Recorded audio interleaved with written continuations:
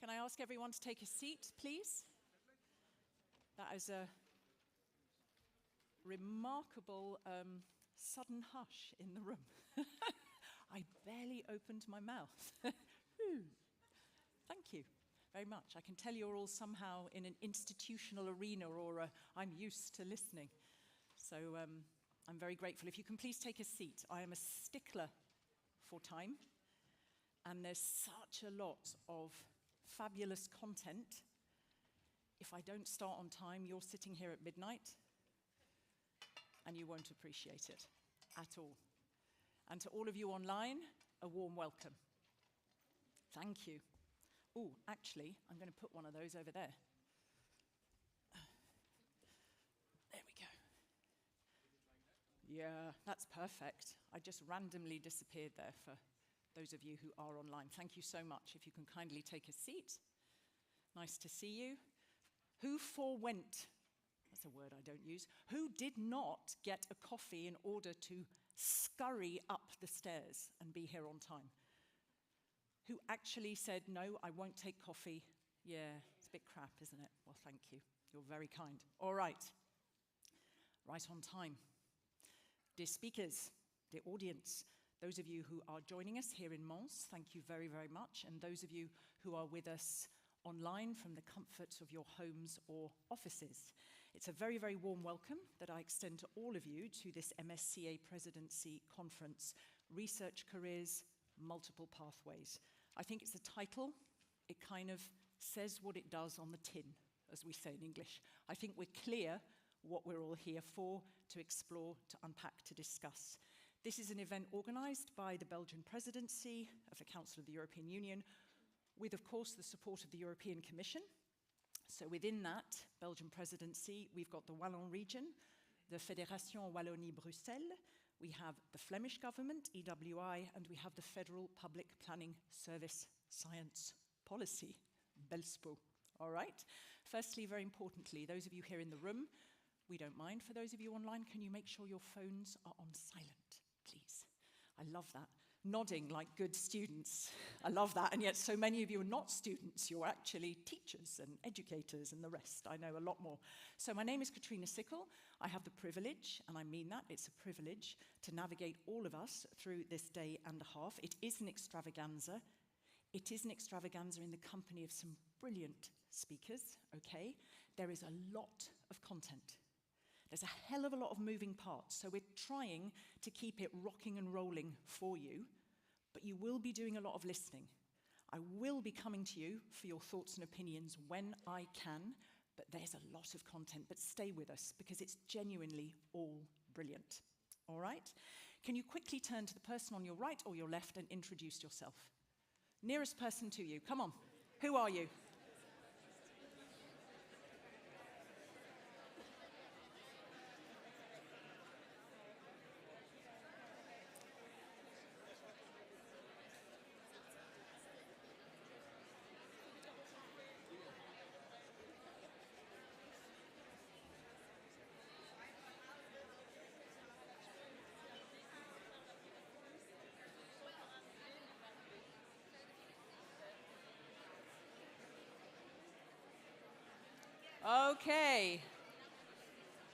Okay, that's already a fantastic sound. We'll let the latecomers sit. Shh, okay. Okay, you sound like all of those awful politicians in the House of Commons, apart from you're not awful. I meant the sound is the same. Okay, who's a whiz in social sciences and humanities in this room? Who's a social sciences and humanities specialist? Who's life sciences? Who's an expert? Who's in the life sciences arena? What about fundamental science? Okay, do we have any policymakers in the room? Oh, they're inching, slowly putting your hand above the parapet. Oh my God. Research funders? Any research funders in the house? I like, oh, you're like in the Venn diagram. You cross over many areas. Okay. Any research councils in the house? All together, quite good. Probably wasn't intended, but there was something going on there. something like that. Where are the alumni? Where are the MSCA alumni? Who's in that? Okay. Fantastic. Many, many more, but it's just to get a read of the room. All right. Now, more on the program in a minute. I'm not going to say too much because you're just going to get it as we go along. And of course, you know basically what the program is because you will have seen it online and in our packs. Our speakers are going to embroider it all with their brilliance. But we're going to set the scene now. We're just going to focus you away from the viennoiseries, from the coffees, from your phones, from your daydreaming, from your who the hell is that moderator on stage. We have an opening video that takes us through the impressive history and the career path of Marie Skłodowska-Curie. So let's play that video to just settle the room. Thank you very much.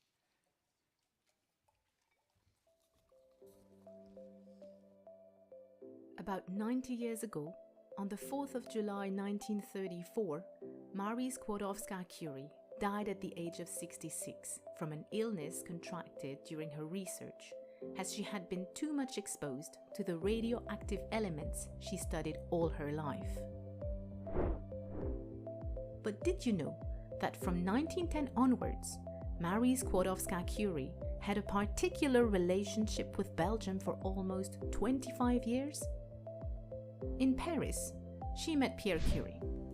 Together, they studied the magnetic properties of steel. The collaboration soon developed, and the couple married on the 26th of July 1895. They were awarded the ultimate accolade in 1903, sharing the Nobel Prize for Physics for their discoveries on radiation. This was the first time a woman ever received this award. In the same year, they also received the Davy Medal for their recent and remarkably important discovery in the field of chemistry. This was also a first for women. In September 1910, Marie Skłodowska-Curie was associated with the International Congress of Radiology and Electricity held in Brussels. The Congress was part of the Universal Exhibition in Brussels.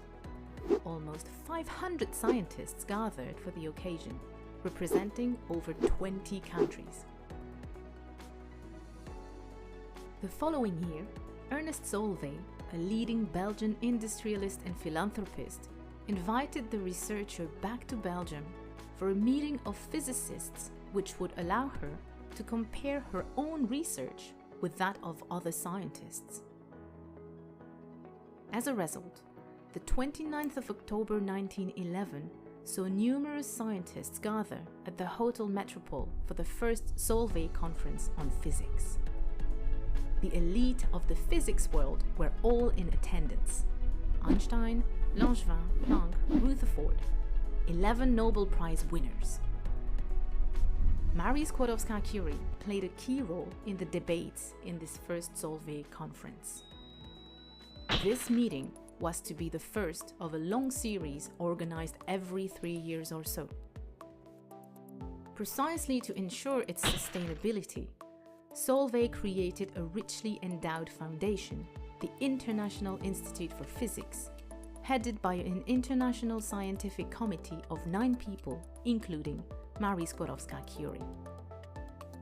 The same year, the scientist was awarded a second Nobel Prize, in chemistry this time. One Solvay conference followed another, and Marie Skłodowska-Curie was a regular attendee. 1913, 1915, 1921, 1924, 1930, and 1933. In the meantime, she kept traveling a lot to our country, as in 1925 to pay tribute to the president of the International Institute for Physics. The First World War interrupted the organization of these high-level Solvay conferences.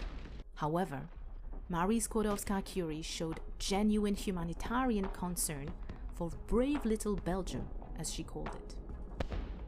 To make up for the lack of medical facilities, she decided to set up a service of radiological vehicles used to X-ray the wounded at the front. These units came to be known as Little Curies. So, on the field, Marie Skłodowska-Curie was to be found in Verne in December 1914, where she stayed at the Hôtel de la Noble Rose. Her mission was to make initial diagnoses and administer treatment to the wounded who could not be transported. She stayed for a whole week, caring for the wounded. She said, "I carried out X-ray examinations in Furnes with the aim of serving the people as much as possible.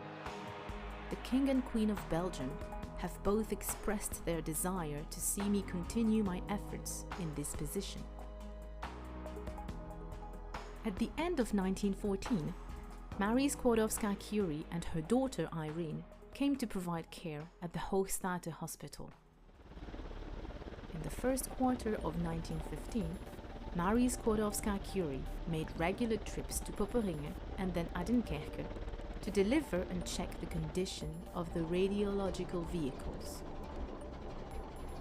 She also visited De Panne, Beveren and Roesbrugge, where she worked closely with doctors and nurses and shared their daily lives. She installed equipment and provided training at the famous Red Cross hospital, L'Océan, a former hotel that was converted in De Panne. During her visits, Marie Skłodowska-Curie often met the King and Queen of Belgium. In 1915, during the Belgian colonial period, which is subject to criticism, a geologist from the Union Minière du Haut-Katanga, the mining union of Upper Katanga, discovered uranium oxide in the Belgian Congo. This ore was brought back to Belgium after the First World War. At that time, the Americans, masters of the global market, were selling radium at an exorbitant price, far too high for Marie Skłodowska-Curie, whose needs were truly limited. As early as 1923, Maria Skłodowska-Curie visited the Union Minière plant near Antwerp, where the radium she had discovered was purified in large quantities to be used in medicine. This collaboration between the researchers and the mining union lasted for a decade, until 1932. In many places in Europe, Marie Skłodowska-Curie's name has been given to many streets, squares, school buildings, hospitals, and scientific institutions. This is obviously the case in Belgium too. These are the indelible traces left in the history of humanity.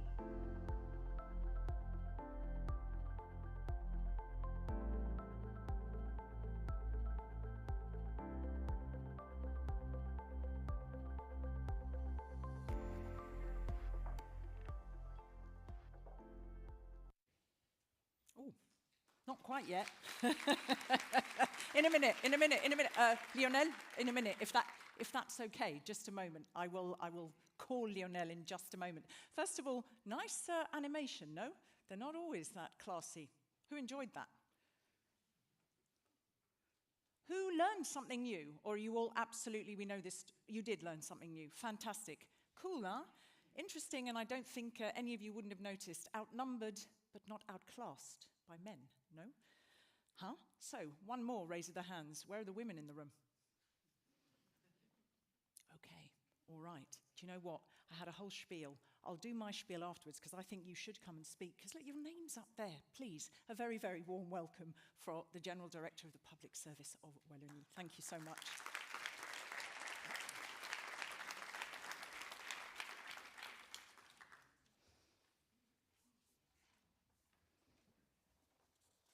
Dear Deputy Director General, dear representatives of the European Commission and of the Organization of Economic Cooperation and Development, ladies and gentlemen, and perhaps the most important, dear researchers.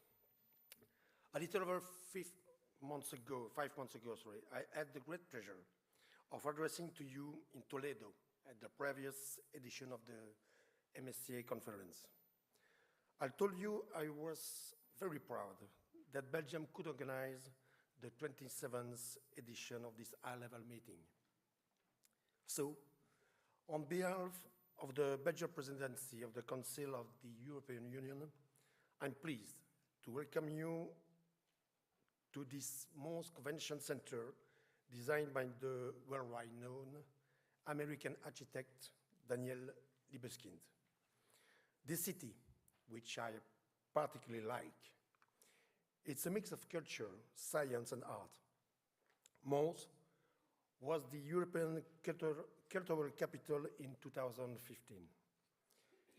You will have the opportunity to see for yourself tonight and the Mondaneum. And don't forget, please, to stroke the monkey's hat as you pass the town hall, but please, with the left hand, the end of the art. But let us focus for a moment to what concerns us, the Marie Skłodowska-Curie actions. Today, we see that science is increasingly the result of an international, even worldwide, approach that implies collaborations beyond our borders. However, for science to regain its truly universal character, awareness is necessary, both from the researchers and the public.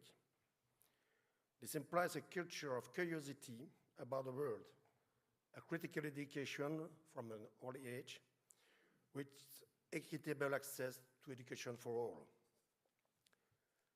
This also requires the reaffirmation as a creative value of what Marie Skłodowska-Curie called a certain spirit of adventure. All this is driven by excellence that remains the main principle. This spirit of adventure, I hope, will be found in the various exchanges that will punctuate these 2 days on the theme of the multiplicity of researchers' careers path. Ladies and gentlemen, I will keep it brief and will conclude my welcome address here by thanking you again for your presence here in the beautiful city of Mons or behind your screen. I would also like to thank the conference organizers and the European Commission for their support. Let's remember we are bound by a common destiny and a common goal. Together, we can build for research and innovation, but also economy and employment, a stronger, more resilient and united Europe for the benefits of all our citizens. Thank you very much.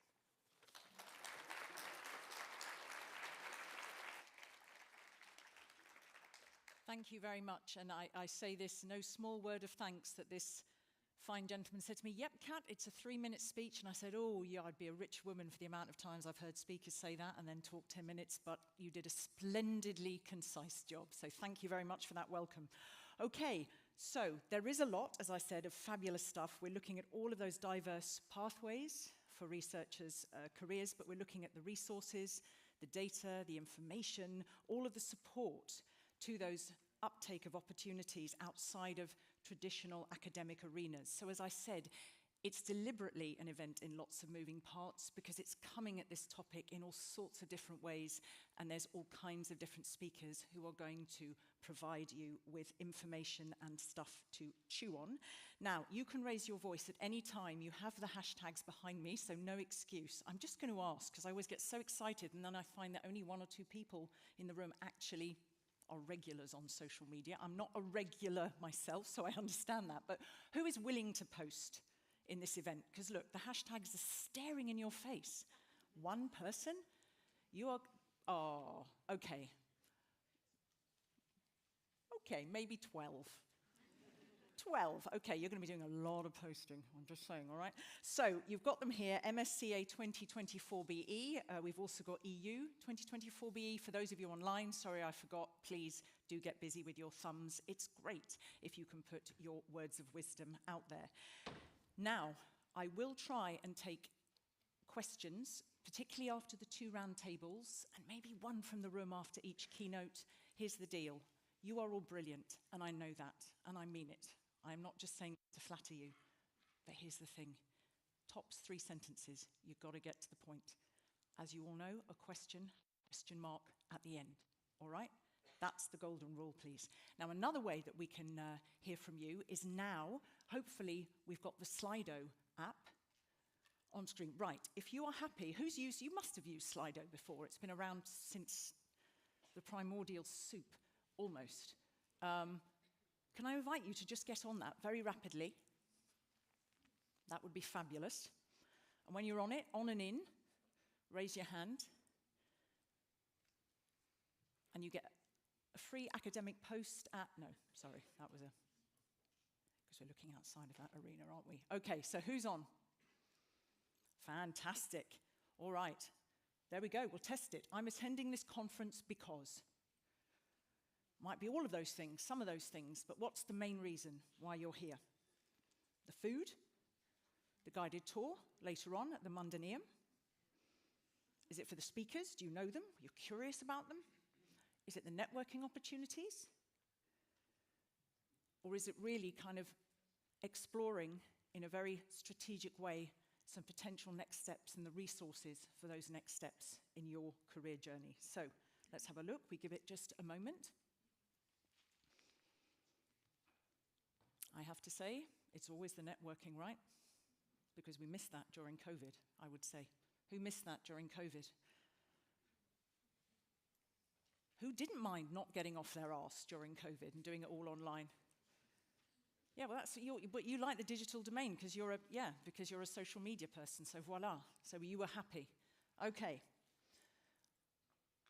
An overwhelming 58%. All right. There are opportunities for you to network. You'll be very happy. Let's just quickly do a word cloud. Where are you joining from? Can we stick to your city, your country, a university, or an institution? Where are you joining from? When you ask people where they're from, you can get very, very diverse replies in terms of how they take that question. Where are you joining from? Let's have a look. I know there are lots of Italians in the room because I've spoken with them. Where are you joining from? So then you can see. Is there a Londoner in the room, or is the Londoner online? Hey, I'm a fellow Londoner, hello. Okay, there's a Londoner in the room. Right, Leuven, Maastricht, Warsaw, Ukraine, Belgium, SME, National Institute, so there we go. A huge diversity, Tampere University, Mons, Poznan, Burgos. All right, okay. Thank you for that. I'm not going to take up any more minutes. What I will say, and it's important, there's a couple of things you should know for your ease of listening. Number one is an executive summary of this event will come to you, not immediately after the event, but there will be one, okay? The second thing is important, unless speakers specifically say, the slides will also be available sometime after the event, okay? So that helps you not have to use your smartphones and pop up and snap all the time, okay? That's important for you. I will be coming back to Slido from time to time, so be ready, please. But now we have, there we go, we have another message from, as you see, the Wallon Minister of Research, Willy Borsus, and that's a message by video, so have a listen. Thank you very much. Dear Deputy General Director, dear representative of the European Commission services, dear professors and researchers, dear audience, I would like to welcome you here in Mons to the Marie Sklodowska-Curie Actions Conference, organized as part of the Belgian presidency of the Council of the European Union. This event is a wonderful opportunity to discuss, but also to explore the central theme of various career paths open to researchers. The MSCA supports excellence in research and innovation, not only in terms of the actual research content or chosen methodology, but also related to improving skills and careers by offering, by example, excellent training, supervision, and career guidance, as well as offering intersectoral collaboration opportunities which enhance the potential for knowledge transfer. At the institutional level, this also contributes strongly to creating a positive environment for researchers to work in. As Minister for Research and Innovation, I fully endorse the MSCA as flagship instrument in the European Framework for Research and Innovation. As you may know, Belgium spent 3.44% of its gross domestic product, the GDP, on research and development, which has enabled it to achieve a leading or quite leading position in this field. Moreover, the research mobility inherent to MSCA offers a number of significant advantages. It supports the circulation of ideas, knowledge, and best practice across borders and sectors, stimulating also innovation and the advancement of scientific research in the region. It also promotes the dissemination of research results by encouraging the sharing of expertise and knowledge. In addition, it leads to the creation of solid and also diversified collaborative networks, strengthening the links between academia, the private sector, and as well as broader society. It is a valuable opportunity for MSCA researchers to gain international experience, which is essential for their career development. The Marie Sklodowska-Curie actions not only generate substantial scientific and societal impact, but also induce positive structuring effects on how organizations employ researchers, on working conditions, and on the quality of training and career development of its researchers. By funding excellence in research and innovation, the MSCA equips researchers at all stages of their careers with new knowledge and skills through cross-border mobility and exposure to different sectors and disciplines. The MSCA leads by example in that sense. Together with my fellow ministers in the European Council, I intend to explore how we can extend this positive effect beyond MSCA. And as our theme today is research careers, I would like to highlight our country's efforts to improve working conditions for our researchers in line with diverse European initiatives such as the European Charter for Researchers.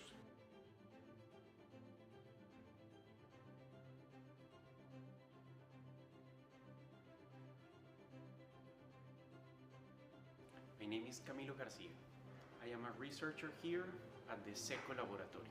We focus on data-driven solutions for the industrial line production, focused on the area of dynamical systems analysis and control. All of this under the Industry 4.0 paradigm. So the advantages of the viewer program is to provide universities and companies the opportunity to tackle challenging research questions while minimizing the risk that the industry has if they would pursue the answer to these questions by themselves. Prior to this project, all my research was theoretical. But now, with the funding of the viewer project and the collaboration with the industry partner, now I understand better the challenges to take that those theoretical concepts into real-world applications.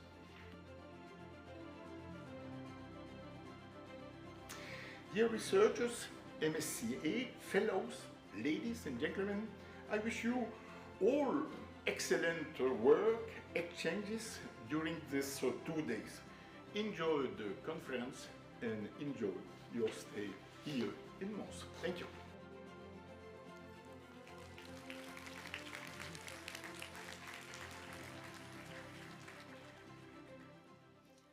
Okay, thank you very much. And as you well know, the European Charter for Researchers will be under discussion in tomorrow's roundtable, and all of those other elements that were covered there in the video, we're going to unpack a lot of those issues in the course of this day and a half.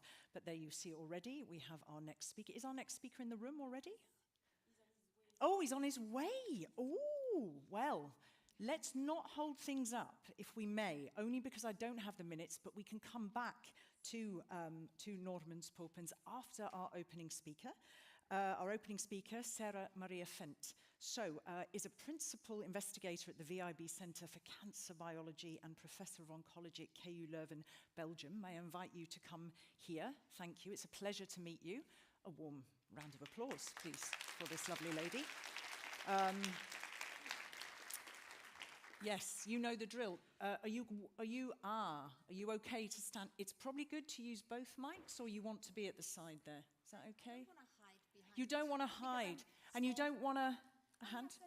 Do you want a handheld? Well, why not? Perfecto. Okay. So just to say, if I may, I want to say, but you may know this if you've read the bios, which are online, you've been the recipient of many, many awards. Have a chat. First, say something. Hello, I think that's Do we need to switch anything on here? There's always something technical at these events. It's not an event without some kind of... Do you hear just me? to say, thank you. Does everybody hear me? Also in the They back? do. Perfect. Thank Can you. I just do one little bit of your bio? So, was it the most recent award was the Frankie Collin Prize last year? Was that the most recent one by the Frankie Foundation? No, the most recent one was this year's AACR award. I'm sorry. No, that's fabulous. I love that. No, don't be sorry. That's just tremendous. Okay, so your presentation is entitled How International Experiences Facilitated My Career. Fabulous. The floor is yours. If you start talking for 35 minutes, you're going to see me waving like a lunatic from that front row. Thank you very much. No problem at all. Thanks. So, welcome everybody, and I would like to thank the organizers actually for inviting me, giving this first presentation.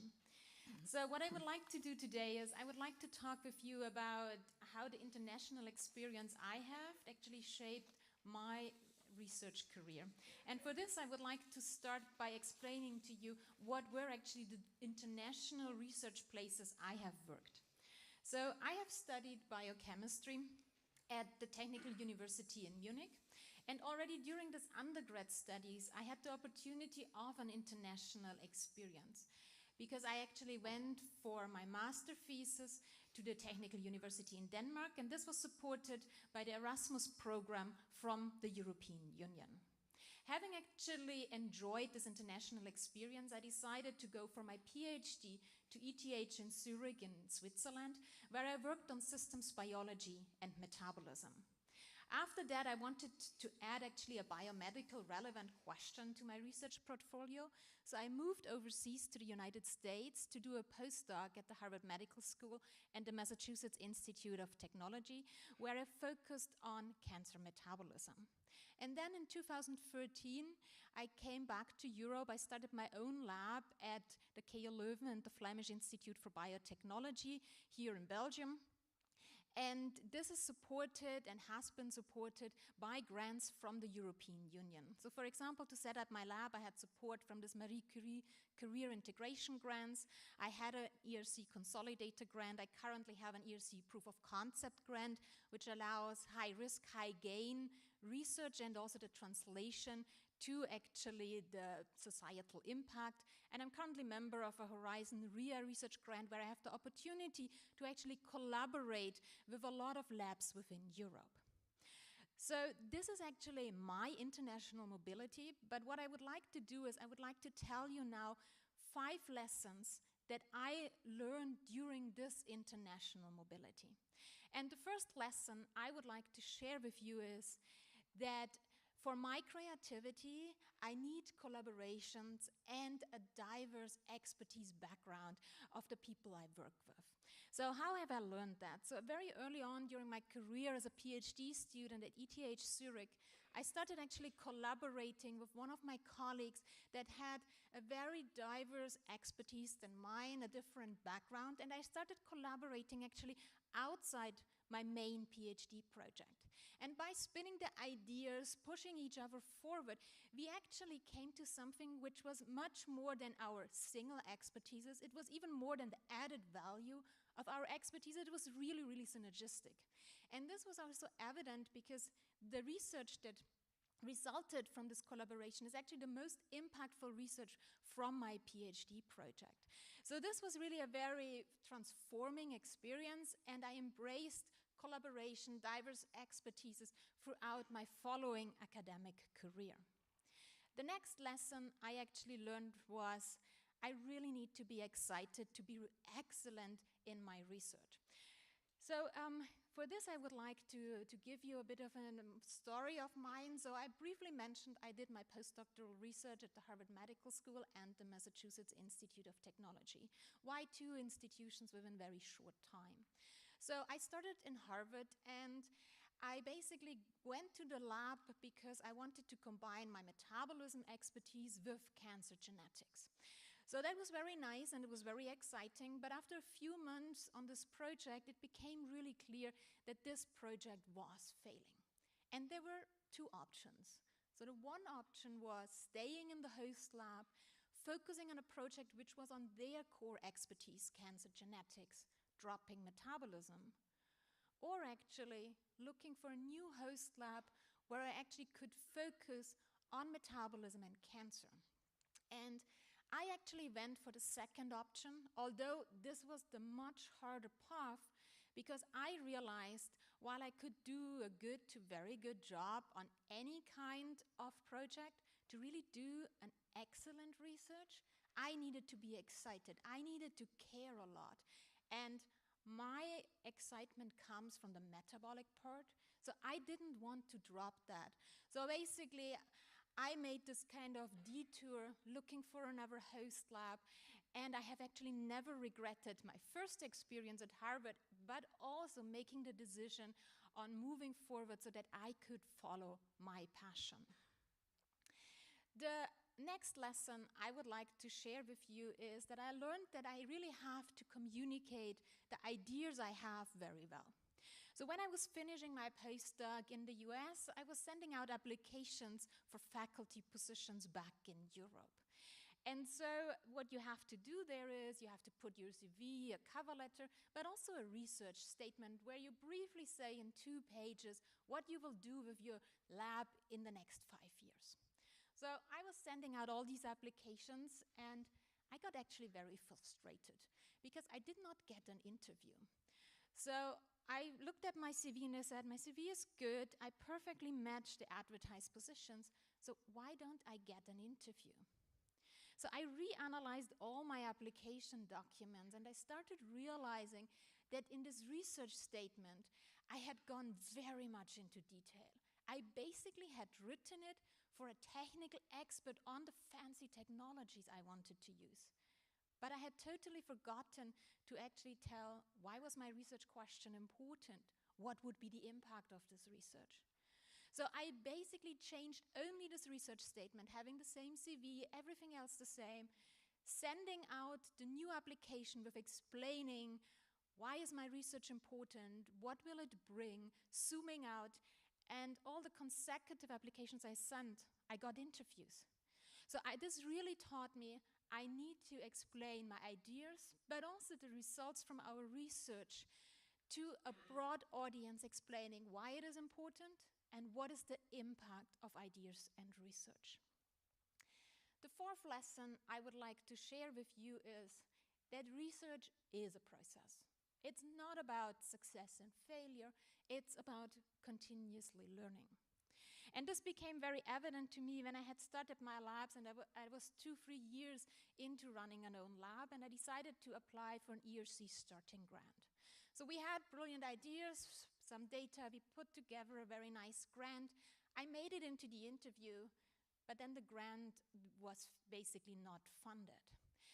And while this was in the first moment devastating for my research career, it taught me actually to believe still in my ideas and to learn from the experience and the feedback. And this was actually then very, very helpful when 1.5 years later I applied for my ERC Consolidator grant, which was funded, but which had integrated all the ideas and the feedback we had gotten before. And I think this makes it actually very evident. It's really about integrating what we learn and following the data rather than success and failure. It's really a process, and it has to do with continuously adapting moving forward. The last lesson I would like to share with you is actually that I learned that the data sharing results in societal impact. So I'm running a fundamental basic research lab, and to have basically patient impact, so this is in my case the societal impact, we actually need to show that the results we find in the lab are relevant to patients. And this actually means that we would need patient data, but also samples from patient. And this is really very important to overcome this kind of valley of death between fundamental basic research and having societal impact, which actually meant running a fundamental lab, that I have to collaborate with clinicians, with labs around the globe to actually prove that what we had found is also there in patient data, in patient samples.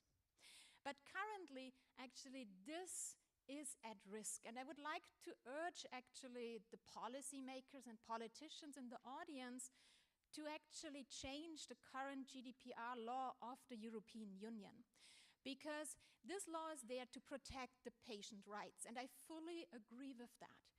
But in my opinion, we need to adapt this law to, yes, protect patient rights, but at the same time also facilitate fast data sharing and sample sharing across the labs in different cities, different countries around the globe. And we have seen how important this is actually in the current or recent COVID crisis, because we developed together as an international community vaccines within less than a year. This was only possible because of fast data sharing. So basically the sequencing of the virus and all the consecutive information, this was not coming from one lab, one company. This was a global effort. And I would actually like to urge to not only have the facilitation of data sharing in a situation of global crisis, but in general, because this facilitates societal impact, and this allows actually to bring basic research finding to the patients. So I hope I have convinced you today that the international experience I have actually changed and facilitated, fostered my international career path, and that there is an advantage of seeing a lot of things and being able to learn from diverse experiences. With this, I would like to end, and I would like to thank the former and current members of my team, all our collaborators, the patients and their families, funders, and you for your attention. Thank you very much. Thanks. Come just here.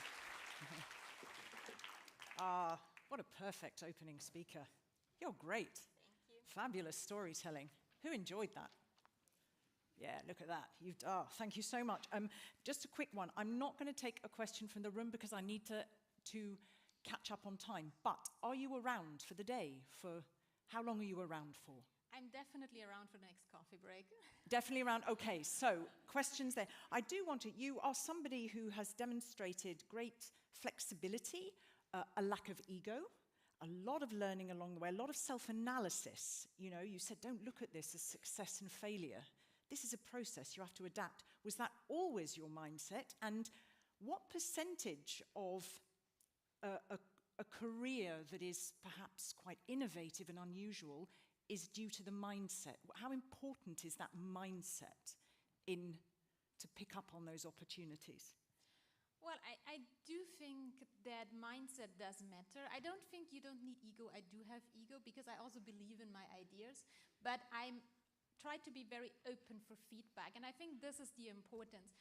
You need to believe in yourself, but you need to be open to feedback.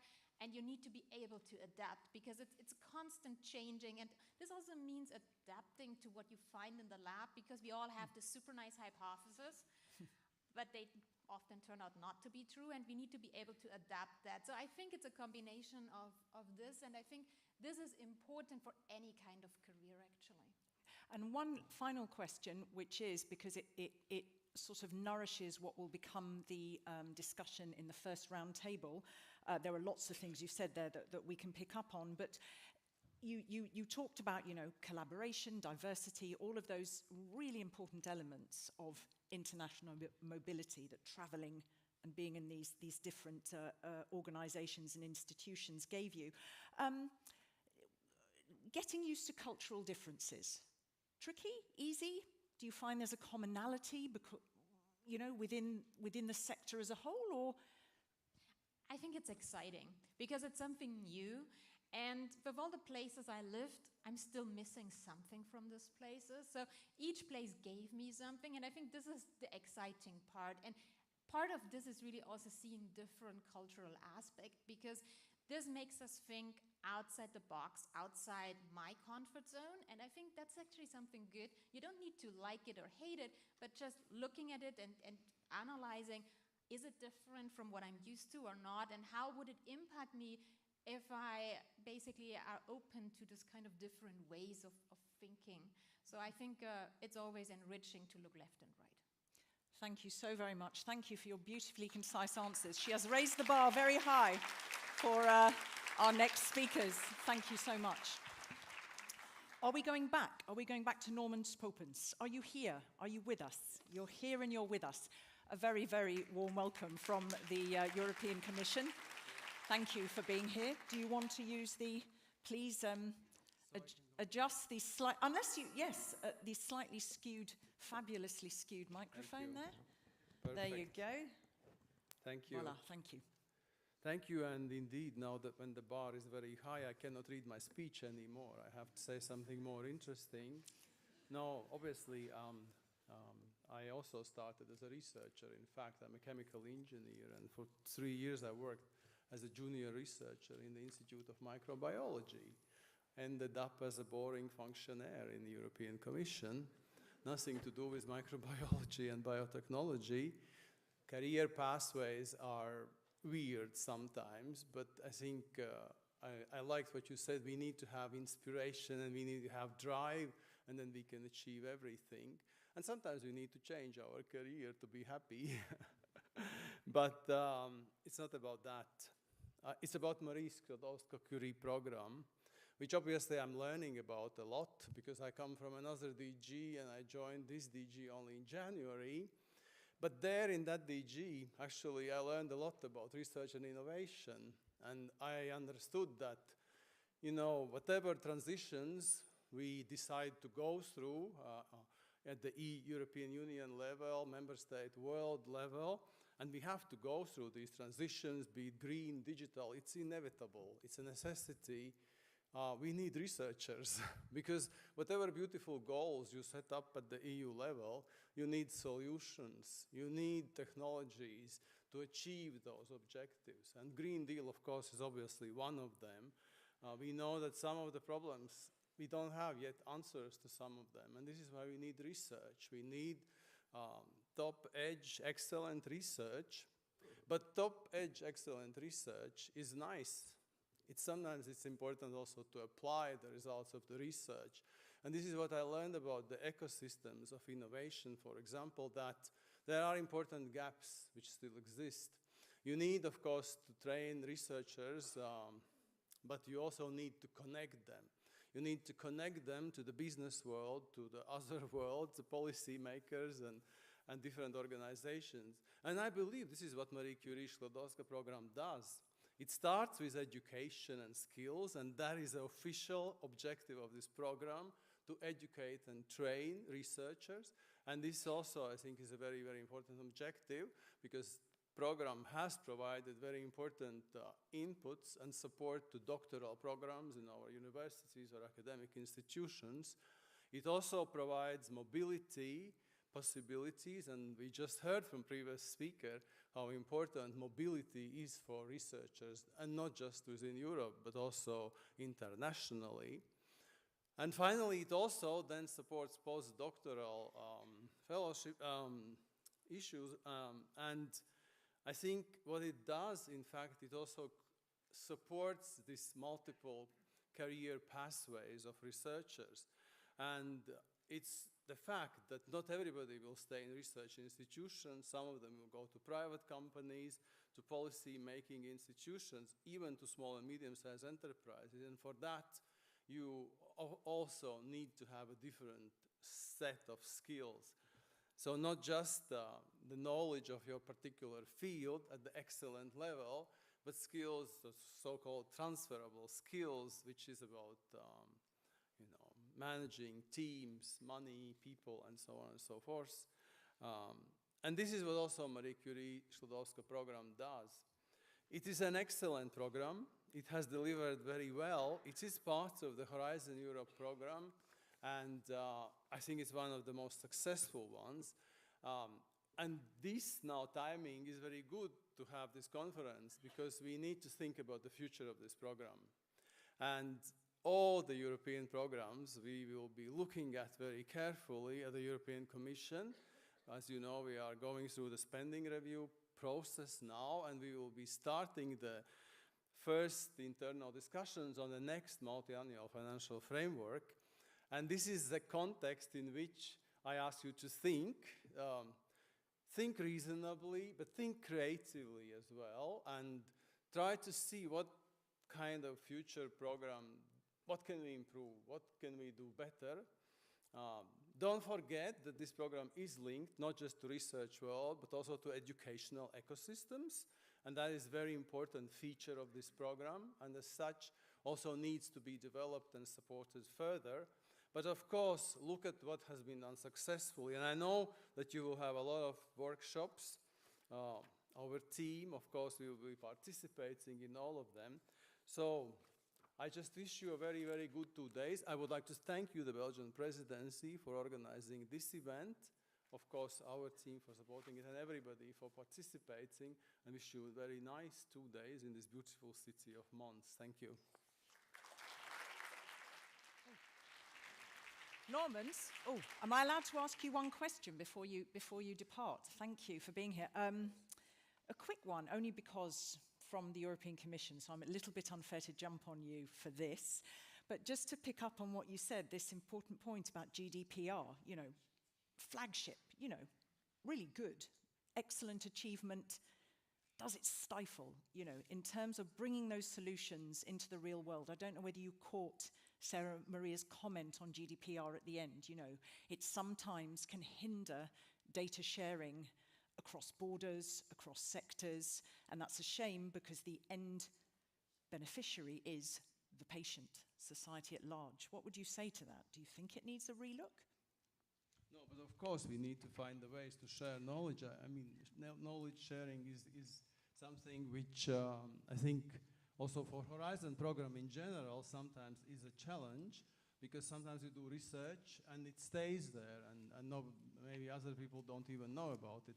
So I think that's certainly the area where we should improve, and we must rethink all possible regulatory frames and so on. Sharing cross-border is even more of a challenge. Of course, it's not just sharing of knowledge. I worked with cross-border programs for 12 years, and you cannot imagine how difficult sometimes it is simply to cross the border. Oh, and I to can, see the, actually. So you live in a cross-border area, right? No, I can just imagine. I mean, yeah. Well, when the COVID pandemic started, the first thing that happened, villages were cut in the middle of a street, and the walls were built. This is how cross-border, unfortunately, functions. So I think absolutely, and this is why also I think this program, it does support also cross-border, transnational, we say, projects, and that is also very good. We should keep that also as a priority, I believe. So. Okay. Yeah. Thank you very much. You're with us for part of the day, all of the day? Just a few hours. Just a few. I love it, just a few hours. I know, because you have an engagement, but thank you so very much. It's a pleasure. Thank you. Thank you. So, I think there was the regulatory elements included need looking at there, so let's see, but thank you for your very valuable point made. All right, so the President of the European Council of Doctoral Candidates and Junior Researchers, Eurodoc. Hello, welcome, Dr. Sebastian Dahler, there he is. So you lead the Working Group for Early and Mid-Career Researchers at the Coalition for Advancing Research Assessment, and all sorts of other things, and the Plasma Center at the Biotechnical Faculty at the University of Ljubljana, established in 2019. And here we go, research careers for the future. Again, very clear. And don't forget, I see someone snapping, no problem. But slides, will they be available after the event? Yes, of course. Yeah, yes, of course. All right, same thing. I'm keeping my eye on the time. The floor is yours. Thank you. Thank you very much for the kind introduction. So, yeah, we already heard all sorts of things for research careers, and I would like to go into some more details on different points. So like a real researcher, of course, I've put up the agenda. You see 4 points that you can read out yourselves.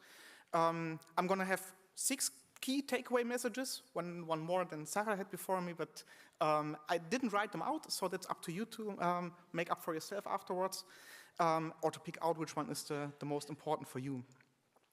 Now, we have already spoken so much about researchers, about the importance of research, and looking in the room, we have beforehand figured out there's a lot of researchers here, there's a lot of staff supporting researchers, there's some funders here, so all in all, the majority of us who are here with us in the room are somehow invested into research. So a valid question to the beginning might just be, well, aren't we just somehow blowing our own horn here with all this that we're highlighting there? So that might be like a first question to look into.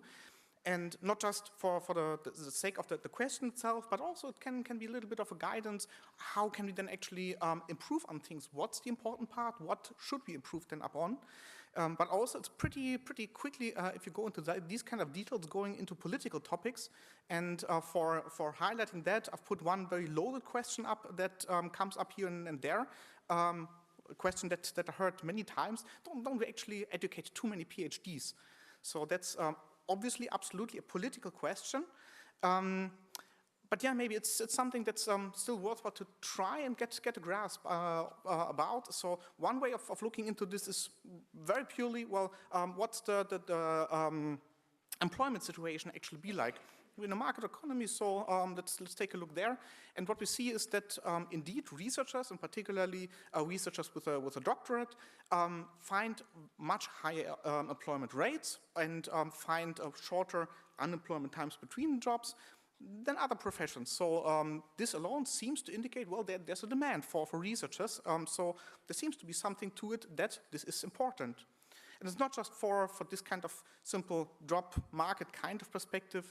If you look into all the big societal questions that are coming up, if you look, for example, into the societal development goals that the UN has put out, I challenge you to pick out any one of them that we can solve without research behind it. So that's for societal part. Obviously, society needs, and for the future needs research, needs researchers, and correspondingly needs careers in research. And the same is also true, of course, for industry, for the economy as such. Here's one example publication from the European Commission where you can look into more details. There's many others where you can look into this, but the future of the economy, Industry 4.0, Industry 5.0, there's many things included there that can only be worked out with research. So yes, research is important, absolutely. But then in order to fulfill that, what kind of research careers do we need? Or what is a researcher career anyway?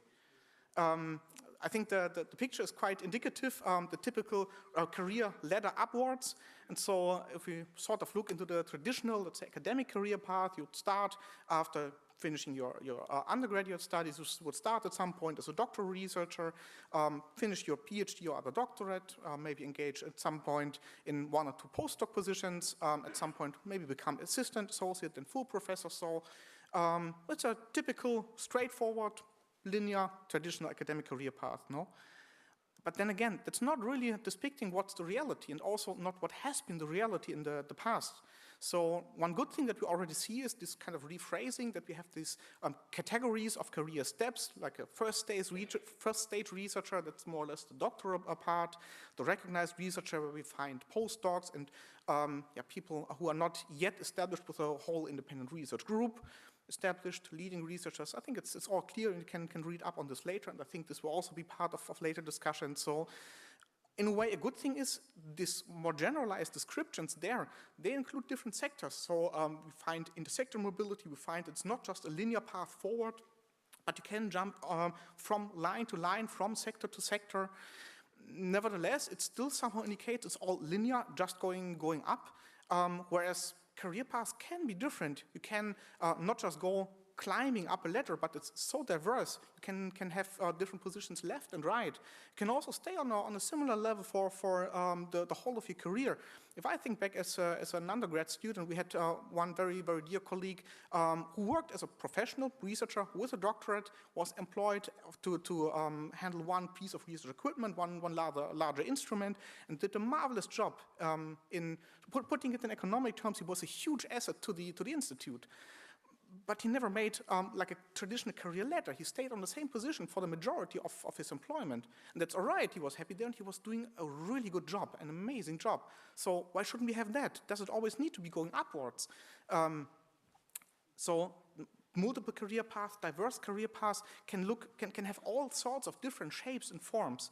But of course, what we also see and what we also see increasing is a form of uncertainty, is a form of volatility. So this staying for long terms in the same spot, in the same position, in the same place, that's something that's more and more a thing of the past. We heard about the international mobility, how much that is fostering also the career path of the researcher. But also mobility between different employments, it's something that we'll see more and more being the rule, not the exception. And so we do see times are sort of changing. Nevertheless, of course, some things do stay the same, and some things we do just simply start to recognize. So, for example, coming from the traditional academic career path, we're now more and more recognizing research career paths in industry, in other kinds of sectors. And that's something that's presented as something new, that's something that we'll now need to foster.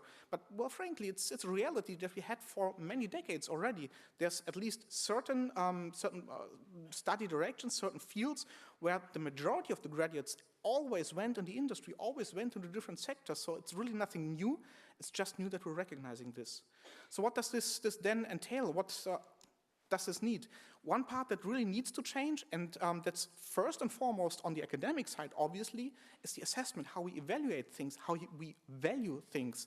So one particular part there is, of course, well, in academia, the currency that we have at the moment are publications. And we see an ever-increasing number of publications. We see that they're less and less reproducible, more and more issues coming up with that. And this is, to a large degree, induced through how we assess research and what we require in order to do your career path. And so there's so many more roles that researchers are fulfilling and that we really need to recognize and really that need to be properly accounted in for in research assessment. Another point, of course, is training. This starts for the researcher career, or maybe with the doctoral education, that of course is a research education. It's one career step, of course, but also the doctoral researcher, first and foremost, is a researcher. So they're already having, usually in Europe, they're having 2 professional degrees. They're performing professional work, and they're still undergoing some training, but of course these are skills that are then related to managing research and all sorts of things. These are different skills than you would learn in a bachelor or master's degree. And these are usually framed somehow as transferable skills, which is right, they transfer in all sorts of different sectors. So it's worth also looking there how they do it and how we can learn from the different sectors for academia. But then again, transferable skills often is just chucked away, yeah, it's something on the side, which it isn't. These are core professional skills. These are the main things we'll further need on our path as a researcher and on a research career. And this then continues. The training doesn't stop there, as we heard. The world is moving on. The world doesn't stand still. So also we cannot. And correspondingly, we need to move ahead. We need to further develop. We need to also further keep up with different training, different these kind of parts in order to keep our competences, our skills up to par with how the world has further developed. And finally, of course, this needs to be recognized properly at all stages. And the conditions and the expectations need to be arranged right to really foster this, to foster the creativity, to foster the process of the research, this journey that we heard before. And to do something against this precarity, the volatility that we currently have that really puts you in such a strained place under so much pressures that this really is detrimental to the research that we are doing. As the authors of one of these papers recently put it very nicely in their title, quality research needs good quality working conditions overall. And so this really needs to be aligned on all the different levels of the career path. And to wrap this all up then, we just last year finally, after a long time of being in development, got the European Framework for Research Careers published. And if we look into the framework, there's 8 big pillars, plus of course the revised charter and code for the researcher, the research competencies framework. So we have a huge set of different tools that we can use, and these really are a good basis. They really are the super good tools. But now the next part is putting these into actions. And we have many points on the agenda for the remainder of the 2 days where we go into detail. So it's of course far too much to dive in all these different pillars and points just at the beginning and just in the single speech. So with that, I would like to wrap it up. There's so much more things that could be said, and maybe just for the very last part then to highlight limitations that we heard about, many things that are on the horizon. One thing that's increasingly coming up, of course, and that's also directly impacting our researchers and the careers of our researchers, these are things of academic freedom and research security. Research security being a super important point. But usually, in most of the talks, what we're talking about for research security is securing some result on a piece of paper. That's not what research security is about. Research security is about protecting our researchers. They are the big value, the asset that we need to protect. So let's make sure they have proper careers and are properly fostered in that. Thanks.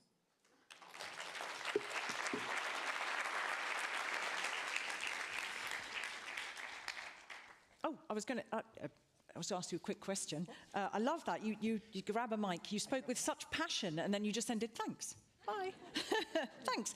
Fantastic. Just to say, glad there weren't any interpreters in the house, because they would have needed a triple gin and tonic, I think, to have kept up with the pace of your presentation. However, I have to be very honest and say that I did meet and/or email all of these speakers before this event, and I did say to them, hey guys, you're all brilliant, but... So thank you. I just want to underscore something super important. Such a brilliant phrase for anyone, you, sir, who's on social media. Look, I'm looking directly at you now. You're my savior. Transferable skills should not be chucked on the side. I couldn't agree more. They're core skills. They often get called soft skills. In the light of that and what you sort of intimated there, you know, this isn't linear, we need to think differently. Is the kind of the system, the setup, the mindset, let me put it bluntly, fit for the 21st century? Because we need to be, you said there's so many publications, there's identities, but your identity bound up with being a researcher. What would you change? What else? Apart from what you said, the system needs to support, eliminate bias. Is there anything else that you think to help propel these good people on a path that might be outside an academic arena? So, well, I mean, there's many things that would be worthwhile changing. There's so many more points that would have been worthwhile to touch upon. I think the real fundamental change is going to be a generational one. We quite often see older generations complain about the younger ones. That's always been the case. But I think really the real fundamental change will come with the next generation. We already see they're putting values somewhere else than my generation did. So I'm starting to be more of the older guy rather than the next generation coming up, and we see things are changing. And I think that's where the real change is going to be, and that's what we need to support. I think that's the most important thing then. Okay. Who in the room is under 30? Okay. There you go. Just, I love doing that. I always do that. I always ask this stupid question. Who will be 50 in 2050? Nobody. No. Thank you so much. A warm applause. And the same question. Are you around? If these good people have a question. Both days. Both days. He's here, okay? You have a question, please, just not mid-bite of lunch, maybe. Just wait till he's finished, but please do see Sebastian. Thank you very much. All right, it's my pleasure to invite to the stage now the speaker that stands between you and coffee. Hey, no pressure, Claire Morel, who is head of unit at MSCA Actions at DG AAC. And she's going to share with you a presentation, as you see here, the effect of MSCA measures targeted to the non-academic sector. That's a nice way of rounding off what has come thus far in the presentations. Over to you. Okay. Thank you. Well, thank you very much. Indeed, I'm one of those grey civil servants from the European Commission, as Norman has introduced us. And I'd like really to thank the Belgian presidency for organizing this event, which puts into light what the MSCA does to foster cooperation with the non-academic world, and also to bring the sun and a blue sky in Belgium, which is very much appreciated. So I've been asked today to talk about the effect of the measures that have been put in place under MSCA, under the Marie Skłodowska-Curie action, to encourage the participation of non-academic partners. And in fact, intersectoral collaboration has always been at the center of the MSCA. MSCA is not a new program. It's been there for 28 years. And in 1998, so under the 5th framework program, 2 years in fact after the first Marie Curie fellowships were launched, the first, what they were called the Marie Curie Industry Host Fellowships, were introduced. So ever since, the program has evolved and has introduced mechanisms to foster this mobility and this cooperation between academia and the non-academic sector. So, yes, so I would like to, so the MSCA, the philosophy of the program, MSCA philosophy is that mobility and collaboration across sectors, across countries, across discipline, they contribute to performing better research, and they contribute as well to obtaining better research output. And of course, it contributes as well to provide these much needed transferable skills that we've heard a lot about this morning. So what concretely has the program done to encourage this participation of our researchers in the non-academic sector? Yes, I mean, these slides are quite, they're not as, let's say, succinct and maybe visual as the one that were presented before. But firstly, the MSCA has had for a long time incentives to encourage participation of non-academic partners. So from the very beginning, non-academic partners, and when we speak about non-academic partners, it can be, of course, business, enterprises, SMEs, but it can be any public organization, it can be hospital, museum, etc. They can participate on equal footing in the program. So it means that they can receive funds, they can recruit researchers, they can coordinate projects as any organization. So really, we consider non-academic partners on the same footing as universities or as the academic world. Intersectoral exposure and transferable skills is embedded really in the training program. So all our training program embed this intersectoral dimension, this focus on transferable skills. So, and when the projects are evaluated, this is something that the evaluators really pay a particular attention to. So when I talk about these transferable skills, which are important for the non-academic sector, for the world, for the business world, it's entrepreneurship, open science practices, citizen science, but also intellectual property right. And the program has set up dedicated schemes that have evolved over the years. For example, under the 7th framework program, we've introduced what are called the industrial doctorates, where doctoral candidates are co-supervised both by academic and non-academic partners, and they need to spend at least half of their fellowship time in the non-academic sector. recently we've taken measure to make these industrial doctorates more attractive for applicants and in particular for enterprises. We have also recently introduced under the postdoctoral fellowships a new measure allowing researchers doing their postdoc fellowship to have an additional 6 months at the end of the fellowship if they are ready to continue their research outside academia. One of our key actions, which is the staff exchange action, this is really about putting together research teams from all over the world, and here as well, intersectoral exchanges is at the heart of that action. And when evaluating projects, as I said, this dimension, this intersectoral dimension is really taken into consideration. And sometimes when we have projects that are ex aequo, it's a criteria that we use to distinguish the proposals and give them a better grade. Something else that is important is that in the pool of evaluators, so the people who are evaluating MSCA projects, we look for diversity, geographic diversity in research sectors, gender, but we also look at evaluators from the non-academic world. So if you are interested in if you are from the non-academic sector and are interested in evaluating MSCA projects, you're very welcome to do it.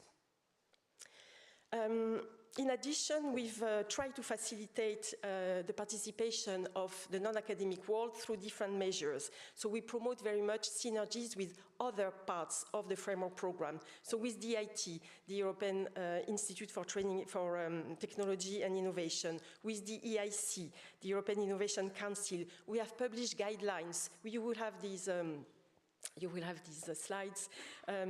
Guidelines, for example, on synergies between MSCA and the Erasmus Plus program, MSCA and DIT. And there is a new scheme that has been introduced by the EIC, so the European Innovation Council, which is called the Next Generation Innovation Talent Scheme, which will provide opportunities for current MSCA researchers to do an internship in one of those very innovative startups that is promoted and put in place through the EIT and the IC. So really, I mean, this is really a very concrete example of synergies between programs. And we hope that the skills that our researchers will obtain through this exposure to these startups will help them to further their research. In fact, the EIC, so the European Innovation Council, intends to launch their first matchmaking calls for these internships later on in the year. We are working as well with a European network, which is called the Enterprise Europe Network. It's an important actor for us because they help us support organizations that are looking for industrial partners. We have also a project which is called the MSCA Net, which is a project that has been put in place by our network of national contact points, and they are helping with finding partners. It's a sort of matchmaking platform that helps find partners outside academia. And finally, we also, every year, we, MSCA, organize what we call matchmaking science policy events to facilitate this networking between researchers and non-academic partners from the public administration, let's say. So not only companies, because we see that this cooperation with public administrations is not always obvious. I mean, in fact, administration, whether at national, regional, or local level, do not always know that they have the possibility to host for free a researcher during his or her fellowship, be at doctoral level or postdoctoral level. So sorry for this rather complex table. I mean, this is just for you to have at home and read when you will receive the slide, but this is a slide on the impact of the latest measure in terms of participation and in terms of figures. So we see it's not very easy, but maybe you can look at the last column. You see it's the it's the percentage of the participation of the non-academic sector for each of our action, and we see that obviously for the industrial doctorate, the participation of the non-academic sector is the highest because it's the, let's say, it's the mission of those doctorates, 50%, but For our doctorate in general, it's about 40%. For our staff exchange as well, about 27%. The lowest participation of the non-academic partner is for our postdoctoral fellowships. It's very low. It's only 6%, and under the previous framework program, it was even lower. It was about 4%. So this is clearly an area where we need to support our postdoctoral fellows to find a placement or to find a partner outside academia. Now, this is just a few figures on the number of distinct organizations from the non-academic sector that have participated in the program so far under Horizon Europe. And we see that obviously most of the non-academic partners are enterprises and SMEs and much less public bodies, as I said, and this is something that we need to better promote. Now, we are regularly organizing surveys of our fellows. So at the end of the fellowship, you might know that you are asked to fill in a questionnaire, and then 2 years after as well. Then we do an analysis of this questionnaire, the end of fellowship questionnaires. So if you are an MSCA fellow, please don't forget, because this is extremely important for us also to have your feedback 2 years after the end of your fellowship. And based on these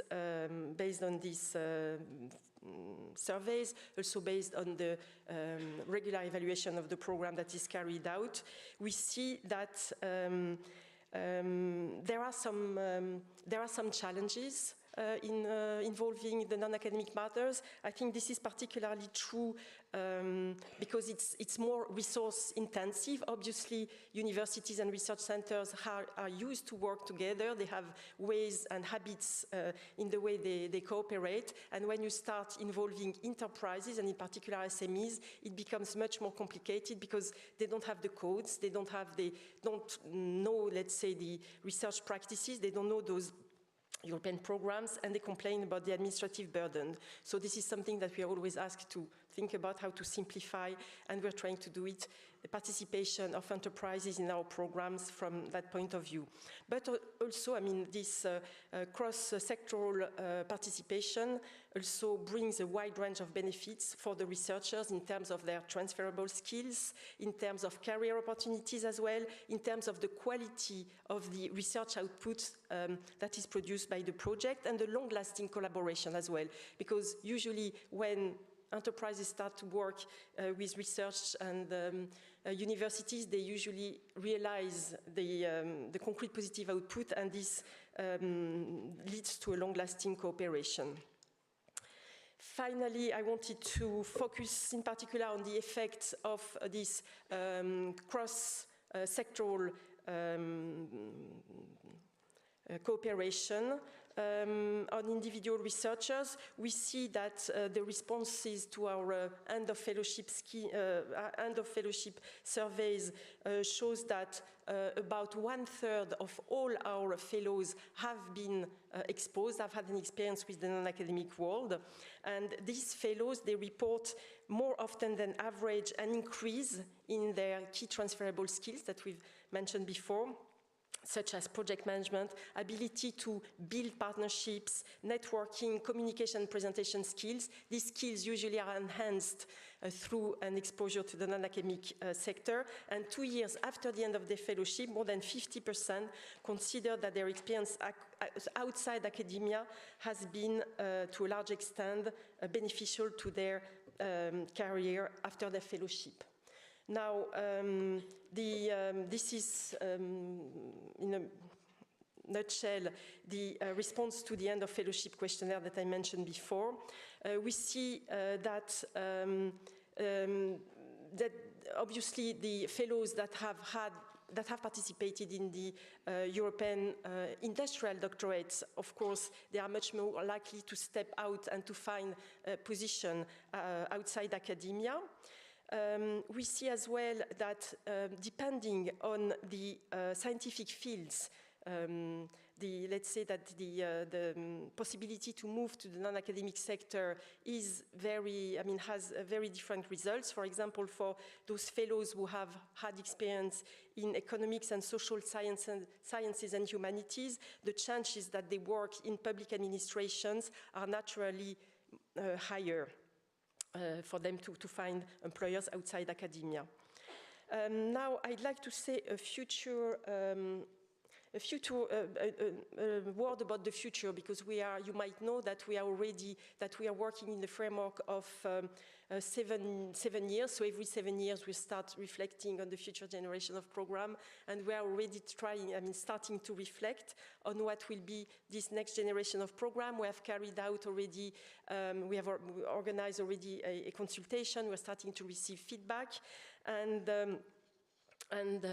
what we see is that, we've received suggestions on how to, let's say, strengthen this cooperation between the academic and the non-academic world. And something that has come back in different consultation that received is the suggestion to introduce something like the MSCA proof of concept, which I think was maybe, I don't know if it was mentioned by you, yes, which is a reference to what the ERC, so the European Research Council, does. It's a sort of existing follow-up funding scheme for the most, let's say, promising projects in terms of their closeness to the market. So maybe this is something we are thinking maybe as something to introduce in the future under the Future Framework Program. So, but there are many more ideas, but we are still in the reflection phase. So these are not things that can be shared at this stage. But anyway, any idea that you might have to help us in this reflection on the future orientation are always extremely welcome. So thank you very much for your attention.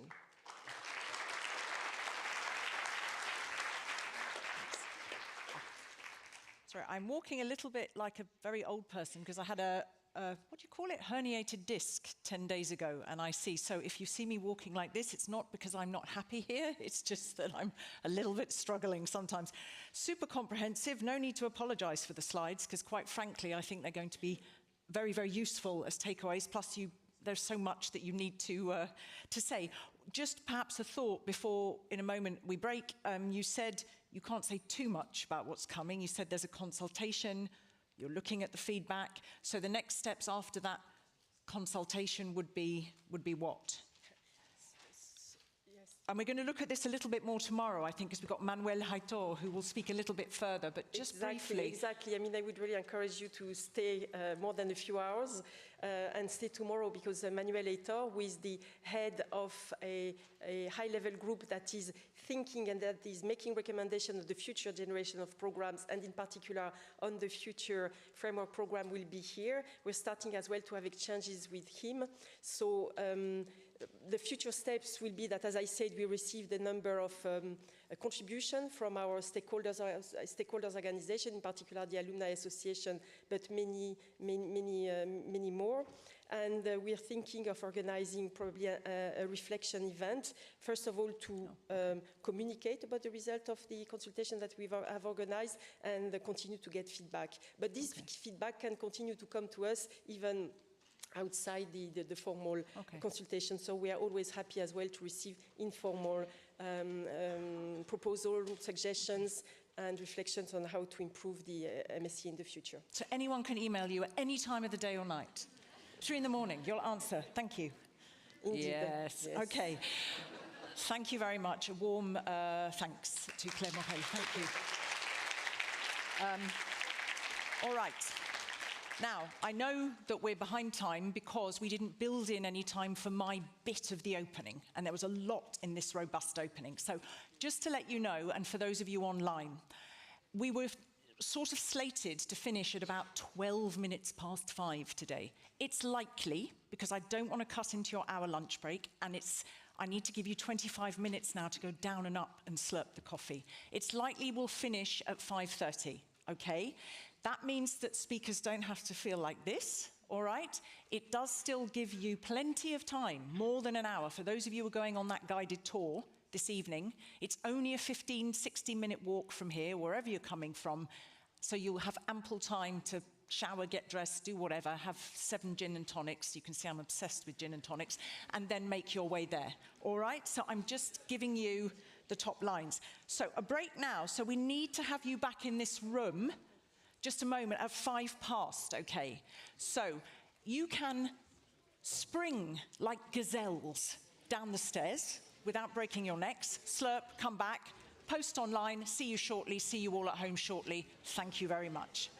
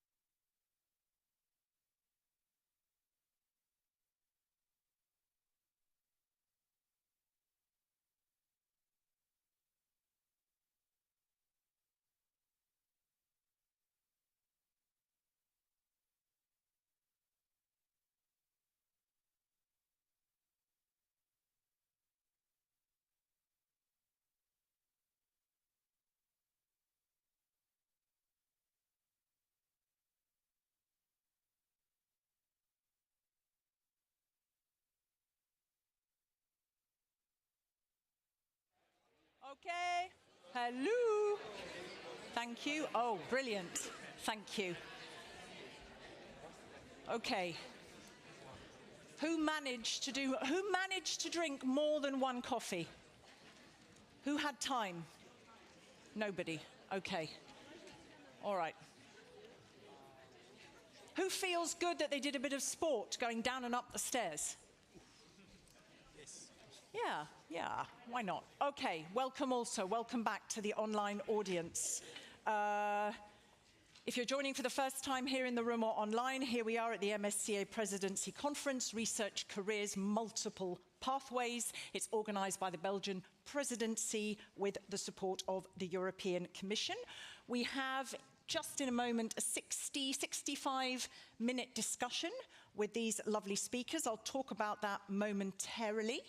They hail from all sorts of organizations, all sorts of institutions, geared towards providing information, data, training, recommendations, support, basically, on how to move forward in your career and for access to the labour market, tips in all of its diversity for researchers of all stripes. Because you've been so diligently in listening mode, in this one, I will open things to the floor, but you have to be willing to catch that and talk into it, okay? So you have to leave your ego at the door. You do have to speak into this thing, all right? First of all, can I just ask you to jump on your phones? Again, can we just do the word cloud that I didn't do before the coffee break that asked you, in maximum 2 words, what's one thing that, you took away from this morning? If you had to say in a word or 2, what resonated most? What struck you? What would that verb or noun or adjective be? Could be how you feel, could be what needs to happen next. I don't know if we can do that. I know, there we go. At the end of the opening, the one new thing I take away is what? Flexibility, non-linear, we heard that from Sébastien. Industrial partnerships, the wealth of that, the value of that, the importance. Soft, I love that, soft skill is everything. I love that typo, soft skill. I would absolutely agree, and I think we should change the name. I think he's absolutely right, Sébastien. It's core skills, progress, hope. There we have core skills, even with an exclamation mark there. Who put core skills with an exclamation mark? I love the explanation. I love that. That was a good addition. Okay. The excellent cake. Oh, nice. I didn't see any cake in the beginning, but okay, open-mindedness, being excited. Research is a process, yes. That's a good one. If anybody's going on social media, absolutely. Research is a process. Let's just try one more that now links, a poll that links to this first round table. When I think about how to shape my career, oh, that's interesting. Academia still über alles. Okay. I wonder if we could possibly, Melissa, if it's not too tricky, have the Slido poll when I think about how to shape my career. But if it's tricky, you just let me know. Because I know that Melissa has had to do multiple Slidos in order to integrate all of these questions. Let's just see if it's possible to come up. And if not, we will wait and we'll run it at the end. Melissa, speak or forever hold your peace. She's not in the room? All right, we will leave it. Let's get on, and we'll run that at the end. Okay. Oh, there we go. When I think about how to shape my career, I find what? Are the options in there? Do you have the options in Slido? You don't have the options in Slido? Okay. All right, so. Okay. That's genius. Okay, all right. It was a poll, but we'll do it as a word cloud. No, that was nice. All right, let's crack on. Okay, very funny. I'm glad you are in a humorous mood. That's brilliant. Right, here we go. I'm going to let these good people, I've also terrified them gently into being beautifully concise. Okay, we're going to speak in a certain order. I'm going to let each of them present for 3-4 minutes, okay, a little bit lay out their stall, who they are and what their organisation offers. We'll have a bit of a chat, picking up on some of the themes that came up from those opening speakers, and we will open the floor to you and throw this beautiful fluorescent yellow thing at you. Okay, questions need to be concise. Who's first? Who's the first victim? Anouk Lafortune, who is a policy officer at the MSCA unit in DG EAC. We thought we would continue along the Commission theme. So would you like to present from there? Is that the best? Do alter the microphone for your good self. And before you start, just say a few words so we know who you are and what you do in your day job. Is it? Yes, it's working. Hi, everyone. Yes, so I'm now a policy officer in the MSCA unit in the DG EAC. But I was an early career researcher before. I worked across humanities and social sciences. And I'm not sure if the PowerPoint will come up. I think, Pierre. But essentially, I will, what I was going to do today is present you some of the results that we have from surveys that we conduct with fellows that have just completed their MSCA fellowship to show you a bit of the results in terms of what career they have after MSCA. And for that, we have two types of questionnaires. We have one that fellows must complete at the end of their project, and we have one that fellows must complete 2 years later after the end of their fellowship. Just to highlight that actually these end of fellowship questionnaires are just one part of the bigger mechanism system we have in place to collect data on the implementation of the projects and the impact of the projects on the researchers' training, skill development, and career development. But I will focus on the questionnaires today. If you want to know more, we do have publications every year on the results of these questionnaires. So the links are on the PowerPoint, and you will have the PowerPoint afterwards.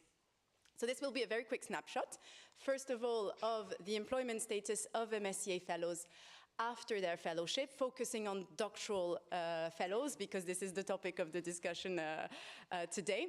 I just want to highlight, so you have the graph on the left-hand side. You can have a look at it. It shows you differences across scientific fields, which was the focus of the last report. But what I want to, just a few kind of keys to look at this data. For one, this is data that we collected between 2018 and 2023. So in the middle of this, there was obviously the pandemic, which has affected a little bit employment of all researchers. The other thing is that we collect this data at the end of the MSCA fellowship. The fellowship for doctoral researchers is 3 years. It does not mean that all fellows finish their PhD in 3 years. Obviously, I mean, this is quite a standard that a PhD can take up to 4 years, for instance. So this is why you have quite a large share of fellows that are still in training at the end of the fellowship, around 1/4. But I think they're very good results, considering we're at the very end of a PhD. We have almost half of the fellows that have already found employment when they complete their fellowship. And the results show so about 15% of unemployment, but this improves 2 years later as well, with about 7%. Again, taking into account that 2 years later is not 2 years after the end of after the award of their PhD necessarily, but the PhD could have been finished later on. The other snapshot I wanted to give you was in terms of, and I think you have seen this slide before, I know you have this graph before, but it's to show you a little bit on the careers of doctoral fellows after the MSCA fellowship. In general, so I want to emphasize this shows all of the MSCA actions, but I do want to emphasize on the figures for the doctoral researchers in the different actions. And I think I think actually the MSCA have quite a good retention rate of PhD fellows in academia. In almost all our actions, there are more than 50% of the fellows that stay in academia afterwards, with the exception of the industrial doctorate, and that is a little bit the objective of the industrial doctorate. If they do not work in academia, the main sector of employment is private for profit. organizations, particularly large enterprises or SMEs. But also, and this was mentioned again earlier by Claire Morel, this varies a lot according to the different scientific fields. So with, for instance, humanities, social sciences, much more likely, if they're not working in academia, to work in public administrations compared to other fellows. So I will stop here. And I hope this gave you quite a nice or very quick snapshot of the career perspective straight after an MSCA fellowship. Yeah, I think we'll take questions later, I guess. Thank you. Thank you. Please take a seat. Take a microphone, just briefly, if you will. Just a quick one before we move on to the lady on my left, Eva. Just bear with me a moment.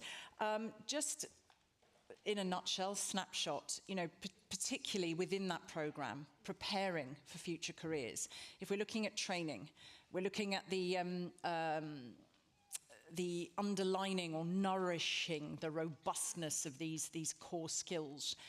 Very briefly, what's the program offering as that kind of tremplin, as that trampoline? Is this working? It is, yes, indeed. It is. Okay. Great.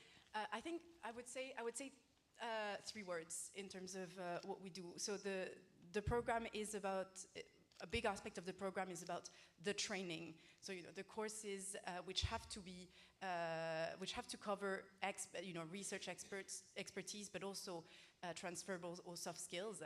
And this is for all our actions and all our programs, not just the industrial doctorates. The other word that I wanted to mention is mobility. And this is international mobility, but also intersectoral mobility, and we see it as the mean towards excellent research, but also towards excellent training of researchers. They experience that diversity, they have access to different teams, to different labs, different infrastructures, different networks. And finally, supervision and mentorship. And this is a key aspect of the PhD, the relation, and we know it, a key aspect of the success of a doctoral fellow is the relationship and the support they get from their supervisors or other mentors.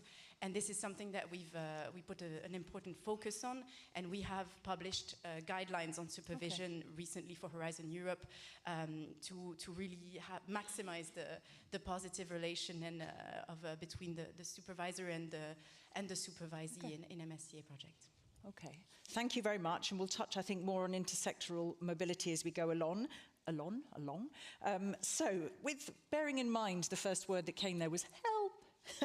Hopefully you can help. We have Eva Chnatkova, yes, who is Open Science Coordinator at the National Library of Technology and the University of Chemistry and Technology in Prague, where her focus is very much on implementing European standards in the Czech research environment. What else would you add about yourself?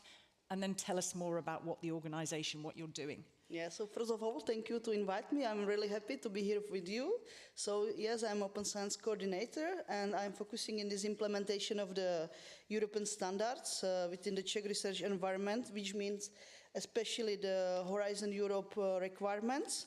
So in my daily working, I am collaborating with various stakeholders, especially with funders, to harmonize these requirements and practices evaluation. I am also organizing various events to raise awareness on open science, but also to support Iricari's researchers. And we are promoting other things through the providing network, a handbook and guidelines for open science practices. And how I came to this work, my background is in process engineering in plastic, but during my PhD I was involved in Eurodoc. As we heard, I was involved in doctoral training especially, and we were advocating for open science activities, and this is how I also became later involved in my current career through the network. And what we have done with my colleagues from Eurodoc and also from European Science Foundation, we focus on... Hang on, I think we need to just get your presentation up. The lovely Pierre, there we go. We focus on the labor market perspectives for PhD graduates in Europe, especially what are the trends. And I would like to highlight that there are different trends and diverse diversity across Europe. So there is no homogeneous trends, but what we can find within the countries or within one country that could be trend on the group of the countries. So this is very important in terms of the careers opportunity to understand the geographical or the country where we are, because even within one country, it can change. And it depends a lot on the economical development and also development of the higher education system or the potential of the industrial. So this is very important to take into account. Then we have other sector of employment, and beyond academia, there are other sector, broader range of other sector where PhD candidates can find the jobs. It can be profit, non-profit organization, they can be self-employed, and other education which is not higher education. But another things also, it's type of the work within this organization. So even if it is the academia, we can do work as a researcher, doing research, but also supporting research. We have research institution, we can have position of the managing researcher, or other job as a consultancy, policy making, and others. And also the field of the research is very important. We heard from Claire this morning. If it's the STEM or social sciences, this will also influence the possibility within the countries. What we found that employability generally, comparing to the master, is not the issue. What is the issue sometimes for PhDs having the right job for the qualification, and the difficulties are to transition to this new sector. So for us, the task is to facilitate the way how they could move easily to the sector. And we have very good policy framework already in place. We heard this morning research career framework, competence framework, research career chapter and everything. So only think how to implement all these policies within the national and institutional structure. And I would like to show this was only example what we do at the National Library. For example, we are organizing for Eurekaris researcher doctoral summer schools, so postdoctoral, focusing on open science, but also research careers, and they have opportunity to network. It's 1.5 day event, and we invite international expert researcher that provide the advice. So that's all from my side. Thank you, thank you. Please come, take a seat. And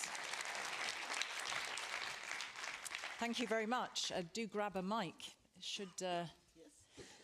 Oh, you, yeah. Just to be clear for you, when you talked there at the end, when you said the difficulties of moving, what's the biggest? So you're supporting that transition. What's the biggest difficulty? What do researchers encounter? Often, can you hear me well? Yes. Often the difficulties are to be aware about the other sectors and what is possible to do there.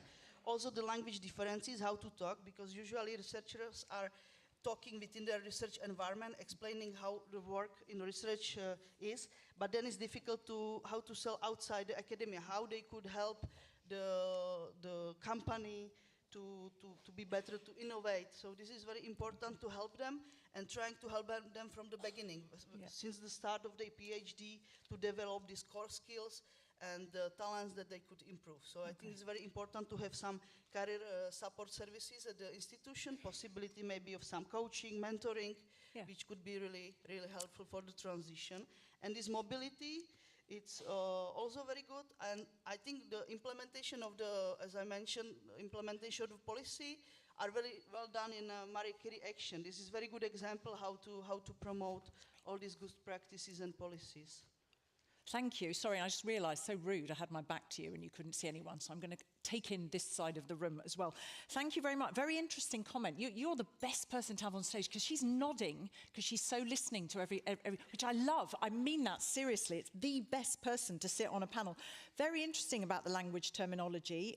Yes, about the awareness, hence all of you good people and this panel. Let's just take a read of the room.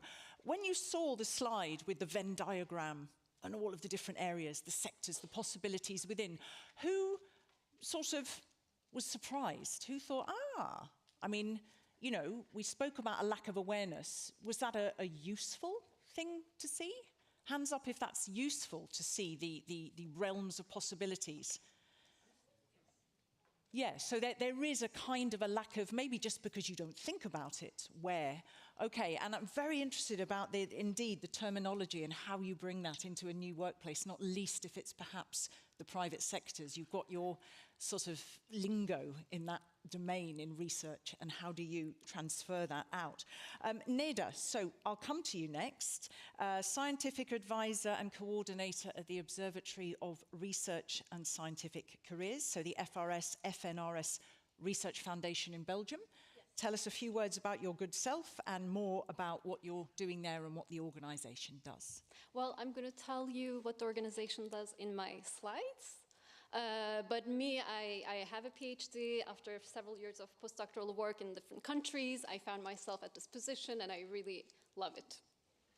All right, let's go. We just wait for Pierre to bring it up. There you go. All right. Yeah. So a few words about the observatory. The observatory was established through the collective effort and motivation of multiple stakeholders in the Wallonia-Brussels Federation, all universities, the research administration, the Ministry of Research, and the funding agency, which is the FNRS. It was driven by the need for data on researchers. So at the observatory, we analyze and track the careers of researchers. We develop knowledge and insights on their careers, and we disseminate our findings. Everything is open access to reports, notes, online articles, etc. And we formulate guidelines and recommendations to our stakeholders. So currently we have 3 ongoing studies. The first one is the Future of PhD Holders study, which is a longitudinal study on the careers of researchers. The second one is Recruiting Talents, which is on employers. We ask employers their perception of the added value of PhD. So it's quite interesting. And right now we have also started this year a study that's called Being a Postdoc, that delves into the realities of postdoctoral researchers.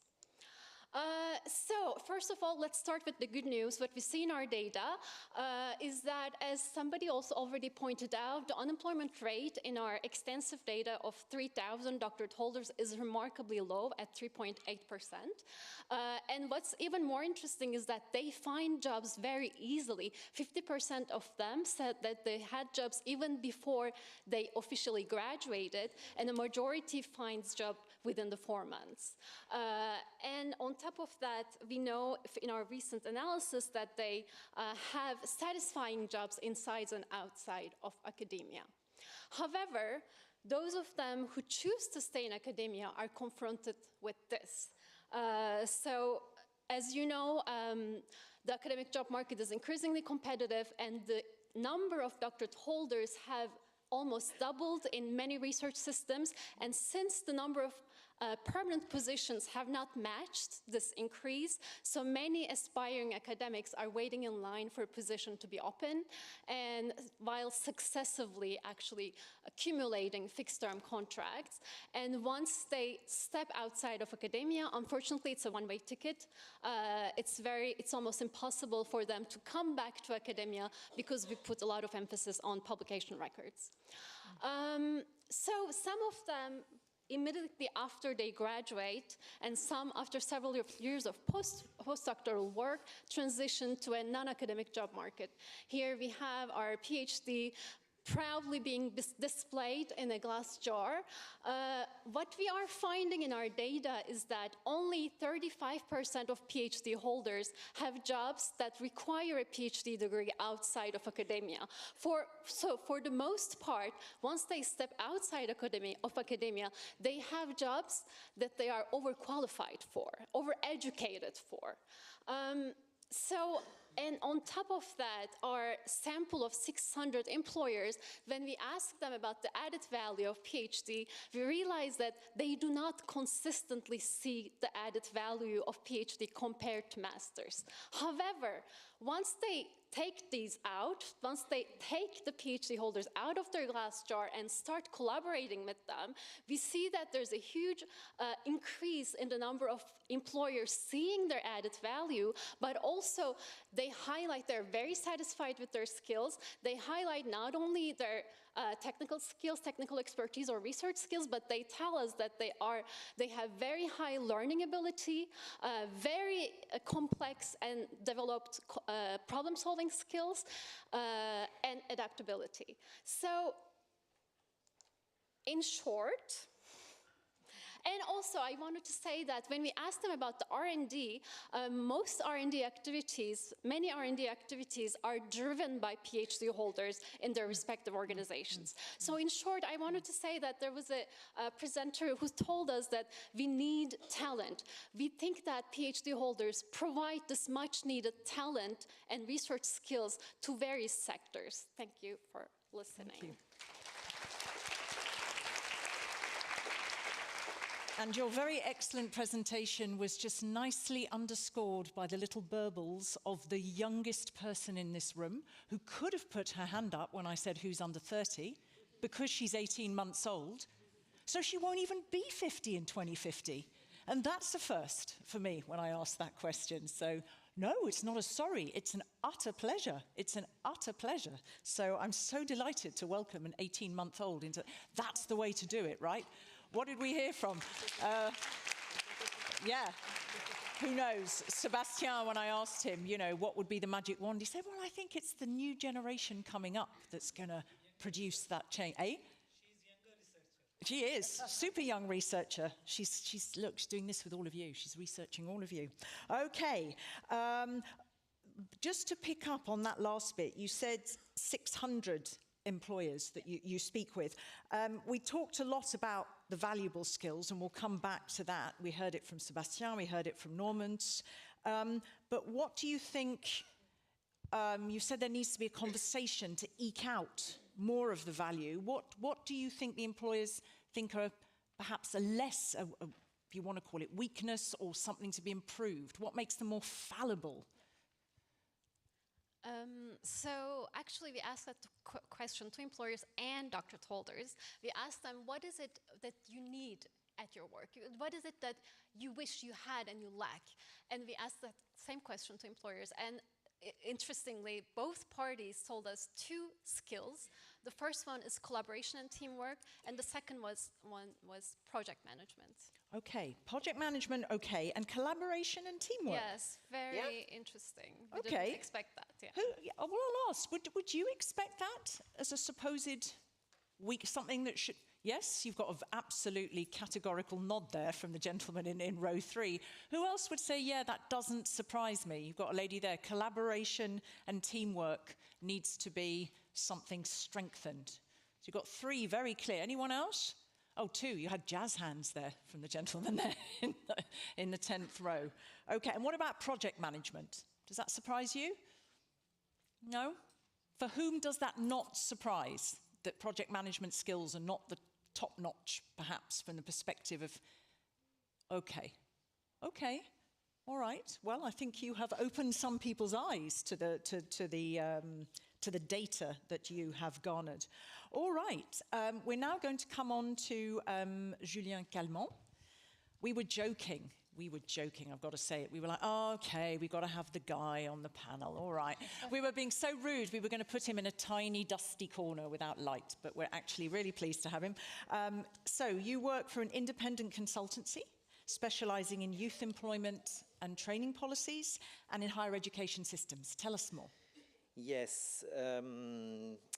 Few words about me, waiting the presentation. So I'm Julien Calment, head of JL Études et Recherche, a French company specializing in consulting and studies in the field of employment and training relations. I'm a PhD in social science, and I worked for 15 years in public research center at CEREC in Marseille, when I produced statistical analysis, scientific paper, and articles on employment of PhD. And I have the chance at age of 40 to write a thesis, especially on the question of the career path of PhDs. So, I want to talk about the scheme that promotes the integration of PhDs into the private sector and the French experience. So, what we know about transition from thesis to job. We know that this is a course strewn with trials. These trials are numerous and are related to the process that make it possible to become a researcher, such as choose a topic thesis, publishing, presenting works to peers, writing a thesis, and defend the thesis. So in this context, it's difficult to be doctorate, to turn away from this path and to get other experience that aren't linked to the thesis, to the project, such as academic. We know about transition from thesis to job that there is a strong segmentation of career paths and very linear career paths. So accumulated experience is difficult to transform from one sector to another, one job to another, especially academic from private sectors. That's a strong result. And some other point is the added value in the private sector of the PhD remain to be seen and remain low. The salary gain from a doctorate in a company remains low. Some PhDs are not satisfied with their jobs. It works in France, it works in Belgium, it works also in Japan. So, and it especially works in France, like there is engineer schools who reach the highest position in companies. So, in France, the question of PhD career paths in the private sector is a long story, and as you see on the chronology, fewer than 8 reforms of doctorate training and status of doctorate have been implemented over the last 30 years. In a few words, they made it possible to transform the status of doctorates. They are not students, they are professionals with a work contract. They set up a stronger selection and supervision during the thesis, in particular support the thesis completion and the integration to the labor market.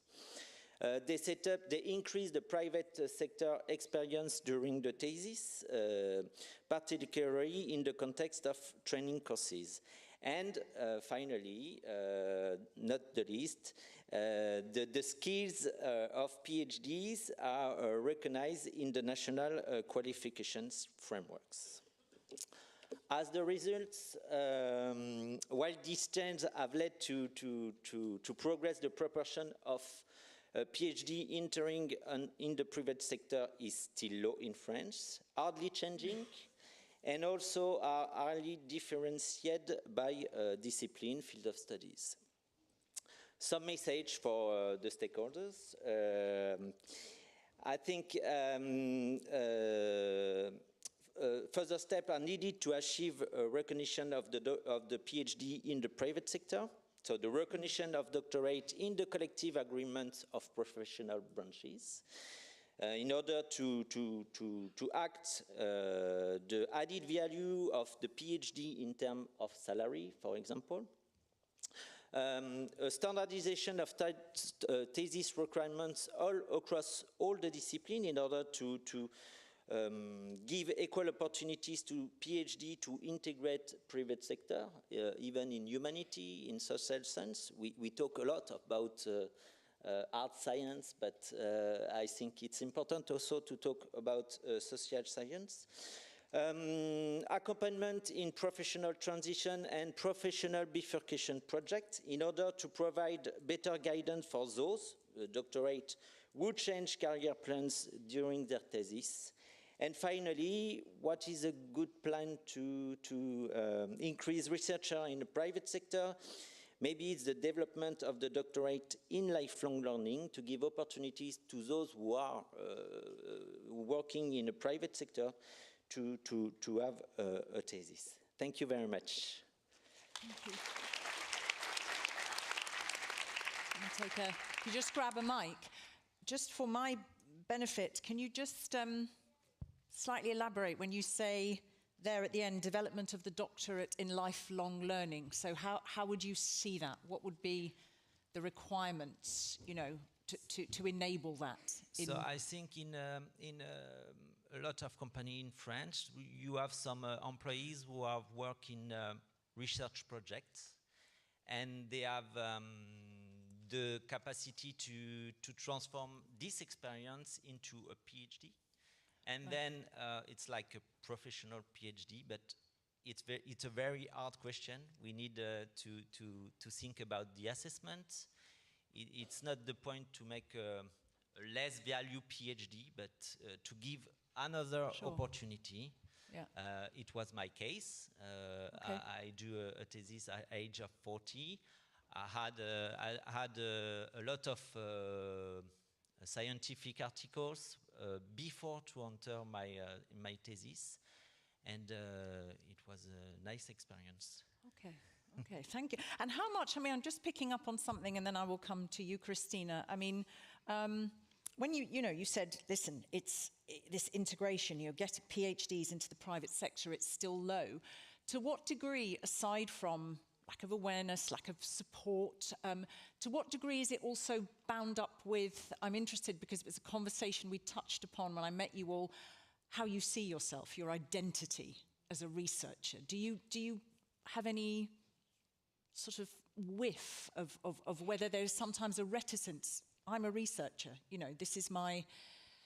And so there is a reticence in terms of going elsewhere, whether it's public administration, the private sector, wherever. In France, for example, it takes a very long time, like centuries. Centuries? Yes, like to just say to the PhD when you have a card, write PhD. And it's very new. It's on the last decree of the PhD now. So you have to make confidence that you can work in the private sector. But I think now in France, in university, in laboratory, that the idea that a PhD can work in the private sector is well accepted. And also, PhD wants to go there, but now I think the ball is on the private sector. The ball is in the court of the employers, the potential employers. Yeah. Okay, interesting. Thank you very much. Christina, you are going to round off. Christina Bercut, International Cooperation Manager at the Association Bernard Gregory. Tell us about that and what you do there. A little bit about yourself and what you're doing there. I will stay seated. The coach is very comfortable. So I'm a former international researcher myself in intercultural management, working on and within European institutions. And my PhD, I did it with an idea to become an advisor for international profiles.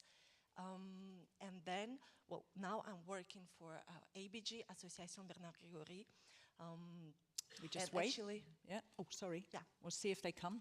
Continue. Sorry. We'll just wait for Pierre to put them up for you. So actually, I was even hired before finishing my PhD, before my thesis defense, in a place where half of team PhD holders using PhD in our signatures, so recognition also. So what ABG does?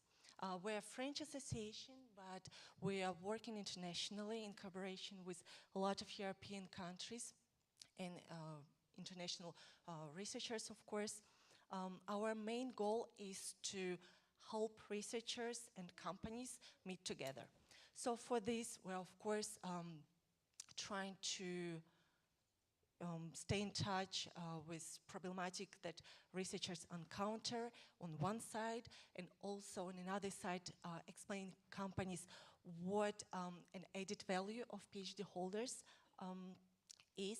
And we're also doing trainings, individual coaching sessions, so all this, how to introduce yourself in a very accessible way, how to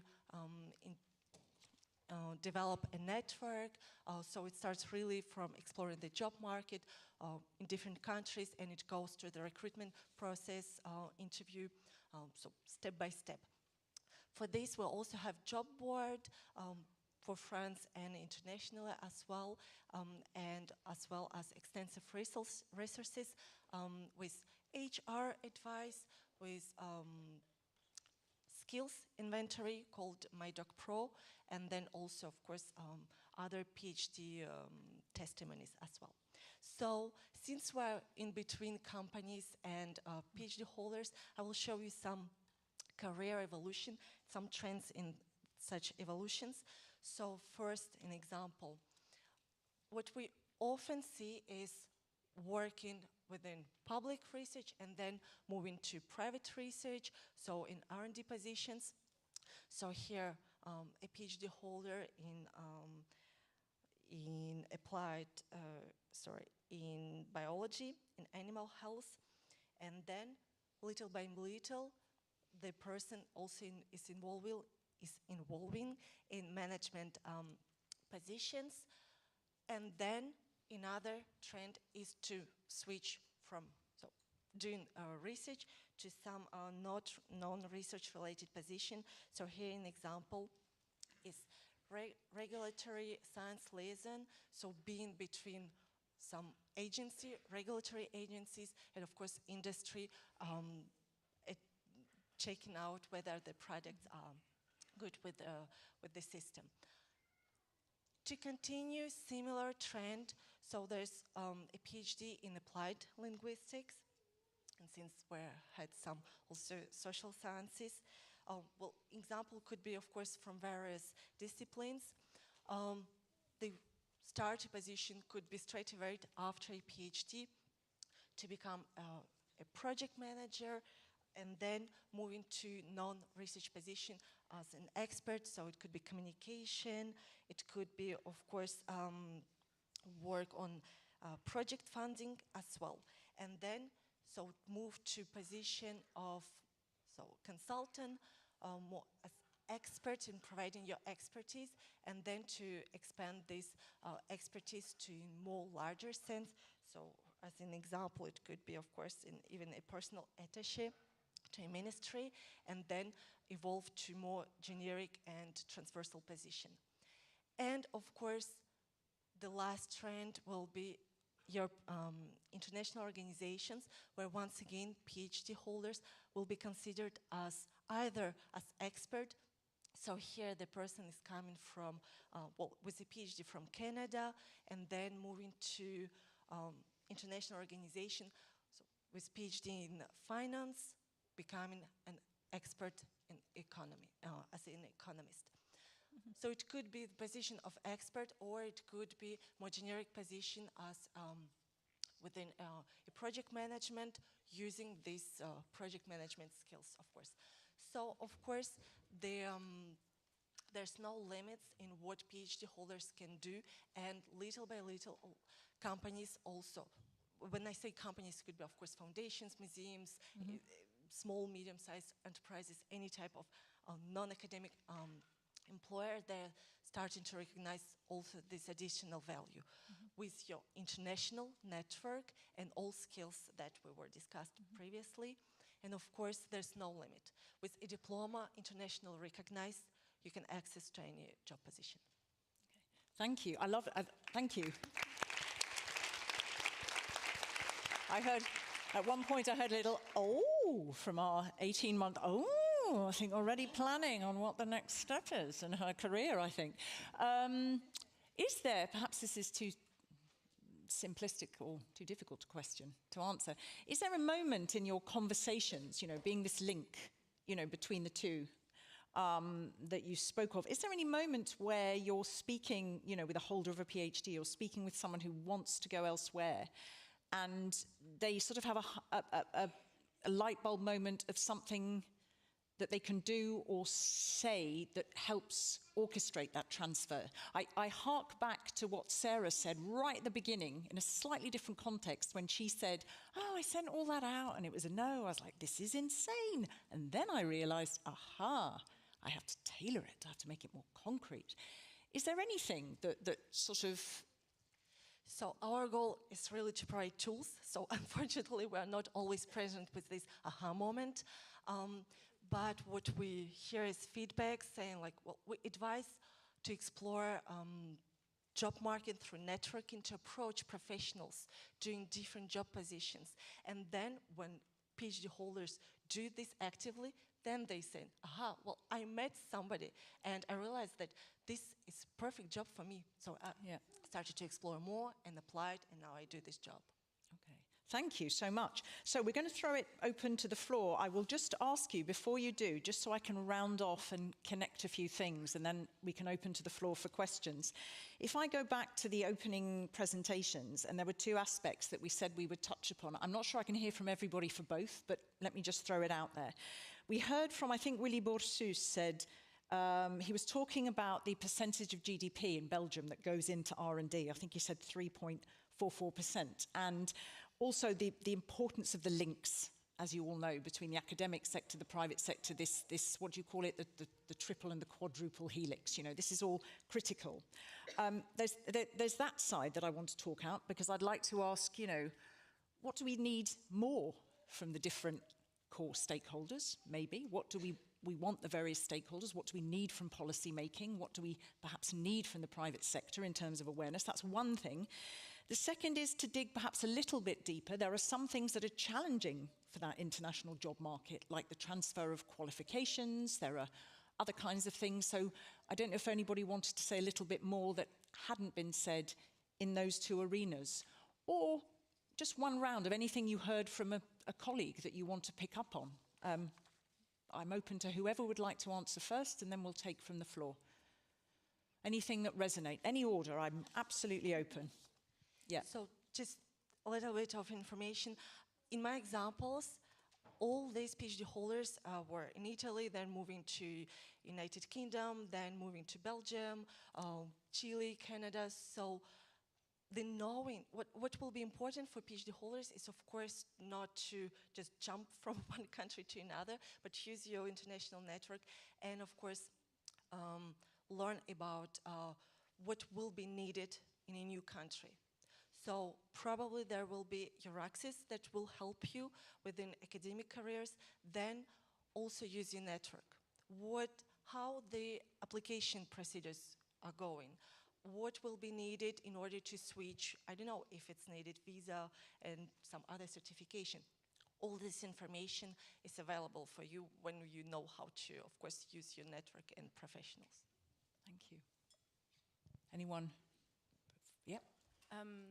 Just to say, in terms of what we see in MSCA is there's not necessarily an unwillingness from non-academic partners or from academic partners to collaborate. One of the challenges for us that we see is raising awareness about that possibility in MSCA to bring them together, because non-academic sector organizations do not necessarily think of a research program as, you know, a way to as an option for them. So I think, and it's the same for the researchers, one of the challenges that we see, for example, for the postdoc fellowships, for non-academic placements, it's still, we've increased the number of non-academic partners in postdoc fellowships, but it's still quite low, because there is that lack, they don't necessarily have the network, the researchers, to have at hand that partner in a non-academic organization. So one of the big part of it is to create that link in the middle, that transition that connects those networks between them. And we've developed a few tools, notably the MSCA Net project has developed that matchmaking platform that allows all organizations to advertise, you know, what they're looking for in terms of skills, what type of partnership they're looking for, or what they have to offer for a project. And for the researchers also directly to get involved and, you know, promote their profile, what type of project they're interested in, and try to kind of bring them together. I think there's more that can be done to connect those dots, because platform is one way, but there are multiple ways that we can connect those networks. Thank you. I mean, you know, absolutely come here. I mean, the world is, you know, there's so much change. There's so much change in the labour market, not least because of the digital transformation. There's so much to think about. So I'm really trying to hone in on what, if we could wave a magic wand, what those key stakeholders might need to be doing more of, and perhaps, again, things that we haven't said that our researchers need to be thinking differently. But come to you first, Eva. Yeah, I just wanted to add it about the employability. As I said, it depends a lot on the geographical area within the countries. So it depends also where they would like to live. And we have the countries, let's say Nordic, where 90% are going outside the academia, and we still have the countries, let's say in South and somewhere, that we have 60, 70, 80% still staying in academia. But this situation, there is saturation. Right. Yeah. So, and as I said, it depends on the field of the research, and we have this different type of work. So, my suggestion for other stakeholders here, especially like at the governmental level, to try to implement the council conclusion and this policy that we are already in place, and we don't need like European another policy but just implement it.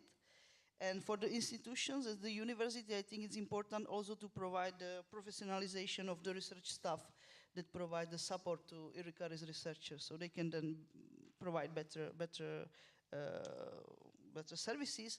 And for individual researchers, be open to this because they will need to adapt the rapid change that are happening in our society. So be open and adaptable to the new opportunities. Thank you. Just before we throw anything from you, Julien? Yep.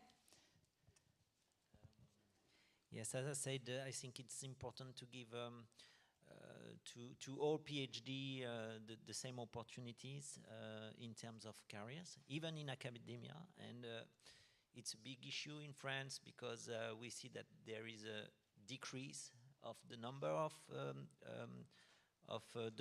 doctorate enrolled in the recent year, especially in some disciplines like humanities or social science. And that's a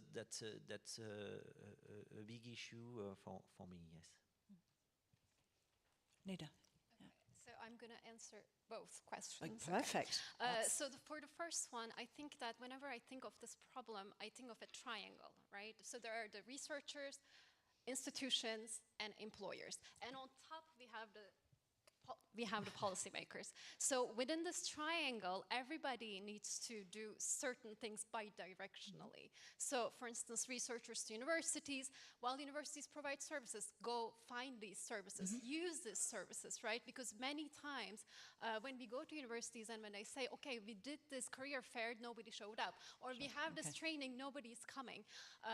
So there's that. But universities also should provide researchers good training, services, career services, guidance, mentoring programs, right? So, and then there's universities employer. I mean, so there's all these kinds of relationships that we have to. I love it. I don't want to stop you doing that because I love the we have to provide. But I think that there's willingness. You know, when we talk to employers, they are very open. They want to do it. They, you know, so many of them told me, you know, I want to go to universities. I want PhD holders to pitch me their thesis. I want to sit down in that room, but I don't get an invitation. So they can be, I think that there are some more things that can be done from the institution's perspective, but from employers' perspective as well. I mean, employers can have, for instance, organizations can have some contact points, university liaisons or something. At least universities know who to contact within the organization. So there are many things that could be done, but I think that what's really important from the researcher's perspective, as I said, once the employers see and work with PhD holders, they completely see what we talk about. So when we facilitate these collaborative doctorates, internships, etc., it's going to be interesting for them because it's low-risk environment for them, right? Because they don't, if they hire them or if they don't see that it doesn't work, it's over. That's fine. They have nothing to lose except for a few, you know, their time. So there's that part. For the second question of international mobility, you know, jumping from one country to another, I think that we need, I just want to say, people who are in this room and who cannot jump from one country to another, because we have researchers and we ask them, do you wish you had some international mobility experience? And some of them said yes. Actually, half of them said yes. And when we asked them, why didn't you do it? There were two reasons, financial reasons and family reasons. So Family, you said. Did you say family? No, family reasons. Yes. Okay. So international mobility is not equitably open and accessible to everybody. But as one of the presenters said, from equity, diversity, inclusion perception, maybe some of them won't be able to do it. Also there's all these visa issues. But what's important is not, international mobility, of course it's important and it's really enriching. But if you cannot do it for many reasons, collaborations are important. And they don't have to be international collaborations. It can be intersectoral mobility, it can be geographical mobility, it can be interdisciplinary mobility. There is all kinds of interinstitutional mobility, even, or interlab mobility. As Sarah said, she said that it was so enriching to talk to people from other laboratories. So these are all things that will expand your skills and your network. Yeah. Thank you. Extremely useful. No, brilliant. I'm just wincing of my right. So, who would like to follow that? Does anyone have a question or a comment that can be expressed in a few sentences?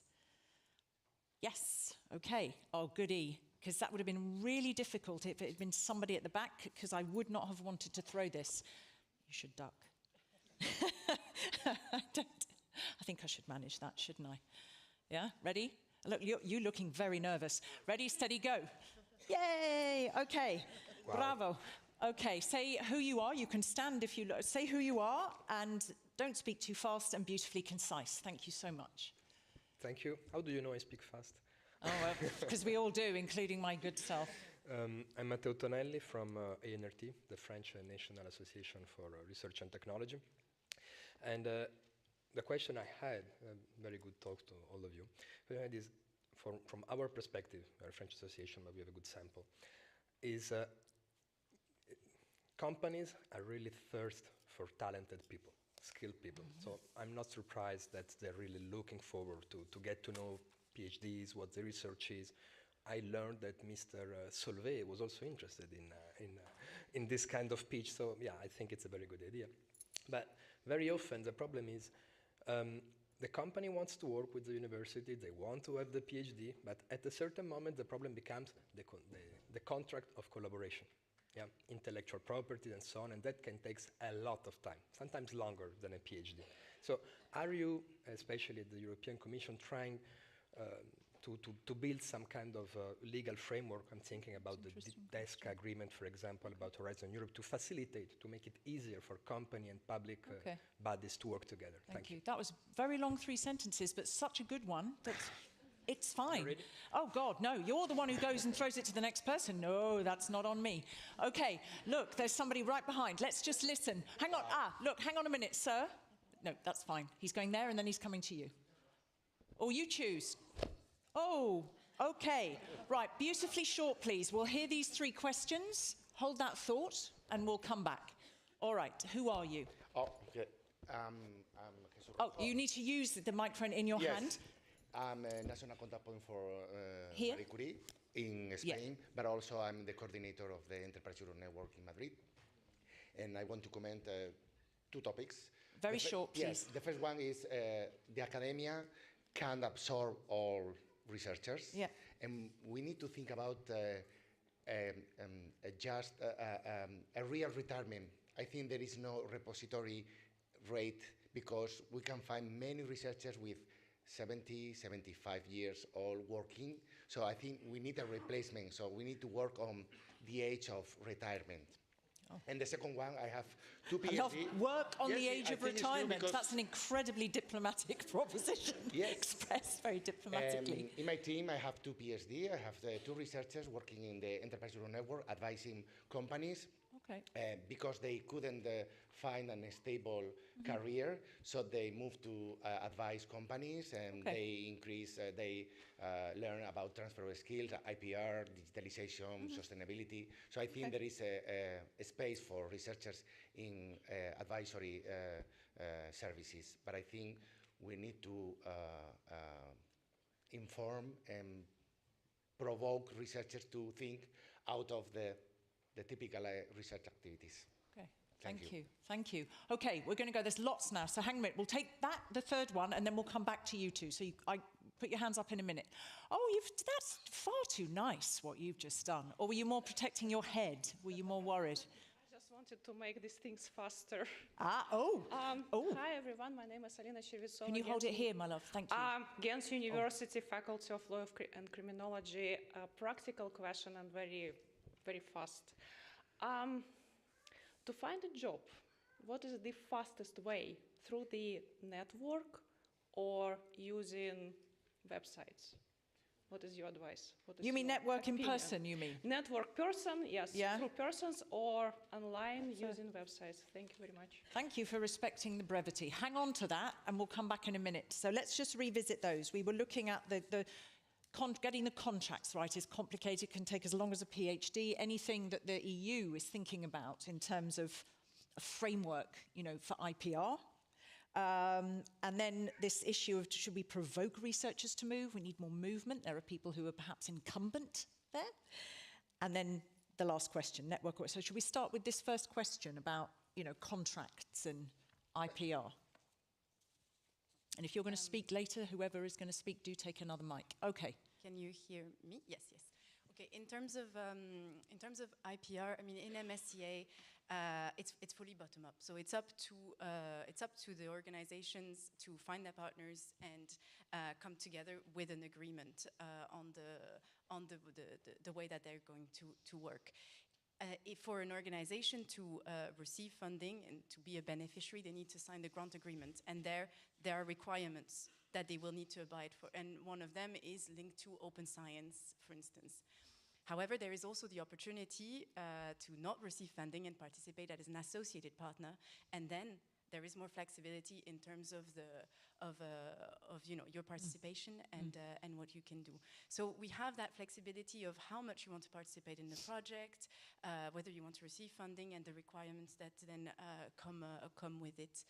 And in terms of not really properly related to the contracts per se, but IPR is one of the main kind of skill that we do put emphasis on in the training of the researchers. So so that they are aware of this context, and they can then take it on board during their career afterwards. Yeah. Anyone else? Or can we? No. Yeah. Yeah. Okay. Keep them beautifully concise because we've got more questions coming. So we asked employers, what are the barriers to collaboration with universities? And there were two answers that came up. First one was funding the associated cost, but the second one was heavy bureaucracy. They were like, we have to fill out all these forms and it gets really tiring and I don't have time for this. So I don't know if it's, if it reflects to your question, but these are the two things that I can. That come up a lot. Eva, you wanted to chip in. Only a small comment that there are differences in terms of be aware about intellectual property management in terms of open science. Let's say in Central Eastern Europe, we are more behind. There are materials existing, trainings, but they are not systematic level, like education is missing. So this would be helpful. And then for researcher also to make it as much as possible easy and having some institutional support from lawyers. Mm-hmm. Mm-hmm. Okay, so it's interesting. I mean, you hear from both sides there. You're providing that degree of support. You're saying it's actually kind of that contract.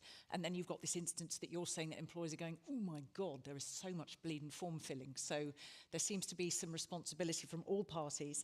Anything else on who would like to work networking or websites? Face-to-face or online? So a quick comment on this. Globally speaking, there's two parts of job markets, the hidden one and the visible job market. And doesn't matter the country, doesn't matter the field, the proportion is always between 50 to 80% of the hidden job market. So ideally, a candidate should apply in two ways, by classical application, sending application, and by networking. Why networking is better in my personal opinion? Because you can actually shape your own opportunities by meeting stakeholders and decision makers. Then, even if finally you decide, well, network is not for me, I will just go with the classical application, but if you don't really understand the position, what is expected, your application won't be that much relevant if you knew someone from industry, and so you know what to highlight in your application. So do both. It's always very it will pay. Thank you. Also, maybe the comment, if I may. Yeah, go for it. Yeah. Mr. from Spain. For me, PhD holders don't have to see industry as a punishment. So there's not, and also industry, they don't love to be a default choice just because there's now no more options for all PhD holders. So we are switching to industry. There's plenty of opportunities in industry. They're welcoming PhD holders as a PhD holders with a position that are paid as a PhD holders, and you will be very much cherished as well. So of course, if the decision is that, well, I don't have another option, a recruiter can fill it, and well, probably it won't be that much impactful. Can I add something to that? Just to decrease some fears, because as you said, there is this very strong I'm a researcher identity, and I wonder if there's some fear that once you step outside of academia, PhD holders may fear that they won't be able to do research. And what we've seen in our data is that it's not true. They continue doing research, and especially in industry and government public sector, surprisingly. So your identity of researcher can be still with you, even if you step outside of academia. For whom does that resonate, that point there? You know, for whom does that resonate? That's my identity. I'm a bit, okay, so you have hit the nerve with some. I'll take the three in a minute. We had two others, and I'll come to you, sir.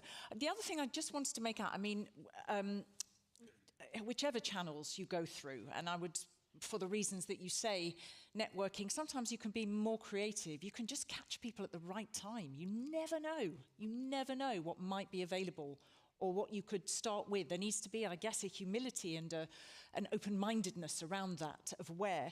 From my personal perspective, I mean, I run my own business, so I'm not, as I was previously in my career, looking for the next job. If I look just at LinkedIn job ads at the moment, or what employers, Jesus Christ, I mean, my God, it's like 965 bullet points of preferred, 760 million bullet points of needed.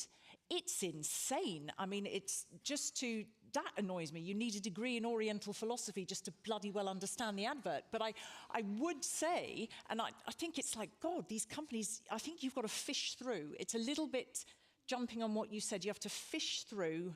And going back to what Sarah said, how do you package yourself? Because at the end of the day, of course, everyone wants to know what you're going to deliver for them.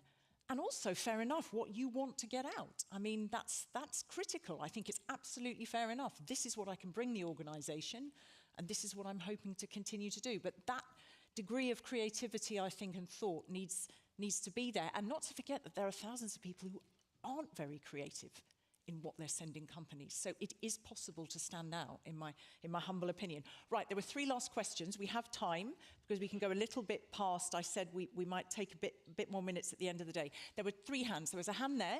So who's got, you may walk or throw. There's two hands there. There was one back there, and there's one here. I think we'll have to stop after that. Couple of sentences, sir. She will not throw, this lovely lady. She is too scared to take your head off. Hold it right up here, it works better. Sorry, you said sir. Are you speaking to me? Oh, I can't see. Is it a woman? I can't see from here. Indeed. Oh, I'm so sorry. I literally cannot see. So my bad. I'm glancing into the gloaming here. Yes, but I'm the first one you named by gender. So sorry? I was the first one you named by gender, so I wasn't sure what was going on. Okay. Okay, so I'm Victoria Sharonmi, and I'm based at University College London, and I'm from the UK. My particular point is, first of all, thank you very much for what you've done on the round table. I'm here to disrupt and interrupt some of the whiteness. So what I want to ask is I have noticed that it all seems very nice, that all the positives around getting work after your PhD and what you need to do. What about the challenges for marginalized researchers? What's going on there? Good question. And just to add to that is, somebody mentioned about the two things which were a challenge for people, which was family and I think it was mobility or something like that. What about visas? What about people who need visas? And then the final point, which is really down to the PA who's doing this for us, is the when you look at LinkedIn and you look at all the different networking, and how do they go through all those 900 or 700, whatever hits, this unfortunate aspect, which doesn't have a positivity for people which are from marginalized groups, is AI. AI works. Sure. Okay, you're going to have to round off. Yeah, if you're white and you have that, but it has a disadvantage for marginalized groups. Thank you. Thank you. Thank you for your very good point, and not at all covered. So have a think. Thank you very much. Again, I'm not going to say who it is because I can't see very well, but there was somebody just in front of you. Yeah, so you've got to keep it shorter because we need to condense. We've got a couple of others. Yeah. Hello, I'm Shiva. I'm working as a postdoc researcher. My question is, like, during PhD, is there any training that is provided to be an entrepreneur? Because research, PhD is something that we are finding new stuff, and we always tell that we are doing something new for the companies or whatever. But is there any training to become an entrepreneur in future, or I mean, good question. Or administratively, is there any stuff that's made by these kind of? Okay.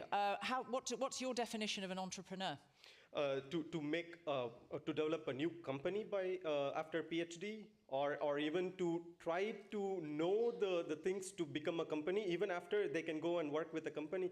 But you know, after doing postdoc for 3 or 4 years, it's already too late to make a new startup after 5 or 6 years after PhD. Okay, great question. Two very good questions. Let's take the other two. There was a lady, I think, I can see because you're better lit, actually. Gosh, there's so many questions. In red, I think, or right at the back there. Can we throw it? That's what it's there for. Just throw it, or throw it to few people en route. Okay, Pierre. Okay, not bad. Thank you very much. My name is Fatma Demir. I'm also a Marie Curie fellow, a PhD holder. But I'm now working in the Marie Curie doctoral networks as a project manager. And I'm trying to ask about the visa issues that has been dealing with all the students that we have, because it's, I think, a very important barrier for our students, because it's kind of lowering the quality of the mobility of the program. Because I think it's valuable, because, for example, for the family issues, EU pays a family allowance that is very helpful and encouraging.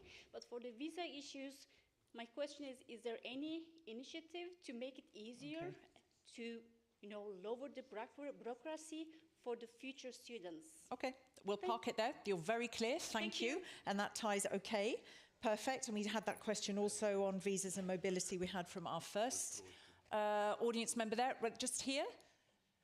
I'm afraid you can't all answer. Think now who's most appropriate and what you'd like to chip in on. And it does really only need to be 4 or 5 sentences. Just straight to the point. Okay. Yes. So, hi, I'm Amandine Bunicourt, the CEO of Ad Hoc Talent Management. Well, 16 years ago, when I co-founded the company, my only concern was to create opportunities outside academia for PhDs.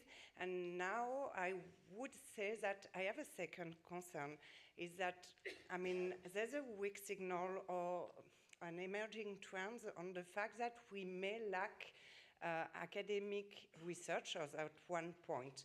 There are several studies, including in Nature, showing that PI struggle to hire postdocs in different fields. And I was a bit surprised not to hear about that. I think that's also something we need to take into account. Okay, thanks. Thank you. I'm going to park it there because I'm very conscious of time and I want to give you a chance to answer. So what about, why, we haven't talked about challenges for marginalized researchers and how also that's reflected, in the job search with AI bias, with algorithm bias. To put it simplistically, entrepreneurs, any training in there to be an entrepreneur, the visa issues, and this lack of academic researchers. Did I catch that correctly from the last? Yeah? Okay. Do you want to, Anouk, do you want to start? Yeah, grab the mics, each of you can pass them to each other. Maybe just grab another mic, even if it's not you who's speaking next. Okay. Does it work? Yes, you can Yes. hear me. Okay. Yeah. In terms of diversity of researchers, I mean, MSCA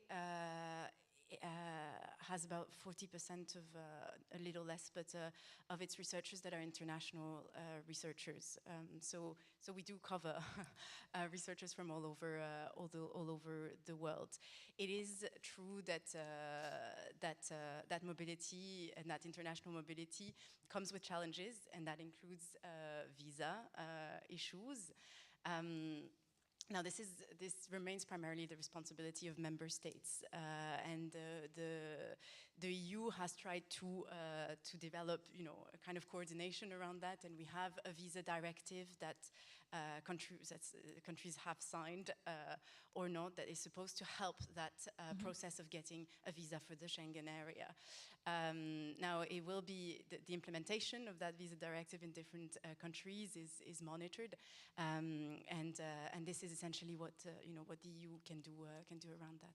For the training of researchers in entrepreneurship, it's one of the focus that one of the skills that, it's more than one skill, but one of the focus of the training programs actually that we encourage doctoral networks to train researchers in a variety of skills, and entrepreneurship and leadership and IPR are among the ones that are listed and encouraged in the MSCA in MSCA programs, and that also with obviously fostering mobility in industry. So you learn also by you learn by doing as well in a company before you can, if you want to then start your own company.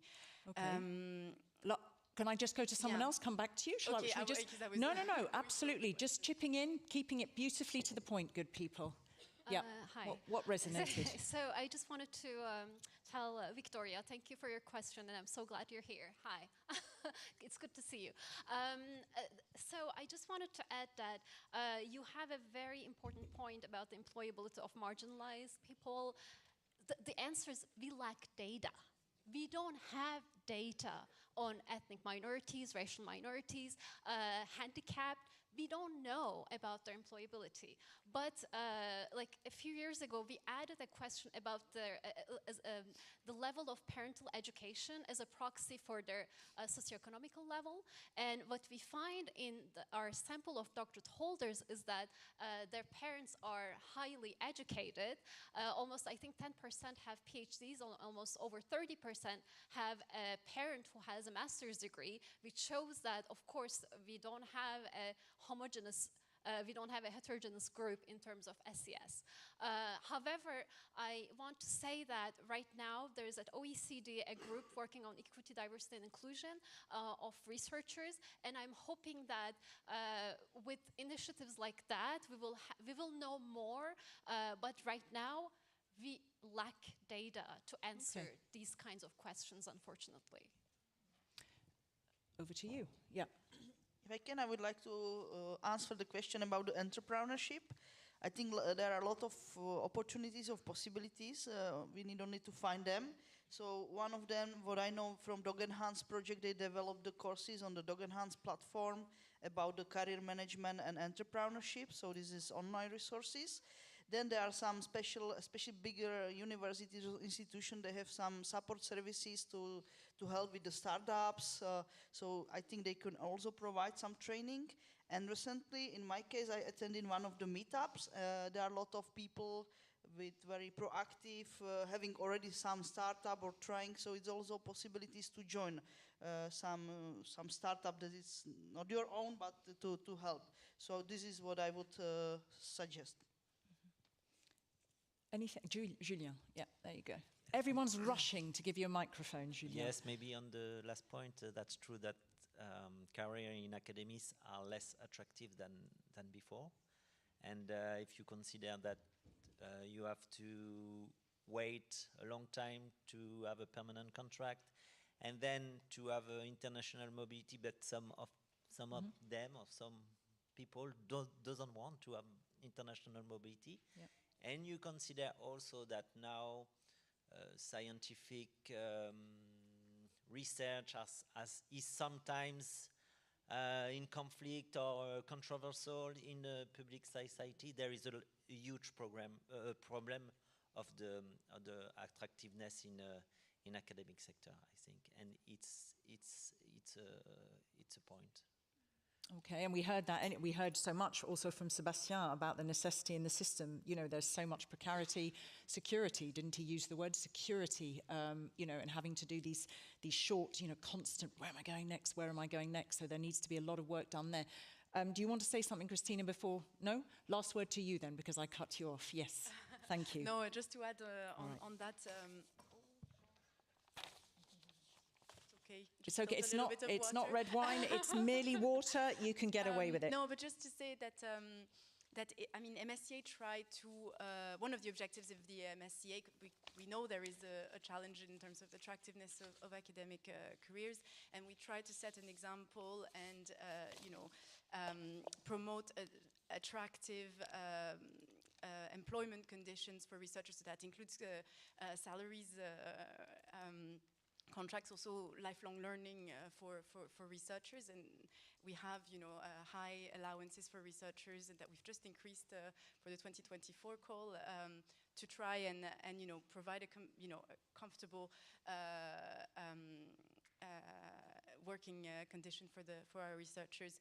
Now, obviously, we are just one program, and more can be done, and that's also why research careers, and particularly in academia, well, that's one aspect of it, has been picked up in EU policies, and we see it more and more on the table, notably with the framework that was mentioned again by Sébastien this morning on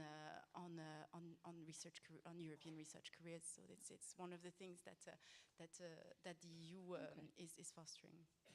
Thank you. I can't take your question. I'm going to have to let you, I think there's come to these good people during lunch individually, because otherwise I'm going to go so over time. So my apologies. And we heard there's somebody's ringtone. So I'm taking that as an alarm to finish off this conversation, because you've got some very nervous pitchers waiting in the wings, and they've been waiting longer now, and I think they want to get on stage. So seriously, thank you so much. Not seriously, of course I'm being serious. Thank you very much for your expertise, for packaging it all up so concisely. Could you please give very warm applause to these good speakers? Are you all around for the rest of the day, in the evening? Okay, around tomorrow? Okay, plenty of time. For those who didn't get a chance, plenty of time to grab these good people. You may take your seats. Thank you so much. We are coming into this last moment before lunch, and I am deliberately, it's absolutely fine. I said that we will come a little bit later to the close, so for those of you online as well, because we're moving into a last 35-minute session before lunch. We're just pulling them backwards, yeah? Okay, so let me just say a little bit. You don't need to move it so much, I think, huh? No, there's only, no, it's not, that one I won't touch. All right, so can I just ask you, can you raise your hand if you got something good out of that conversation, something new, something to reflect on, if you learned something? That's fantastic. All right, I'm delighted about that. So for something completely different, you will have seen peppered throughout the program, we've got this MSCA award contest, and we're now going to do part one. Now, I'm not going to re-explain it, obviously, every time. Just briefly, the top lines. This is called the Falling Walls Lab competition. Do you know about this? No? Yes, some no. Okay, it's co-organized independently by the European Commission and the Wallon region. The Fédération Wallonie-Bruxelles, the Flemish government, Belspo, in conjunction with what is called the Falling Walls Foundation. So, it is an opportunity for researchers who are funded by MSCA Actions 2, or MSCA, to present their projects and their kind of really innovative ideas to the scientific community through pitches, talks of no more than 3 minutes, and it's strictly 3 minutes, okay? So they have this chance, they have to say, this is what my research is doing to break down walls between science and society, and academic institutions all around the world, they all organize their own competitions at local and regional level, so that's very, very important to know, under the supervision of this Falling Walls Lab. Now, what I'm going to do is put that there, because that's annoying me. The winners of the competition, so that's including Falling Walls Lab MSCA, They meet in an annual finale in Berlin in November of this year to compete with winners from other competitions. So good so far? Yeah? Okay. So we have got during this event 15 finalists, not all 15 now. It's across 3 different sessions. Okay, we've got 5 now, selected from among 135 applicants. So they're all researchers funded by the MSCA, or their alumni, okay, of the program. And they're going to compete to be awarded tomorrow in an award ceremony, 3rd, 2nd, 1st place winner. And to be eligible for an audience award, because we want you to vote, and you're going to have to vote at the end of every session, okay? So 2 pitch slots today, 1 tomorrow, and they will be judged. Where are our jury? We've got a jury in-house. I think you have become, haven't you, Claire Morel? You've become the chair of the jury, okay? We've got Hans Willems from the Flanders Research Welcome Foundation. We've got Didier Flagoutier, welcome, Head of International Research Programs Unit, Public Service of Wallonia Research. Dr. Anne-Laure Mention, you're over there. Hello, good to see you. Director of the Global Business Innovation Enabling Impact Platform. That's a mouthful, but it absolutely is clear. MSCA Coordinator and Chief Investigator, and a Professor of Management at RMIT University in Melbourne. Where's Dr. Pavlo Basilinski? Oh, and he's just arrived. Or were you like in a corner and then you thought you better sit with the others? Okay. Treasurer of the Marie Curie Alumni Association and Assistant Professor at TU Eindhoven. Where's Linda? Linda Brodnicka, hello. Co-winner of the MSCA Science Policy Pitch Competition 2023. And you are also an MSCA PhD researcher at ETH Zurich. A warm welcome. And Dr. Neus Escobar, welcome to you. Co-winner of the MSCA Science Policy Pitch Competition last year, and an MSCA postdoctoral fellow at the Basque Centre for Climate. So, some very brilliant people on the jury, okay? And they are going to, so this is important for you because you're voting at the end, they have to rate these presentations between 0 to 5 on the breakthrough factor. That's a big part of it. That's 50% of the score. It's innovativeness. Is it groundbreaking? Could it trigger other innovation processes? On its relevance and impact, that's 40% of the score. Who's the target group? Is it going to affect a broad target group? Does it have long or short-term benefits? And then 10% of the score goes on structure and performance. Are these well-structured pitches? Is the candidate able to explain the idea well? So just the last bit of instructions. I've got far too many pieces of paper here. I do apologize. After every pitch, maximum 3 minutes, 1 jury member poses a question, and the speaker on stage gets a maximum of 2.5 minutes to answer.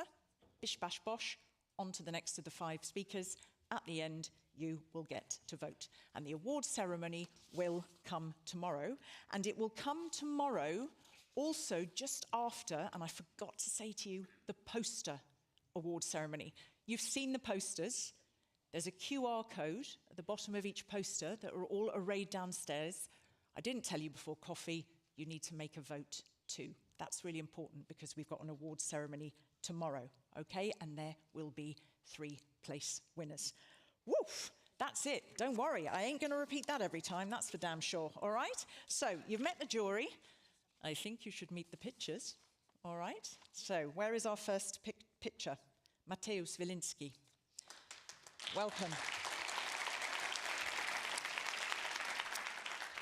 I am almost sure I didn't pronounce your name correctly. No, you were pretty good, actually. Ah, pretty good. All right. The floor is yours. You have a timer that should be on there, and you will see. All right, good luck.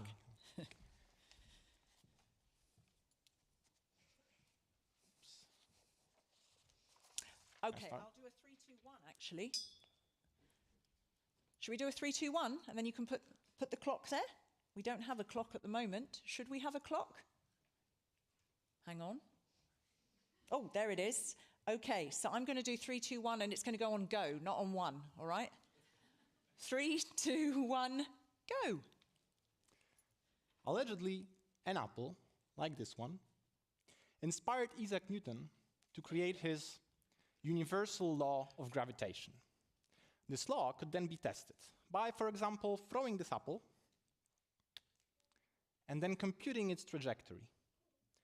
But can you do a similar thing with money?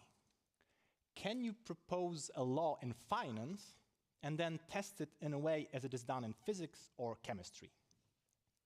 Well, unfortunately, financial markets are very complex, and they're also very interconnected. Let me give you a simplified example. Let's say that I'm hungry, and I need to make an economic decision. Should I eat this juicy apple, or should I maybe buy this big burger behind me? Now, how much am I willing to pay? Am I very hungry? Do I prefer healthy options? These are just a few of many variables that affects my decision. But it's even worse, because financial markets consist of many participants, and they have to do similar decisions with very different motivations and very different goals. So it's actually extremely difficult to isolate and control a system like that in order to make an experiment. But what if we could simulate it? What if we could create a synthetic environment with artificial agents representing investors or financial institutions, and then this environment could generate data, which we could use in a similar manner as we used experimental data. Now, it is extremely hard to build a model of a financial actor, like an artificial individual agent, which would behave similarly to a real investor.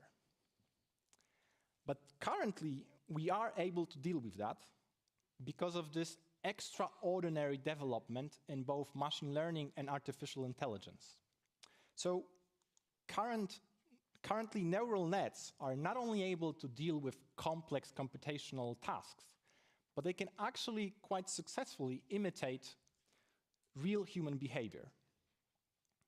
Now, the goal of my project is to connect these two ideas in order to connect these two ideas, simulation of financial markets and replicating human behavior, in order to break the wall of experiment in finance. Not to make money out of it, not to please some financial institutions, but to help all of you to pick the right apple in the future. Thank you. Coming to the center. Thank you. Who would have picked the apple? Who would have picked the burger? All right, so there's one question from the jury. Who is posing it? Yes. Fantastic. Over to you, Linda. You do need a microphone there. Thank you very much. Thank you very much for this interesting presentation. I have a question regarding your vision, how your research will be used. Because in a perfect world, when we have this fantastic agent-based model, which replicates the behavior of actors on the financial markets, what do you think, how will this benefit the world and who will benefit from this? Yes, this is an excellent question.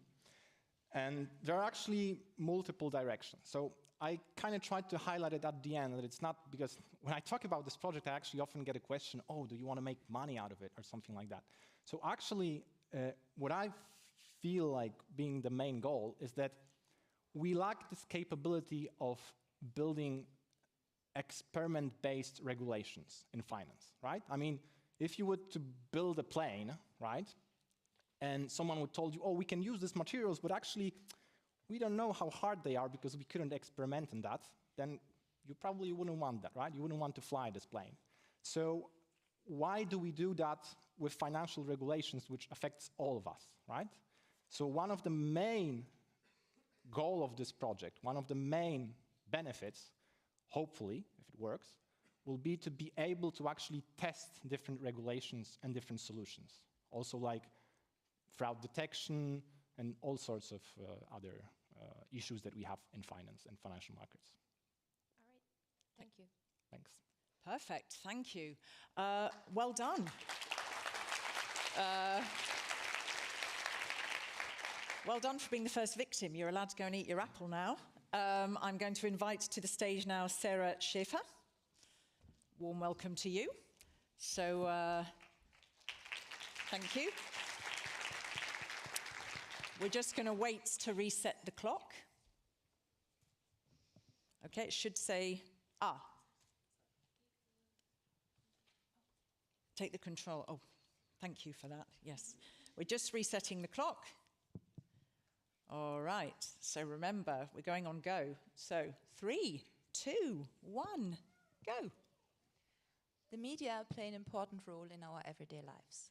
We rely on them for information about our world and what is happening in it. But not only that. Often it is only through the media that we learn about many members of our societies. How the media portray ethnic diversity has implications for social cohesion and for how we encounter difference. However, the mass media have frequently been criticized for their portrayals of ethnic diversity. Ethnic minorities are not only underrepresented, but also often associated with threats to public safety, strain on social systems, or even terrorism. I can imagine that you've all come across such news pieces and have wondered how they have been produced. As you can see on my slide, this is rather complex. It is not the work of individuals, but it is within the dynamics of all these actors and factors where media content is produced. As a journalist by training, I understand that critical evaluations of the media's portrayals of ethnic diversity, however, do not suffice to support journalists in a constructive way to engage more meaningfully with diversity. This is why I look at language practices behind the scenes of media content production. But why look at language, you may wonder. When you ask people what is language, they're most likely to say that it is grammar, or it is words, or it is speech. But from a sociolinguistic perspective, language is more. It also involves gestures and sounds, images, and music. Yet most importantly, language happens between people.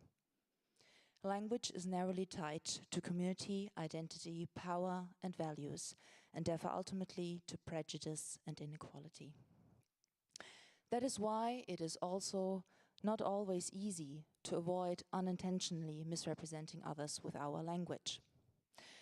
From my experience of working with journalists, I'm aware that they're open to reflecting on their writing practices and unconscious biases.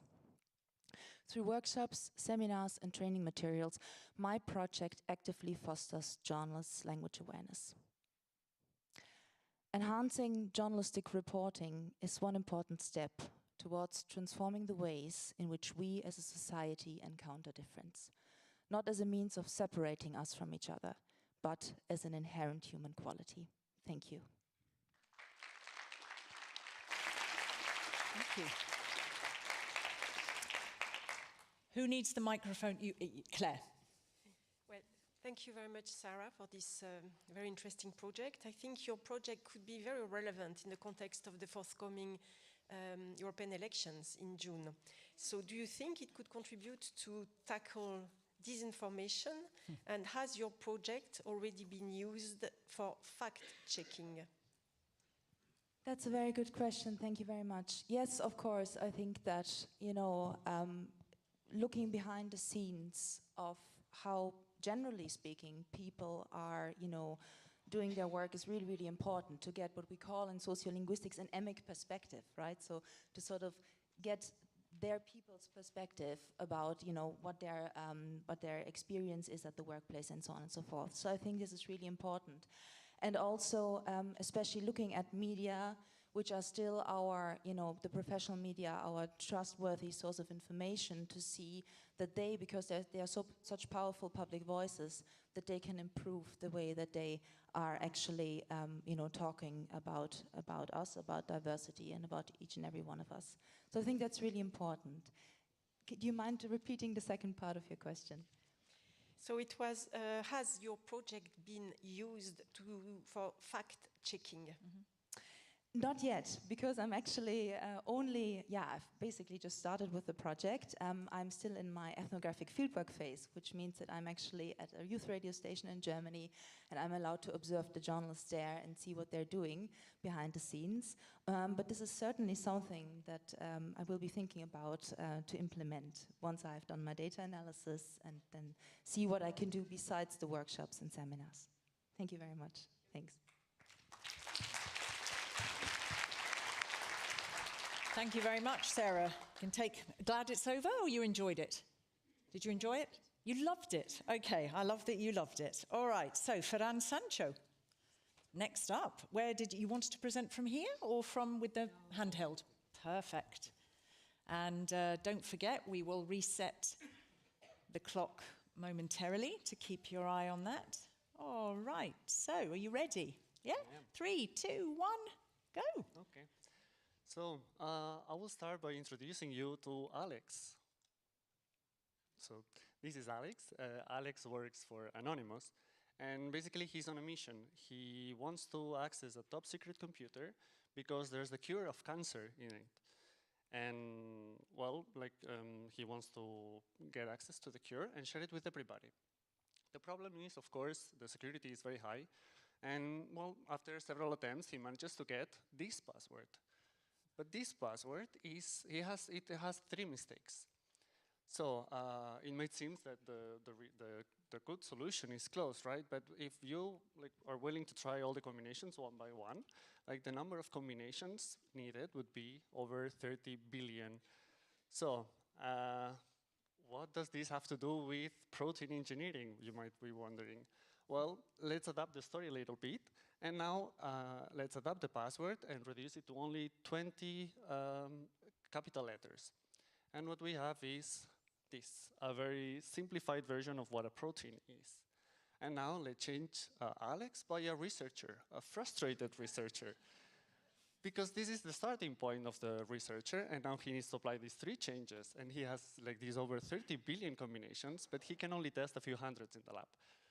So the good thing is that he's motivated because he knows that if he finds a good solution, this might mean the cure of cancer or a new drug or a new therapy.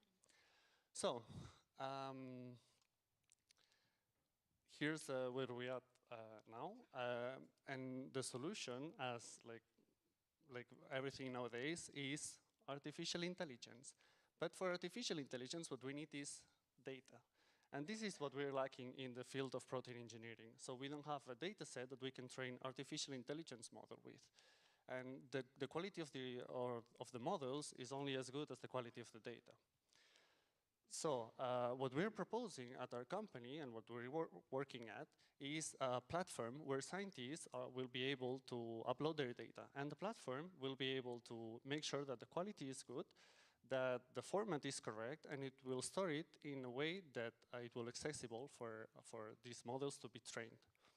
So through this platform, we will be able to explore the 30 billion possible combinations and pinpoint those results that are more promising in a much faster way and with a much higher successful rate than what the researcher could do without any help. So just like Alex was doing at the beginning, trying to crack the password to get the right solution, through this platform, we will be cracking the proteins in order to find a cleaner, much more affordable, and new drugs, therapies, and medicines in order to break the walls of protein engineering. Thank you very much.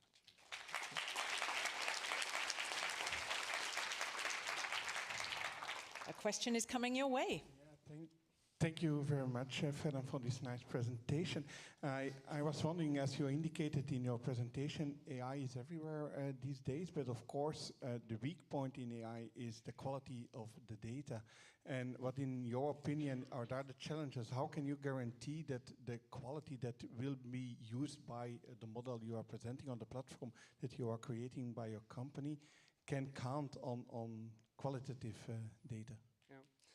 Thank you very much for the question. So in the field, we have a very similar success case, let's say, with the protein structure.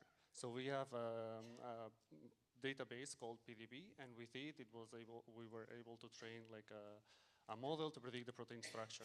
So now what we want to do is a similar thing. So the problem is not so much the quality of the data, but the data is not available at the moment. So through this platform, we would be able to solve this problem. And of course, one of the main problems is that there's a lot of money involved in it, and like companies do not want to share their data, and like the data published is in papers, so it's difficult to extract this data and combine it in a place. So I would say that the problem is not so much the quality, but to make it affordable and accessible for the training of the models. Thank you. Thank you. Well done. Thank you. That's fine. Did you enjoy it like the previous? Yeah, now, because you were nervous, but I'm so glad. Oh, now it's finished, you mean? Oh, okay. All right. Welcome, Pranav Lanka. You were going to present from here, weren't you? So I will hang on to that. Let's just get the clock reset. And we will, you ready? So we will say 3, 2, 1, go. Imagine a future where you have smartphones with cameras that can operate with 2 selfie modes. One that takes a selfie of the exterior of your body, a typical selfie, while another more interesting one which takes a selfie of the internal organs of your body, so you can be mindful of any abnormalities or tumors that are growing up there. Now let's take a look at the current reality, at similar imaging for 2 of the most important organs in our body, that is MRI and X-ray. Right away from these pictures, you can see that firstly, it's very expensive, but also it's bulky, meaning it takes up the entire room. Additionally, you have the limitations that MRI is highly magnetic, which means you cannot have any metal on you to use this machine, meaning anything from a piercing all the way to a pacemaker, you're not allowed in the instrument. Similarly, with the X-ray machine, we've heard when we were looking at the audiovisual for Marie Curie that the radiation upon multiple and frequent exposure could lead to cancer. So definitely there is a requirement for safe and relatively comfortable ways to monitor the health of these organs. The solution for this is biophotonics, which is using photonics, or the study of light, to study biological material that is a different human organs. So there you go, light is the solution. If you're not convinced with that, I have a very simple experiment that you can do right here. So take the smartphone and like switch on the flash of your smartphone and try to rub your finger across the light of that smartphone and see with what detail you can see the inside of your finger, not the outside. You know, like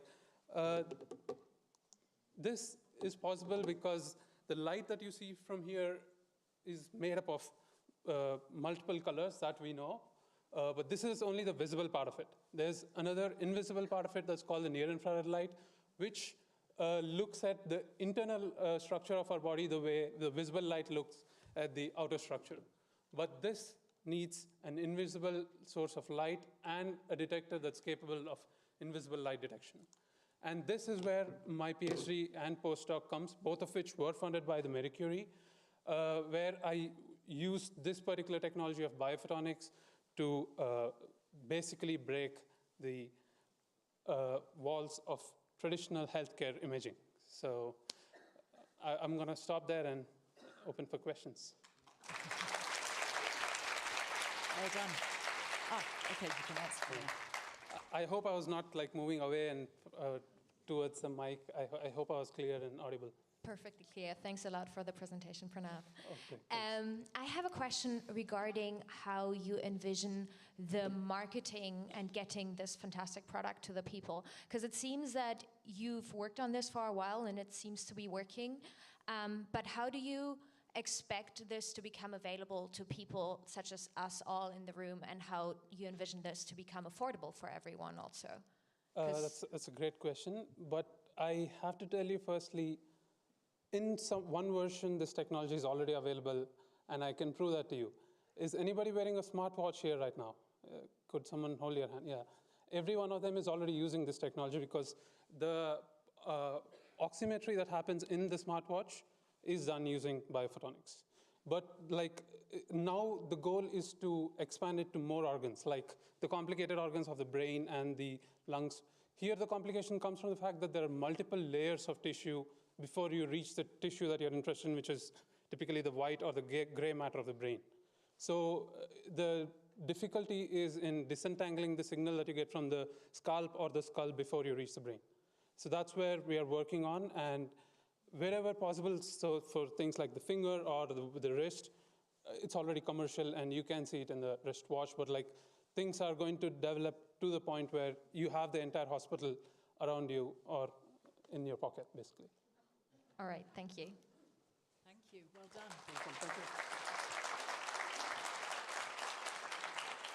Did you enjoy? Yeah. Good, okay, here we go. Are you that? All right, so we have Greta Kliborowska, is that correct? Yes. All right, so hang on a second, we just get the clock up for you. We just reset. We always have to say last, but by no means least, don't we? Just so that you feel very, very welcome. We just let the tech people catch up with the minutes. You can all chat amongst yourselves as we... There we go. All right, so are you ready? Yes. So then I will say 3, 2, 1, go. Despite many years of extensive research, we still lack efficient therapies to cure neurodegenerative diseases, like Alzheimer's and Parkinson's. Why is it so hard to find a cure? First of all, because our brain is surrounded by a shield called blood-brain barrier. It prevents most of the toxins and pathogens from entering it, but it also stops most of the drugs. Besides that, we still don't know everything about human brain, and we don't fully understand how these diseases develop. Now I have a different type of question. Have you ever had a rusty car? My first car, a red Opel Corsa, was only 6 years younger than myself. When I got it, it had a little bit of rust, but over the years, the entire chassis became rusty. And recently, scientists discovered biological rust, which is called ferroptosis.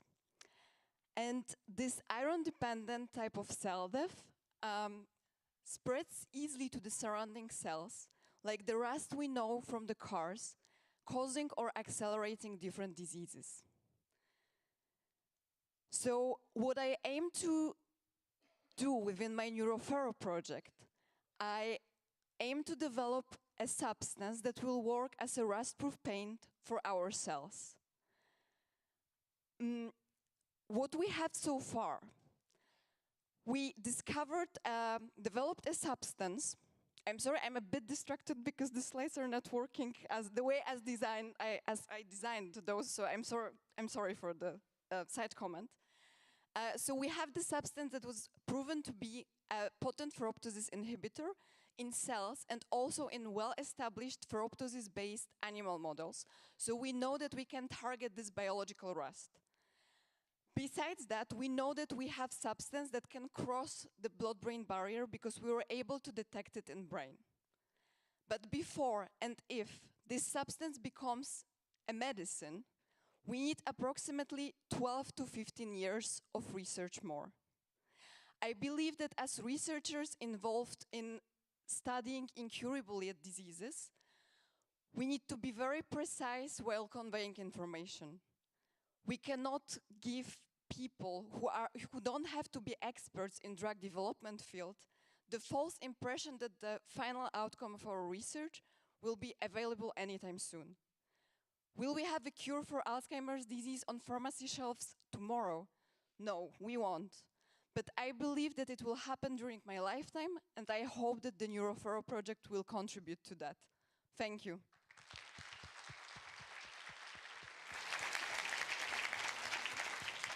And sorry for the issues with the slides. I hope that it didn't. I don't think anyone would have noticed, to be honest, if you hadn't pointed it out. So I think we're all good. No problem. A question. Yes. Thank you, Greta, for this great presentation. You are indeed addressing an acute health and societal challenge. And as you said, drug development is a very lengthy process.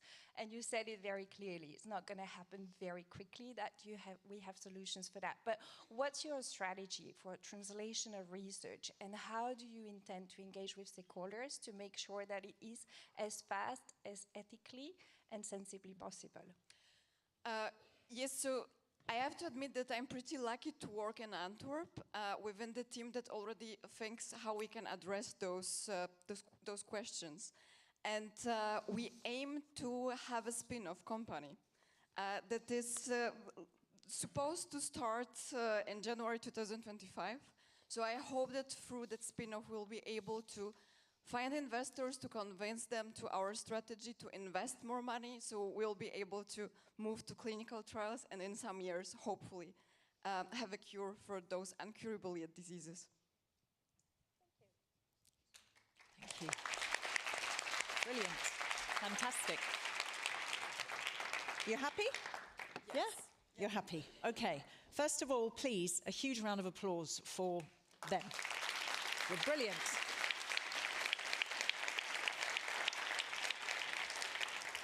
Super, super, super impressive, super diverse. That's the brilliance of human endeavor. Okay, you've got to vote, because as I said to you, there is the third, second, and first place, there's the jury, but there is also an audience choice tomorrow. So we're going to do this after each of... So let me get my head out the way. That's a different Slido. And you need to cast your vote. Where did I leave?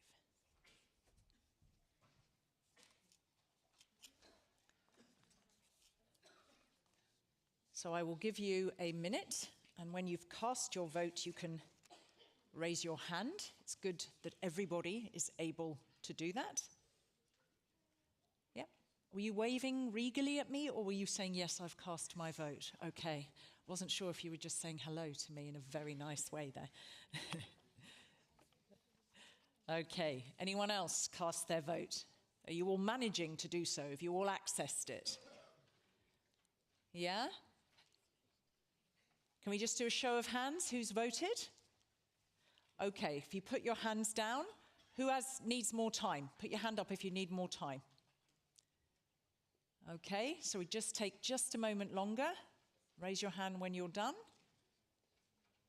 You need more time or you're done? You're done. Oh, okay. Is the gentleman over in the gloom? The gloaming? Are you, I shouldn't say that. Who, because I can't see well, is over there? Are you done? Have you managed? Yeah? Can we close the voting? Speak now, forever hold your peace? Yeah? Okay. This is a very, very good reminder for all of you. I'm going to release you for lunch in a moment. Please do not forget to vote for the posters, okay? Because we do have an award ceremony tomorrow for that, before the award ceremony for this. As I said, that's the first of 3 rounds of pitches. Okay, just momentarily, 1 minute. Shh. In just a moment here in the room, you can get your hands on lunch. I think it's a barbecue. For those of you online, you have to make your own sandwich. We're sorry about that, okay? So if you haven't yet browsed the posters, please do so, please, and vote for your favorite. And that's that done. Now, directly after lunch, you're going to your 90-minute panel of choice. So you can take the hour till 10 past, okay?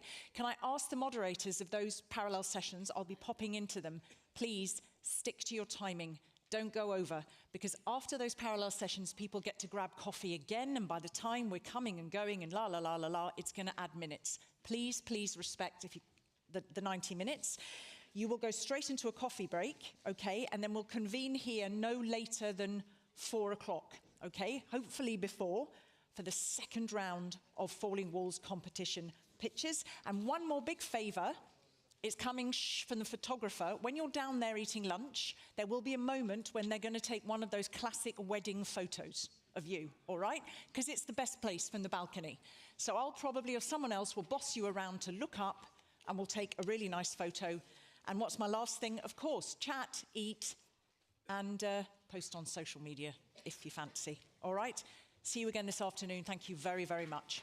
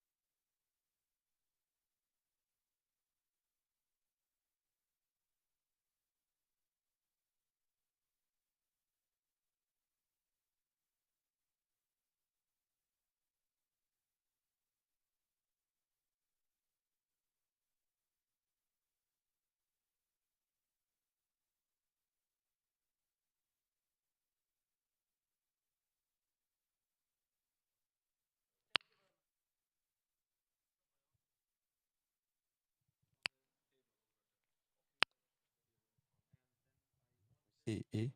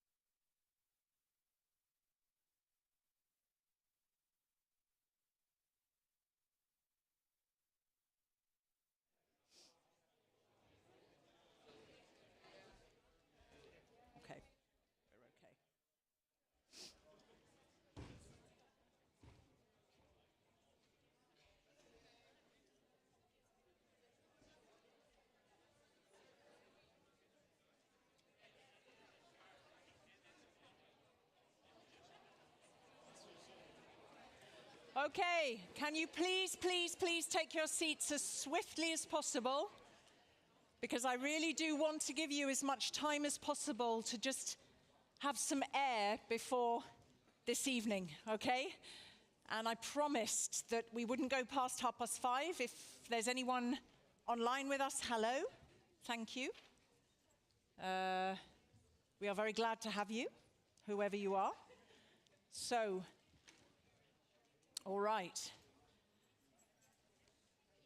We're nearly there. I think there are a few more people to come up. Thank you very much for allowing me to be bossy. But that way we can stick to time.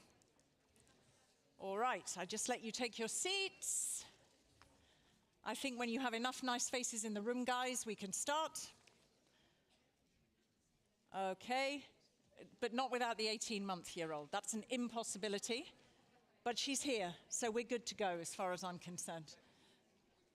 Yeah, she's the most important person in this room for me. I don't know her name. What's her name? Oh, Louise.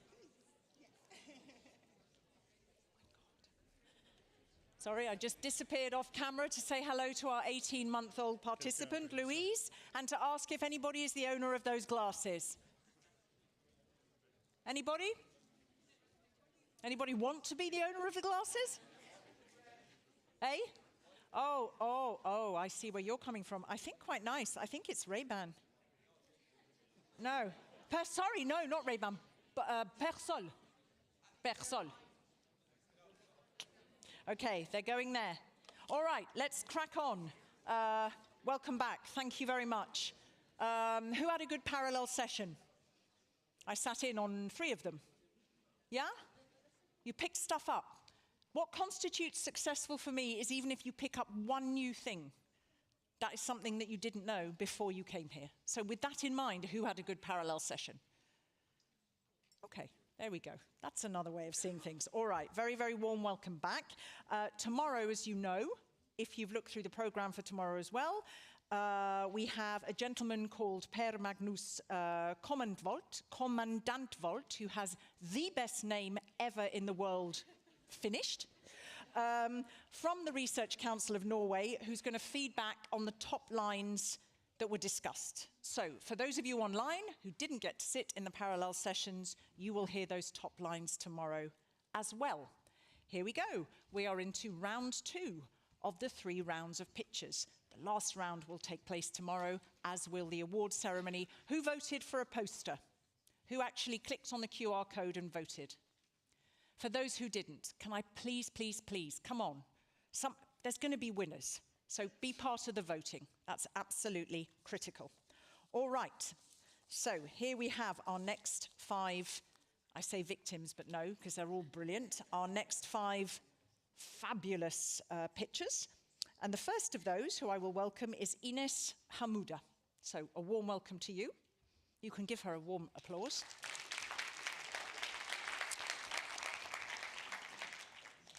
You are all equipped? Yeah. You ready? Nice deep breath? All right, so 3, 2, 1, go. Right now, there is one heart attack happening every 40 seconds in the world as a final consequence of cardiovascular diseases, which takes more than 18 million of lives each year. Cardiovascular diseases may happen as a natural process of the aging of our cardiac tissues, but may be accelerated depending on our lifestyle conditions. With the air we breathe, the food we eat, or what we smoke, may have a toxic agent inducing an external stress to our cells. Cells get attacked with free radicals and then cannot be regulated anymore properly and started to die. Similarly to a fruit, with time, it gets oxidized, and also depending on the storage condition, and we cannot eat anymore, and we have to replace it. Today, the unique solutions toward cardiovascular diseases is heart transplantation. There are no efficient therapies to treat cardiovascular diseases. The main problem is, since we cannot use humans to test therapeutical avenues, animal models are employed. But as you know, there are several limitations. They are very expensive, there are ethical concerns, and also they do not represent the human pathophysiological conditions of our heart. My solution as a scientist is to provide a 3D models of post-infarct tissues based on hydrogels containing human cardiac cells, presenting several oxidative stress conditions in order to mimic various stages of cardiovascular diseases as an alternative to animal models. For that, I am using a plasma jet technology which generates radicals and oxidative stress, the same that we found in our cardiac tissues, but also in our ambient air, into a polymer solution. I am using here the gelatin that we use to prepare a jelly or the panna cotta. I mixed with human cardiac cells, and using a 3D printing technology, we can print a 3D-dimensional model mimicking the same stiffness of our cardiac tissues. And thus, we can provide into a petri dish a model based on human cells and can be specific to patients in order to oxidative stress conditions. I have demonstrated that the plasma jet treatment does not alter the chemistry of the polymer, so we have not cytotoxic agent generated into the solution, and a short plasma treatment time of 1 minute duration generates enough oxidative stress to turn healthy cardiac cells into diseased one. So we can cultivate into a petri dish diseased cardiac tissue. This original and innovative approach can be scaled up toward other diseases. But first, let's break the walls of cardiovascular diseases. Thank you.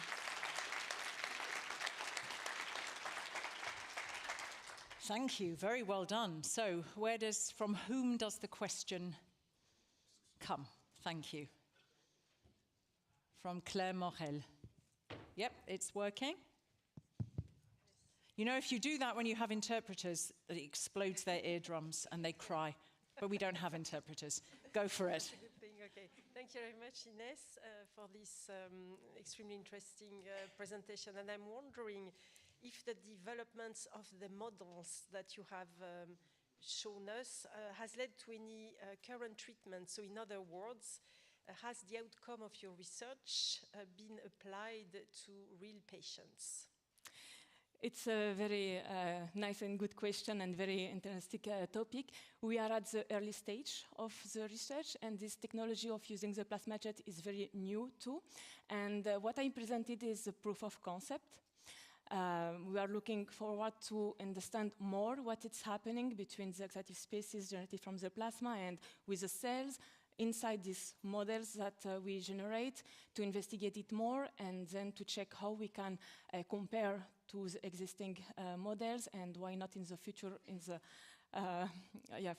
to apply it in real. Thank you. Thank you. Super interesting. Well done. Well done. All right, so there's going to be a few little shenanigans off stage as we're going to switch Madonnas, because everybody's going to have a Madonna for this session. So we have next Gabriele Greco. Warm welcome. Oh, I like that. You can also give a warm applause for this gentleman. Hello. I don't know if you can hear me. Yes. Yeah. Okay, I'll let you take a breath. Are you all good? Yep. Are you ready? So, ready, steady, go. Would you dare to eat a credit card? I don't know about you, but I wouldn't. And yet, recent studies show that every week we unknowingly ingest up to 5 grams of plastics. And 2 of these grams come from the way we dress. Every year, the textile industry releases into the environment 5 million tons of plastics, which end up in our soil, our water, our food. This is caused by the fact that many of the textiles that we use nowadays are made of petroleum-based fibers, whose demand is going to drastically increase in the coming years, also due to our misconduct, such as the fast fashion. We can solve this, first by changing our lifestyle, and second by learning to produce fibers from the most beautiful creatures that live on our planet, spiders. These fascinating animals show us how to develop sustainable materials in 150,000 different ways. Yes, 150,000 are the different types of silk that spiders can produce. each one with different properties and functions. Some spiders use silk to build catapults or traps that can catch prey 1,000 times heavier than them.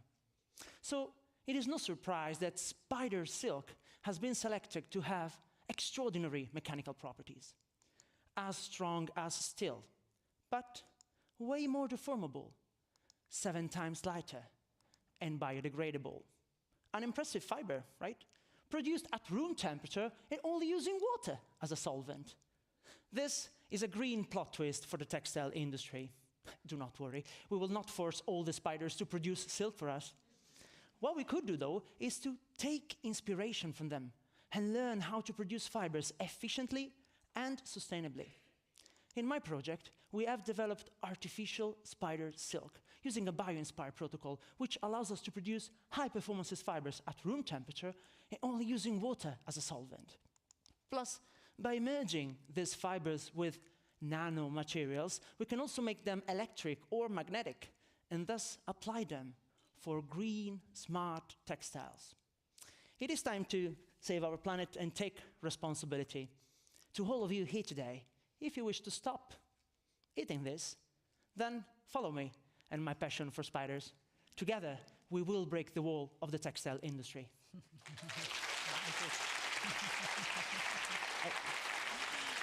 Very good. Who will never look at a humble spider in the same way again? Actually, that didn't look like a very humble spider. That looked like a terrifying spider. So, hello? Where is the question coming from? Yes, thanks, Gabriele, for the nice speech. Looks like a very promising material, but I have a question. What kinds of measures would be needed to promote these kinds of fabrics and materials? Not only the use, but also the acceptance among retailers and consumers, and also at what level this should be implemented, if at the governmental level or company level, what do you think? First, prices. Now we are quite there with the quantities. Now this is just a short sample. And we are really good in producing a lot of it, which, as everyone knows, if you can produce a lot of it, then the prices will go down. Of course, at the moment, nobody can afford a $1 million ties, right? So, but this is the first big challenge, to lower the price. Second big challenge is to convince that this material, convince the user first, that there's an ethical choice. Because if you wear textiles that are made with Decalin and super harsh solvents that will pollute our environment or disperse plastics, this is, of course, a self-awareness ethical choice. So that is the first thing.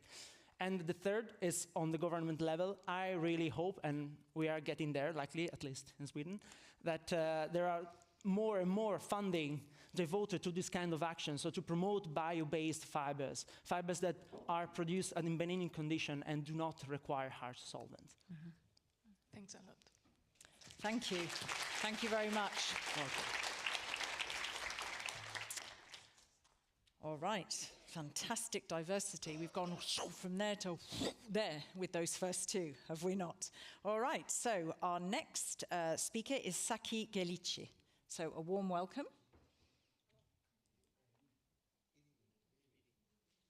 Sorry? Oh, Irini's next. Okay, sorry, I have it the other way around. Then that's my bad. Irini Furtsi. Furtsi. Okay, so Irini, you're next. My apologies. Come, please. It's the standard. Thank you. So, you're ready? Yes. So, 3, 2, 1, go. This is not a presentation. It's my morning beauty routine. Hang on. You haven't started the clock yet. Okay. Oh, bless you. Okay. Can you restart the clock now? Because then that's not fair. Hang on a minute. Ready. 3, 2, 1, go. It's not a presentation. It's my morning beauty routine. I'm talking about toothpaste smiles, makeup magic, sunscreen superheroes, deodorant armor, chewing gums. My father, on the other hand, a simple man, goes straight to work. He creates sacred icons using powder-based formulations. What's the link between baby Jesus, my morning routine, and many other industrial sectors is titanium dioxide nanoparticles, aka nanotitania, highly functional, white, stable, non-toxic, hold that thought. There is a war going on between the European Commission and the industry. You see, nanotitania is a suspected carcinogen if you inhale it and is banned from the food industry. Meanwhile, the pharma and cosmetics are facing some challenges. But the industry has conflicting opinions. They went to the European Court of Justice and said no. And this led to an appeal from the European Commission. Now this is a rare clash of titans. What's the root cause of all of this? It's the lack of harmonized protocols, but also the nature of the particles itself. You see, nanoparticles are like living organisms. They morph depending on the environment that you place them. And unlocking these mysteries is the key to reliable conclusions. Now, all of this has led to enigmatic results, to say the least. We're talking about a lot of studies. So, if we gather all the data, with about 100 rows per data per study, we're talking about 6 million rows of safety knowledge. With every byte collected, we are a step closer in unlocking patterns in sporadic data like never before. But how do we merge data from different protocols? Imagine a driverless car. The car is trained to self-drive by using machine learning with sporadic different driving scenarios, which with the machine learning then unifies into one driving proficiency. In the same way, we're going to merge the studies into one nano-safe titania in a nano simulator. Then we're going to go quickly in the lab in the point zero of innovation, which is the synthesis of materials, to taste our approach and to validate it. And once we validate it, we're going to rank the materials based on their safety.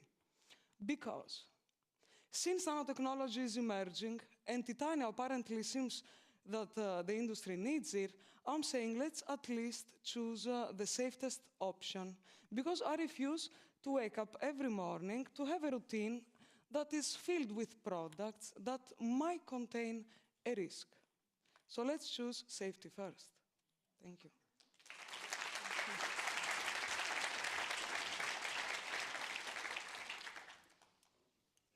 Over to the jury. Yeah, yes. Thank you. Thank you, Evini, for the very nice speech and presentation. As you indicated clearly in your talk, there is quite some discussion going on about this topic.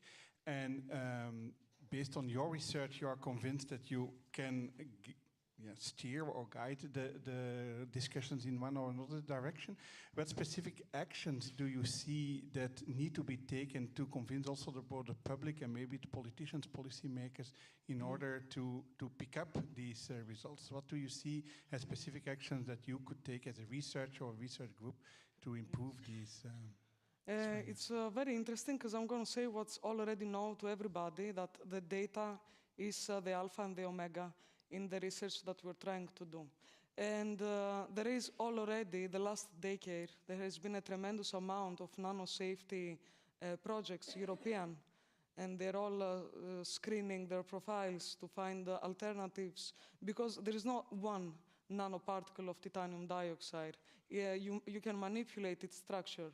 But how we can raise awareness is maybe to tell the consumers that there are things in your products that, and there is this war going on and you're not aware of it. Now, I don't want to make anyone be afraid, but in France, they did 5 years review studies where they picked products from the supermarkets, and they realized that a lot of them did not even label that they're using this compound in the products. So I think by raising awareness, we can create, to push a bit on the creation of data sets to become public maybe. So we researchers can also help with the decision making. Thank you. Thank you. Thank you very much. Thank you. All right, I'm allowed to introduce you now, right, aren't I? Okay, so it is now, of course, Saki Gelici or Gelici? Oh, everybody's always so kind to me and says, oh, that'll do. That's an approximation, Katrina. We're okay with that. It's very kind. Oh, props, more props. All right. So. I think you should get a round of applause for all your prop handling. Okay. Come. Okay, right. Deep breath. Yep. All good? Yep. Ready to rock and roll? So, Yeah. 3, 2, 1, go. The rising population of vegans and vegetarians is evident. Oh, where is my this? Okay, a prime example is my beloved wife, Mona, who is hiding something that I call the green capsule. I will explain a bit later what it is. Vegans and vegetarians benefit from their plant-based lifestyles in many ways, but they also face challenges. One of the critical challenges they face is the deficiency of omega-3 fatty acids, which might cause severe health conditions, such as skin irritation, dry eye, joint pain, even cardiovascular issues, brain dysfunction, cancer, and mental disorders, such as ADHD and depression.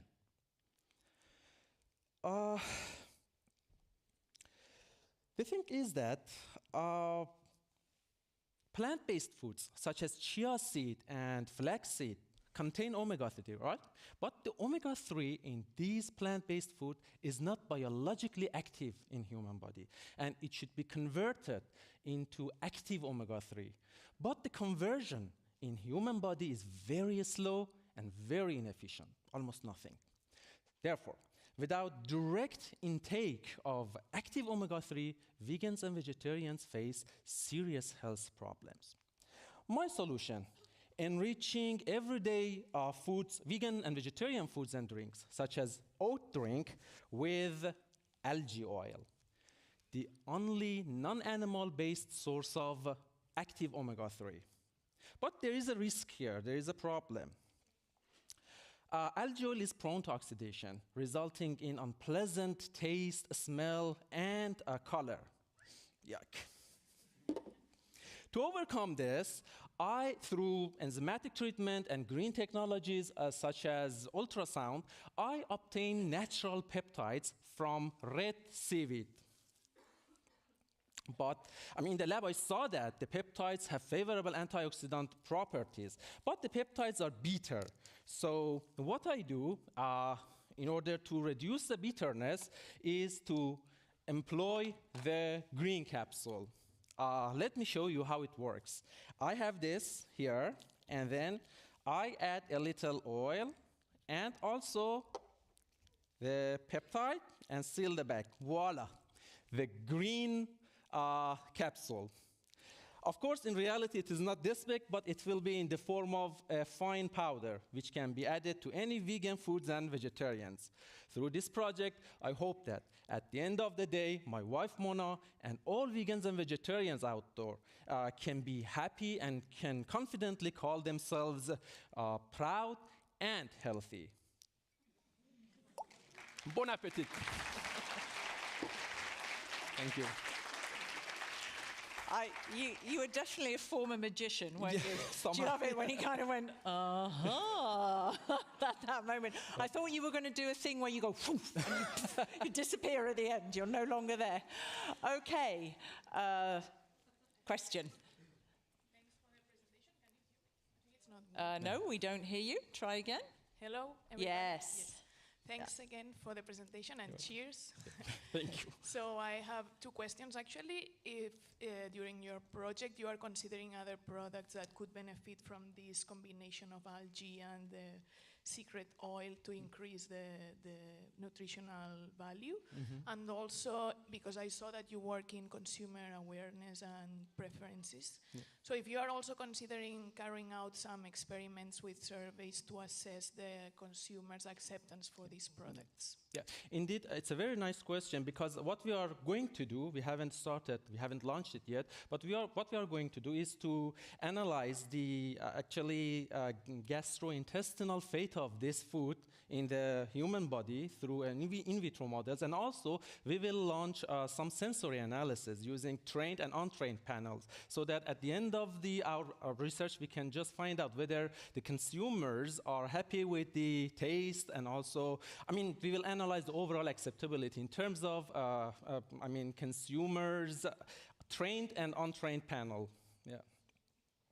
And other products that could benefit besides oat milk? Yeah, I mean, literally this technology, by using this technology, you can enrich any kind of vegan or vegetarian or even non-vegetarian foods, because it is a powder with a capsule, with the oil and the bodyguard peptide in it, so you can easily add into the formulation of any kinds of foods. Thanks a lot. You're welcome. Thank you. Now you're allowed to go poof and disappear. Thank you. Thank you very much. Thank you. All right. So that's there if our last person needs it. Okay. So our last speaker today is Lucia Doyle. So warm welcome to you. Do you need that one? That is it. For the slides, right? For the slides. Yeah. There, for your next. All right. Thank you. So I will give you a moment while we set up the clock. Deep breath. All good? Ready to rock and roll? Ready. So we say 3, 2, 1, go. Thank you. Humans are curious, ingenious, ambitious creatures. We want to harvest energy from the wind, choose which location on the planet to live in, yet visit our parents twice a year. We want to go to Mars. The technologies that allow us to realize these ambitions require materials that are extremely lightweight and strong and tough, all this under multi-axial loads, and provide thermal and acoustic insulation and be extremely reliable. We need the ultimate, unbreakable materials. And we, engineers, we deliver. Aeroplanes, wind blades, they're made out of composite materials, composite, complex mixtures to deliver all those functions, hard to separate, hard to recycle. We can no longer afford to produce materials that are born to be landfilled. So maybe it is time to say, fellow humans, we made it so far. It is time to downscale our energy consumption, our traveling, our expectations. Or maybe it is time to design different. What if we achieve complex functionality through complex microstructures of a single material? I am working in combining physical foaming and 3D printing of high-performance PEEK thermoplastic. PEEK, as a base material, has mechanical properties which can compete with metals, yet is easily recycled through melting and reprocessing. So far, we could produce lightweight materials through foaming. We can have micropores, but cannot really control the shape or geometry. 3D printing has opened up huge possibilities through geometry control. So by combining both, we can produce ultra-lightweight parts, and through controlling the size and geometry of the microstructure, we can tailor and tune for specific loads, specific noise frequency, specific heat transfer, all the functions with just one material. Because, yes, we want to go to Mars, but not because our planet is full of trash, but because we humans want to understand the origin of life and then return back home. And our materials should return back to the economy as well. Thank you.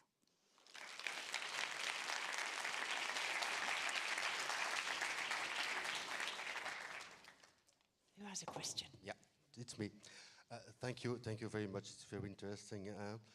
As you mentioned, materials, and we're talking about raw materials, new materials, light-weighting materials. So just hold it here a little bit so we can hear you. Thank you. They are very high on the agenda of the European policy.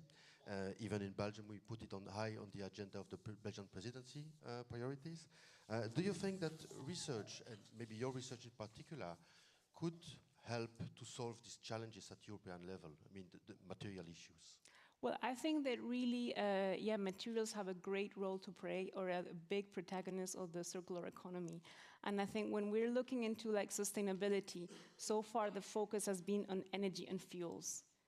No? And then we have this paradox. Okay, we have renewable energy, but what is with that infrastructure? And now, yes, I think material research has a lot to say and a lot of problems to solve. And I think we can do it. And I'll give you an example. A couple of decades ago, the big problem, environmental problem, was the hole in the ozone layer. And that was because of those CFCs used in our fridges. And we made the decision and we fixed that problem. And we all still have a fridge at home. It's not that we dumped the fridges and went back to salt and pepper. We all have a fridge, we just changed the material. We don't use that gas anymore. We did some research and development and find a replacement. And I think that's what we have to do for every case. Thank you. Thank you. Thank you. Well done. Thank you so much. Thank you. Okay. I think you will all agree, and what's always fascinating to me, 5 brilliant, very different ways of presenting, but all equally charming and equally impactful, all very different. So great diversity there. I need you to vote. Now, don't forget that the jury is weighted mostly towards what's breakthrough, what's innovative. That was 50%, wasn't it? 40% is also, is it hitting the target? What's going to be that impact? Who will benefit? And then there was the 10%, which is the presentation. So have a think about that when you vote. I think if we can put up the QR code, then you can all make your choice. There it is. So just take a moment to make your choice. I'll just give you some time. Oh, sorry. Am I in your way? You all right? My big head in the way. There you go. So put your hand up when you're done. Who's done? Who's voted? Who's the best kid in school? Some people can't scan it. Why would that be that some can't and some can? Oh, don't ask me. I'm a complete technophobe. You need to ask one of these good people here. No? You want to? All good? Were you trying to throw the votes there? Was that vote throwing? Okay, tell me if you need more time. Put your hand up if you still need more time. Okay, take your time then, these last few people.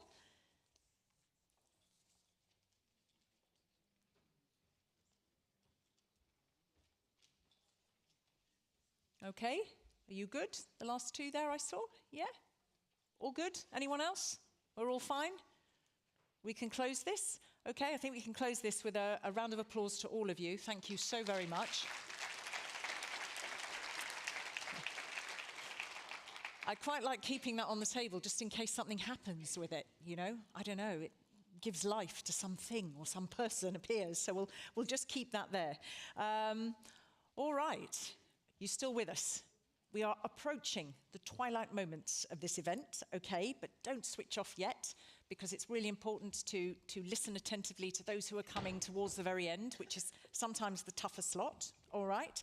So the first of the last two speakers joins us online. He's the only remote speaker, and he works at the OECD as a senior policy analyst, science, technology, and information, and is also the lead coordinator of the OECD Global Science Forum. He has a splendid name, Carthage Smith. It sounds like it should be at the heart of a John Grisham novel, I think, or a James Bond. It's fabulous.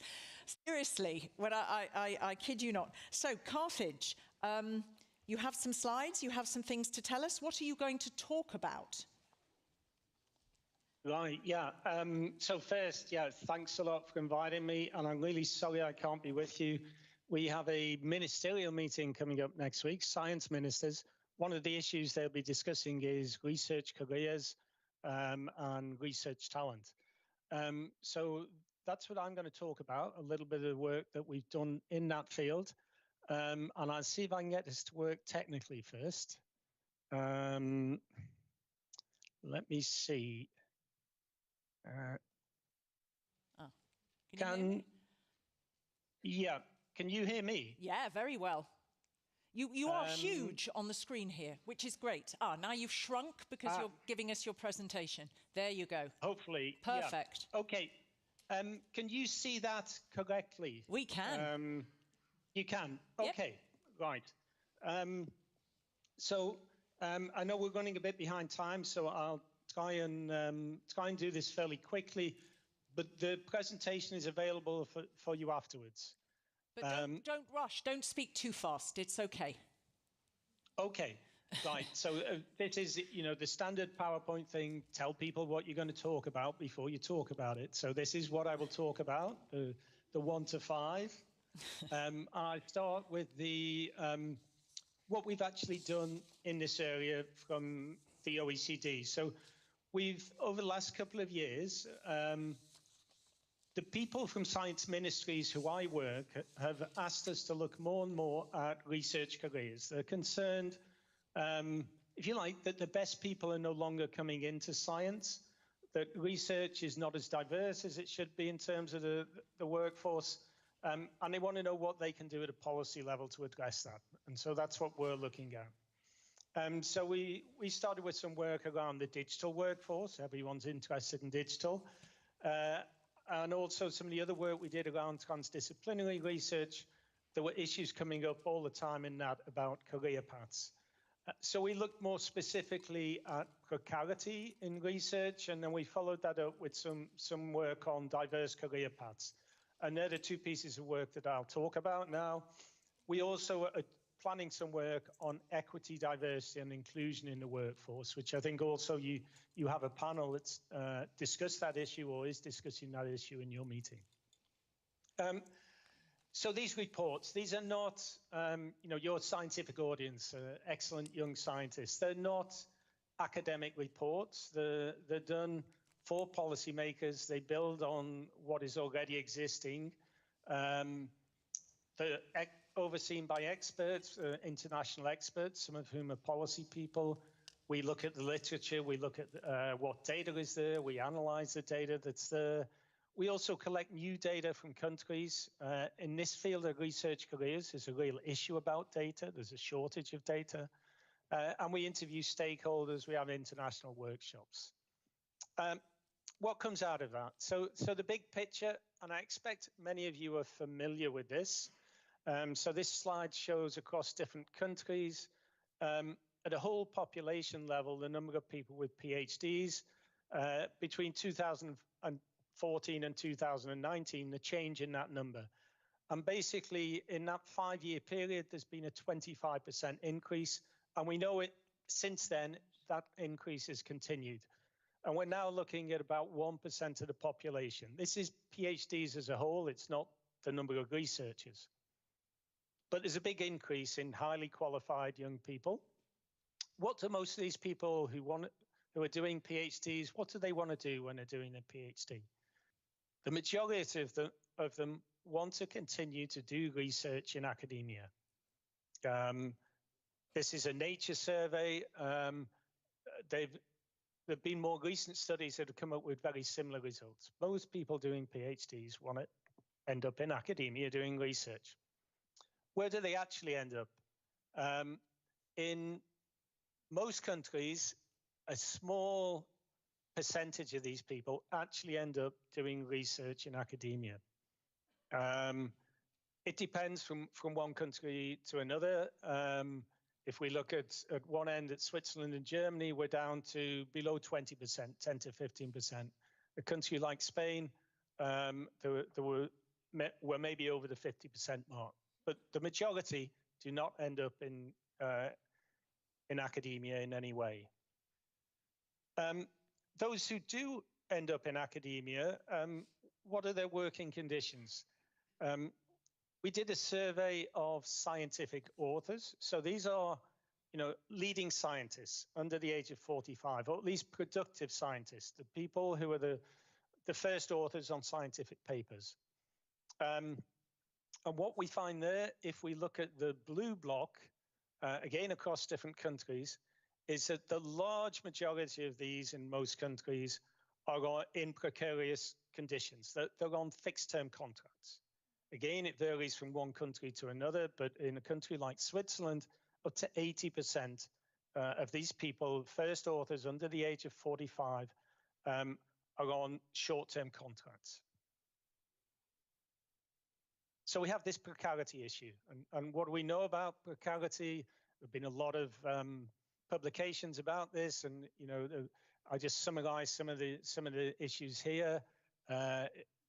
Obviously, it affects the well-being of researchers and extreme cases, the mental health and even the suicide rates. And there's quite a lot of evidence around that now. It clearly decreases the attractiveness of research as a career choice. What we hear from nearly all the people we interviewed is they are concerned that the best people are choosing not to go into research, either not to do PhDs at all, or once they've done a PhD to get out quickly. It also obviously has an effect in terms of gender equality and diversity more broadly. And ultimately, it also affects research choices. So if you do want to succeed in a precarious system, you choose something where you're sure you can publish within your 2 or 3 years of doing a PhD or postdoc. You don't take risks. You don't make choices where you'll have to work long term before you get the results. You basically want to know the results before you do the research. There are lots of different perspectives around this, and I'll just put these up. I won't have time to go through them, but we hear from funders, you know, everyone is kind of blaming each other to some extent, and everyone is partly responsible. So I have different perspectives from funders, employers, the policymakers, the young researchers themselves. And you'll see this on the slides if you want to look in more detail afterwards. But some of these comments were really quite striking. The challenges and causes, I'll spend a little bit longer on this. Again, for this group, I expect you're familiar with many of these issues. So the postdoc, the permadoc phenomenon, what we see is people are on repeated short-term contracts. The career structures are outdated, which reflects that. So there's no way to accommodate these short-term contracts and convert them into longer-term contracts. We have this very unstructured postdoctoral phase of basically a kind of mercenary workforce that is whizzing around the world for different posts and repeated posts and no clear career paths. They're dependent on senior researchers in many cases for the funding, for the guidance. There's a lack of diversity. We still think in terms of disciplines and publications. And actually, we want and ask much more of our research workforce now, but we don't necessarily value that. Late selection criteria for those who are to stay. A lack of intersectoral mobility. Once you leave academia, it's very hard to come back. You have a gap in your CV, you haven't published, that's it, you're no longer a researcher. Compatibility with family life, obviously that affects ladies more than men, but also it affects men. The stage where you have to be productive in research to get a permanent post often coincides with the stage where you want to start a family for many people. International mobility issues, which work both ways. International mobility is a great opportunity for many people at the postdoc phase, but also in some countries it means you lose your social networks back home and it's difficult to come back. Human resource management within institutions, particularly for postdocs, is often underdeveloped. It's getting better for PhD students. Often there is now career guidance and even PhD offices, but postdocs are kind of left on their own. And the result is the academic career is really becoming less attractive for many people. And the problem from a policy perspective is we actually have a poor quantitative evidence base for all of this. It's not anecdote, it's well researched, there's a lot of evidence about these challenges and issues, but we don't have numbers in many cases. And certainly when it comes to issues around equity, diversity, there's a real challenge with the data. So what can we do about this? So in this report on precarity, we identified 9 policy areas for policy action. And I think for this audience, these are probably intuitively logical areas where things should be done, but they're also built on what countries are already doing, and we give some options, more detailed options under each of these. So we need to look at the working conditions, and I'll go into that in a bit more detail. We need to think about how we can offer broader professional development for multiple career options, both within and beyond academia. We need to address the EDI issues. Really important, and I know you have you're discussing that issue, is the link between research assessment, funding, human resource management, and policy objectives. So they're not aligned. The way we measure research, the way we incentivize it, is not aligned with all the things that we expect to come out of research. We need to address human resource management. We need to think about intersectoral mobility, as I say, not just out of researchers, out of academia, but also into academia, more of a revolving door than a one-way door. International mobility and the challenges around that, and how can we make that smoother and easier, and perhaps not necessarily obligatory as it almost is at the moment.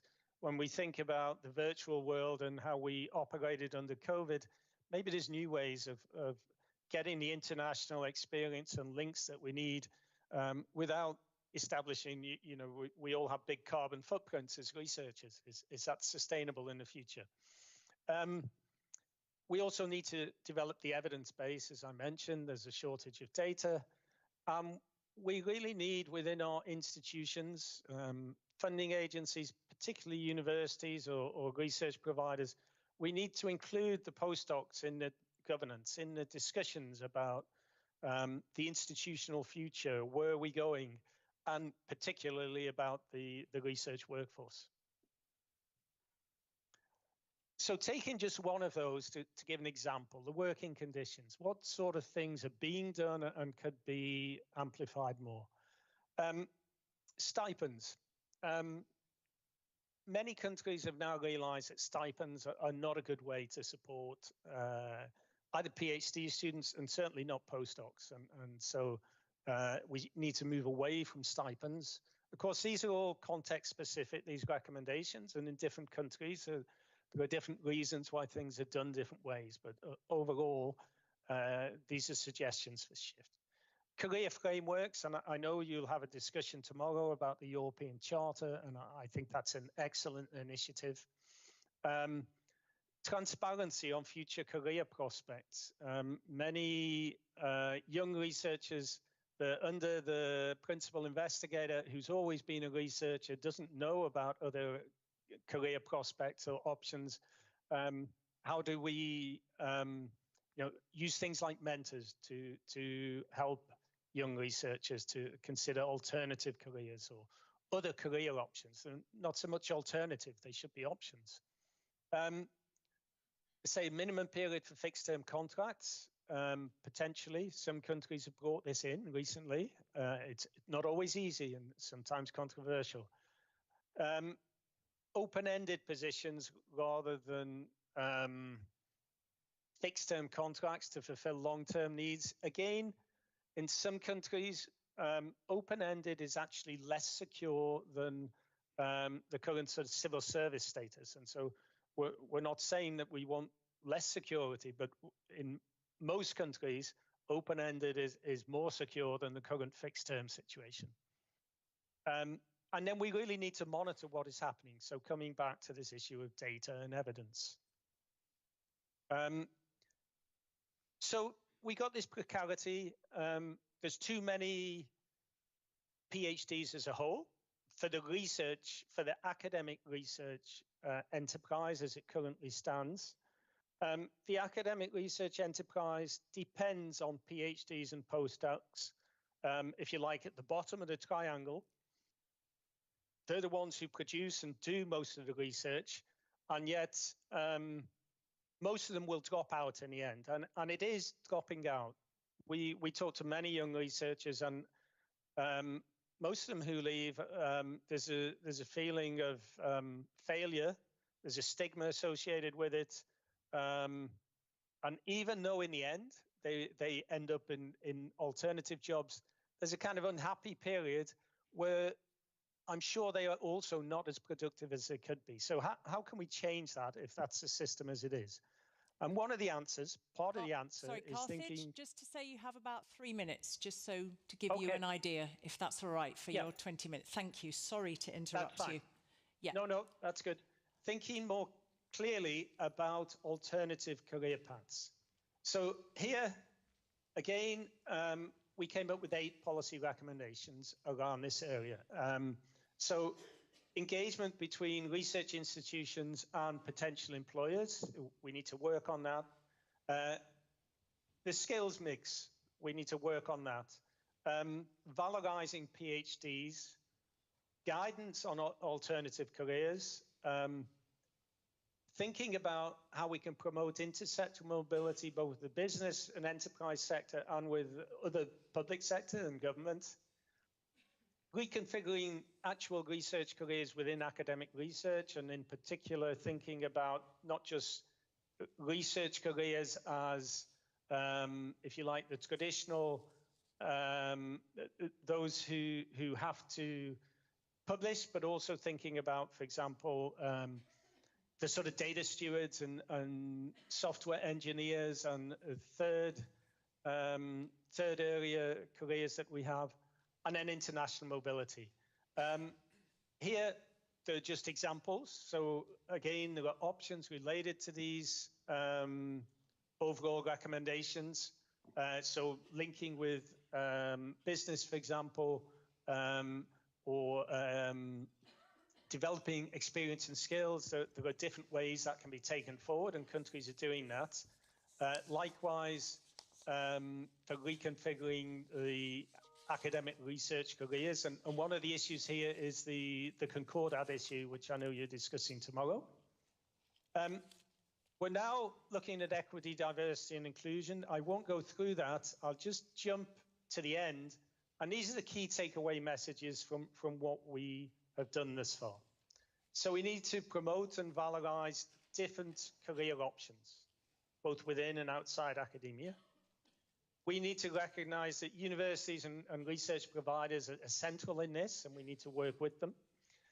Policy mandates and incentives shape institutional behavior. So we all need to work together, the funders, the policymakers, and the employers. We need systematically collected data so that we have the evidence, both for individuals to make decisions and also for good policy making. And as I say, we need to work together. Okay. I'll finish there. Oh, thank you. Thank you. Sorry, was that 20 minutes or was that? No, you were 20, 21. Hey, who's counting? Well, I'm always counting, but it's okay. Thank you. Super. Was that interesting for people? Would that be just raise your hands if that would be a useful slide deck for you to, there you go. Can you see the room, Carthage? Then you can see the number of raised hands. Yeah? Yeah, I can. And I see that many people have politely raised their hands. Come on, don't be too humble. So just the one obvious question, and I could have loads, and I won't open it to the floor, but maybe if with your blessing, I'm not saying you'll be inundated, if people do want to contact you, they can do so, if they have a specific question. In that, just going back to the slide where you had all of the comments, and you said, I think you used the word, there were some quite striking comments, and I think you said, there's one sort of group of stakeholders that's, very pointing the finger at the other, and you've got others, and then at the end you're saying, and absolutely, you've all got to work together, and everybody's got to play their part. We touched upon this in the round table, but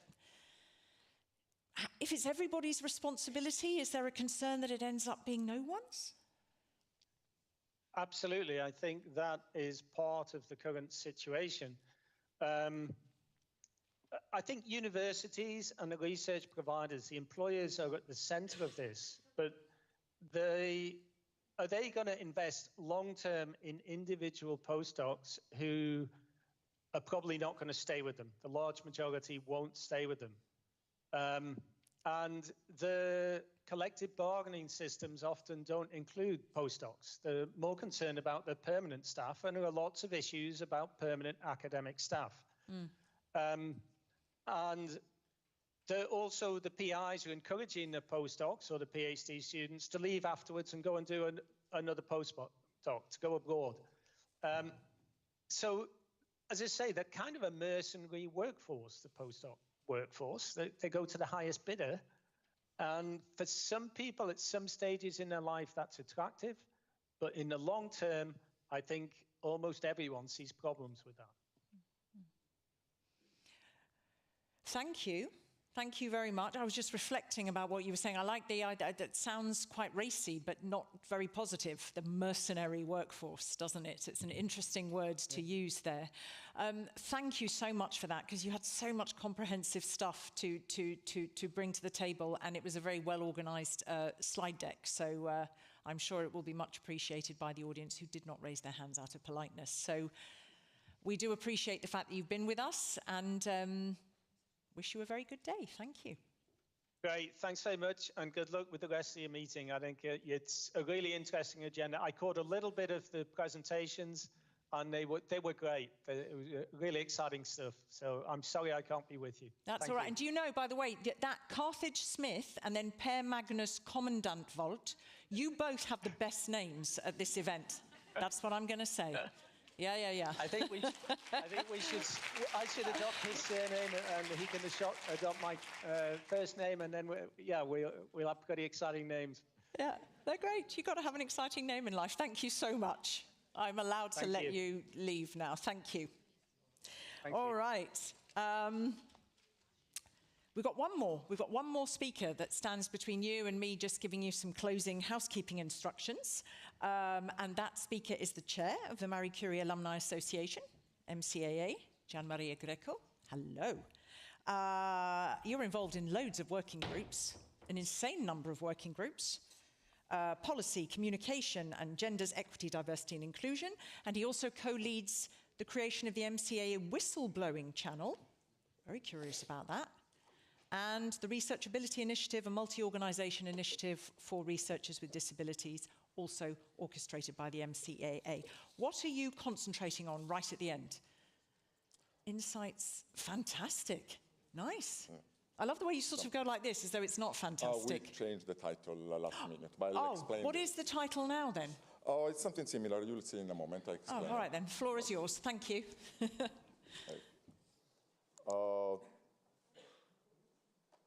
Where is the presentation? Yeah. So good afternoon, and the topic of this, let me start the clock. The topic of this year, Marie Curie Conference, Research Careers, is a very wide topic, but it goes straight to the core of some of our values as the Marie Curie Alumni Association. Indeed, the career development is one of our pillars, official pillars. And for these reasons, also because the association has been promoting several initiatives on this topic, Fernanda Bajanca and I, respectively the former and the current chair of the association, have thought of looking at some data and think about providing some recommendations. Now, what data? Every 2 years, we run a major survey. The current survey is still ongoing, so the data you will see is very preliminary. And this year also is our 10th anniversary. So putting together that preliminary data and the 10 years of experience from all the, our alumni, our members, which are over 20,000 former or current Marie Skłodowska-Curie fellows. The idea is to start to think about some recommendations. Now, you'll see that our recommendation won't be that new, especially we heard this morning most of those things from the same topics from Sebastian in the overview of the researchers framework, or in the very last, the last speech, the one that we just attended. but we will try to contextualize them within, whenever possible, within the MSCA Marie Skłodowska-Curie Actions Program. So, and we will use the title of some of the sessions that we have today as a kind of guide. So when it comes to examining the effect of the Marie Skłodowska-Curie measures targeted to the non-academic sector,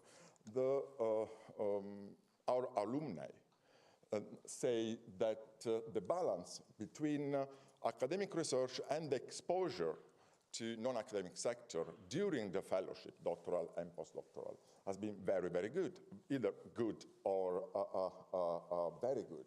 So highly positive in a way. And they also say that this part of is also due to the fact that the MSCA fellowship has improved their own career or their aspirations. And it made possible to look at new career directions.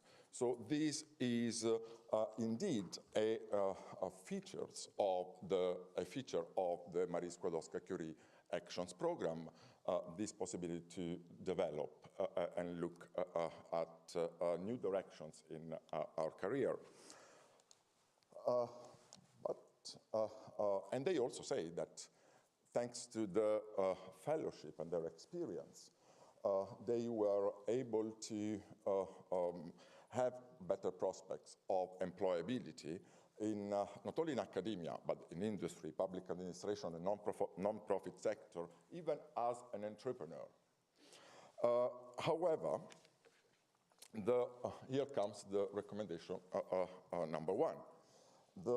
We think that it's imperative that policymakers, in this case, obviously, in general, but also the Commission, continue to support and invest in initiatives that bridge the gap between academia and industry, and also other sectors.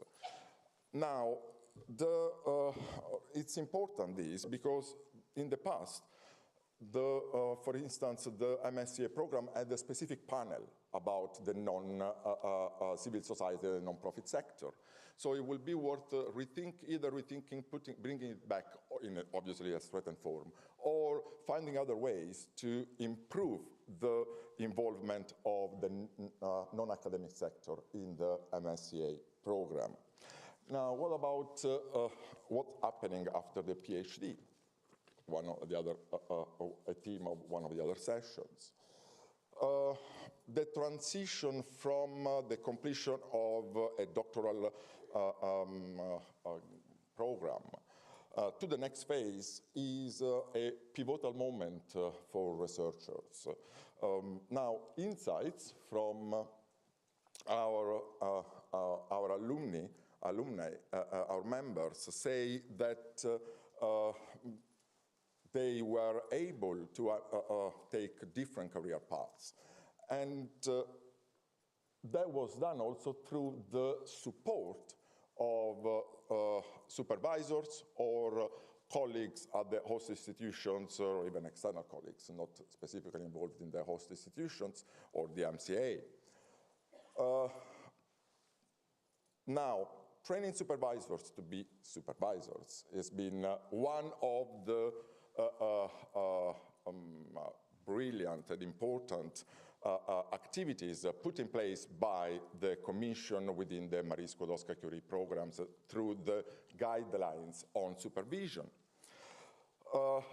But there is also another aspect that, so this is our recommendation, basically we need to address proper mentorship, continue to address and provide proper mentorship and career development programs. And that has already been done through the guidelines on supervision, so we should even promote them more and empower them more. But the Marie Skłodowska-Curie program has a specific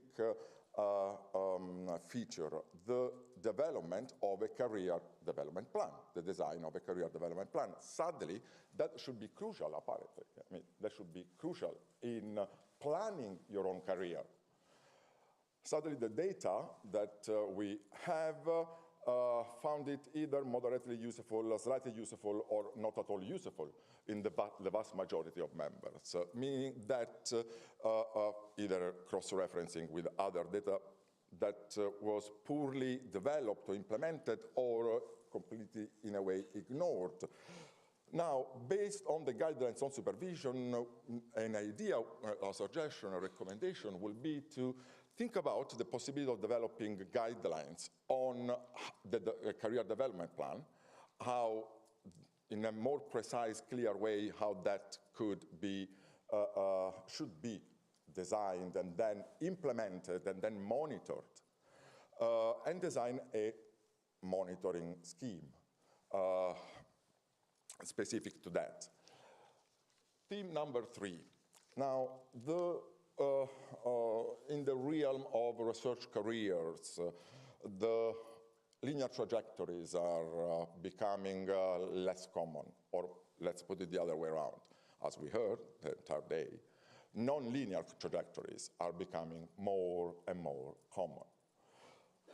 And whether it is because something happened in our own life or a completely different opportunity arise, or just the need of dictated by the job market, non-linear careers are becoming more and more common. But they present challenges, but they are also presenting opportunities, as we heard a bit today. Here comes our 4th recommendation, that policymakers in general, the research community in a wider sense, must recognize and embrace the diversity of career pathways taken by researchers, how diverse they are, and put in place mechanisms. Now, instantiating these within the Marie Skłodowska-Curie Action Program, the program has addressed these, for example, in different ways. For instance, there was a specific panel called the Reintegration Panel, and another panel called Career Restart Panel. I am a Career Restart fellow. Those panels don't exist anymore. And the crucial point through which the Marie Skłodowska-Curie actions were addressing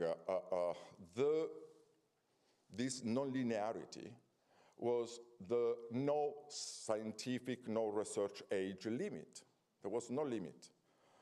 Anyone, doesn't matter if you were at the stage 10 years after your PhD or 20 years or 5, anyone could attend. There was an age limit was introduced recently. We strongly encourage, on the one hand, to rethink about putting back the career restart or integration panel, but especially the taking out the or putting back the no age limit. Finally, we heard today that there are, during the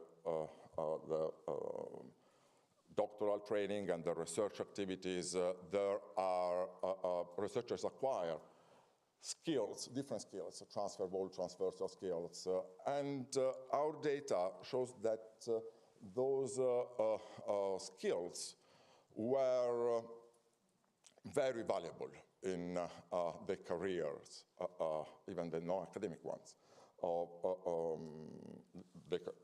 our fellows. I mean, the transversal skills acquired during the Marie Skłodowska-Curie program. This is one of the success points of the program. Now, these skills have an issue, or at least within the research ecosystem in general, that they are sometimes provided in an unstructured, unsystematic way,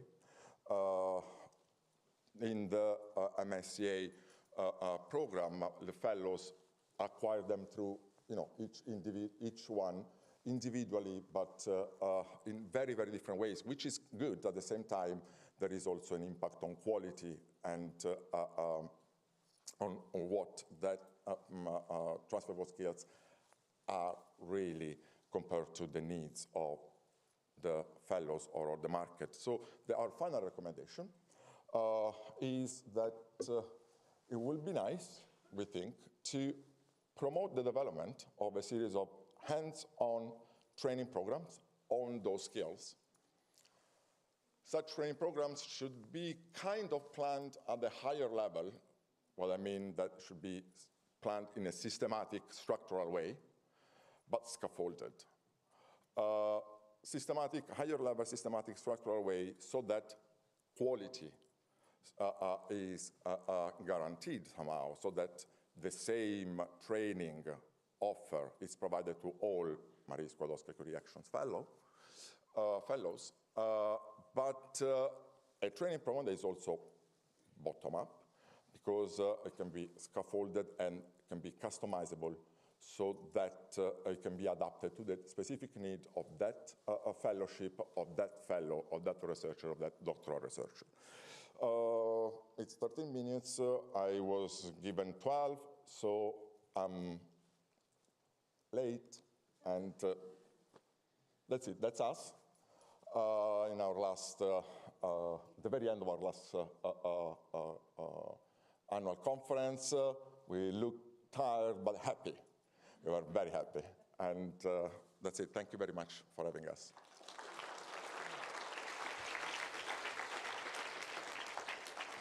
Thank you. Just to satisfy my curiosity, I probably should have checked. What is the whistleblowing channel?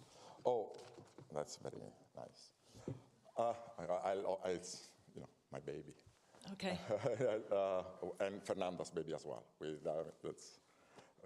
Your joint baby? Yeah, your joint baby. Yeah. It's in real life different. joint? No. Ciao, Fernanda. She's online. She's watching us online. So no. We developed a system specifically addressed to our members, but it's open to any researcher, through which they can report harassment, financial trouble in their own fellowship program or in their research life. And so that has not to be strictly connected with the Marie Skłodowska-Curie Actions program, with their being fellows. They are witnessing something or they are experiencing firsthand. We have an ethics committee. The channel is done in such a way that everything is, if the person reporting it can be completely anonymous, everything is untraceable, or they can put their name and specific details. Then it's a way we felt over the years we received a lot of unofficial complaints. So you formalized it. Now we provided that channel, and there is even this mental health support, if you wish, provided at the very end of the, after filing a report, you have all the information through which we will provide mental health support with mental health professionals. Okay, that's. And then there is an ethics committee that evaluates the case, and depending on the case, then we'll have. And the mental health support sounds critical, because when I heard what Carthage said, the rate of suicide, when I heard what Carthage said in his presentation, I was kind of, whew. Yeah, so absolutely, sorry, only just, I have to say no talking, because I can hear it, sorry. Is there someone talking? Sorry. Okay, just we're nearly at the end. Thank you so much. I was surprised when you said this bit about the career development plan. There seems to work, because it seems so important, but the scores were not so brilliant, were they? The overall scores of the moderately, the not useful at all, and the slightly were outweighing the positive score. So there feels like there can be some good work done there to structure it better. Yeah. Thank you so much. Toughest slot right at the end, but you did splendidly. It's the best slot because everyone is already drinking and light and air and a drink. Warm applause, please. Thank you. Thank you. All right, we're nearly there. Let's see if this last poll works. Let's try and do a last poll. Is Melissa in the room? Or has she disappeared? Can we do that last poll? No? Oh, you are there. I do see you. I thought I'd lost you to the Orient Express. Who went and saw the Orient Express passing through? Good Lord. I never expected to come to this event and see the Orient Express passing through. Can we do that Slido, Melissa? Yep. Do we have it? Okay, just do a quick one. It really is just to say, what do you take away from the end of this first day?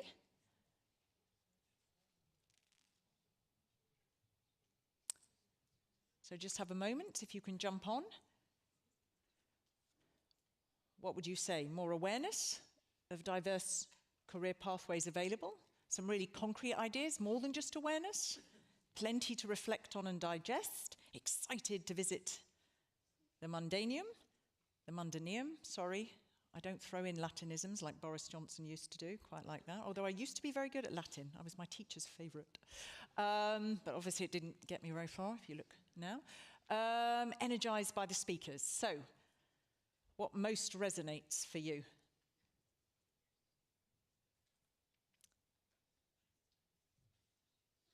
Okay. All right. So less concrete ideas, perhaps the reflections will become concrete. But okay, I think this is a case of reflection, and there's a lot of information that came today, but certainly more awareness, what sorts of options, and that was something that some of you, did put your hands up. There is a certain lack of awareness there of what is possible.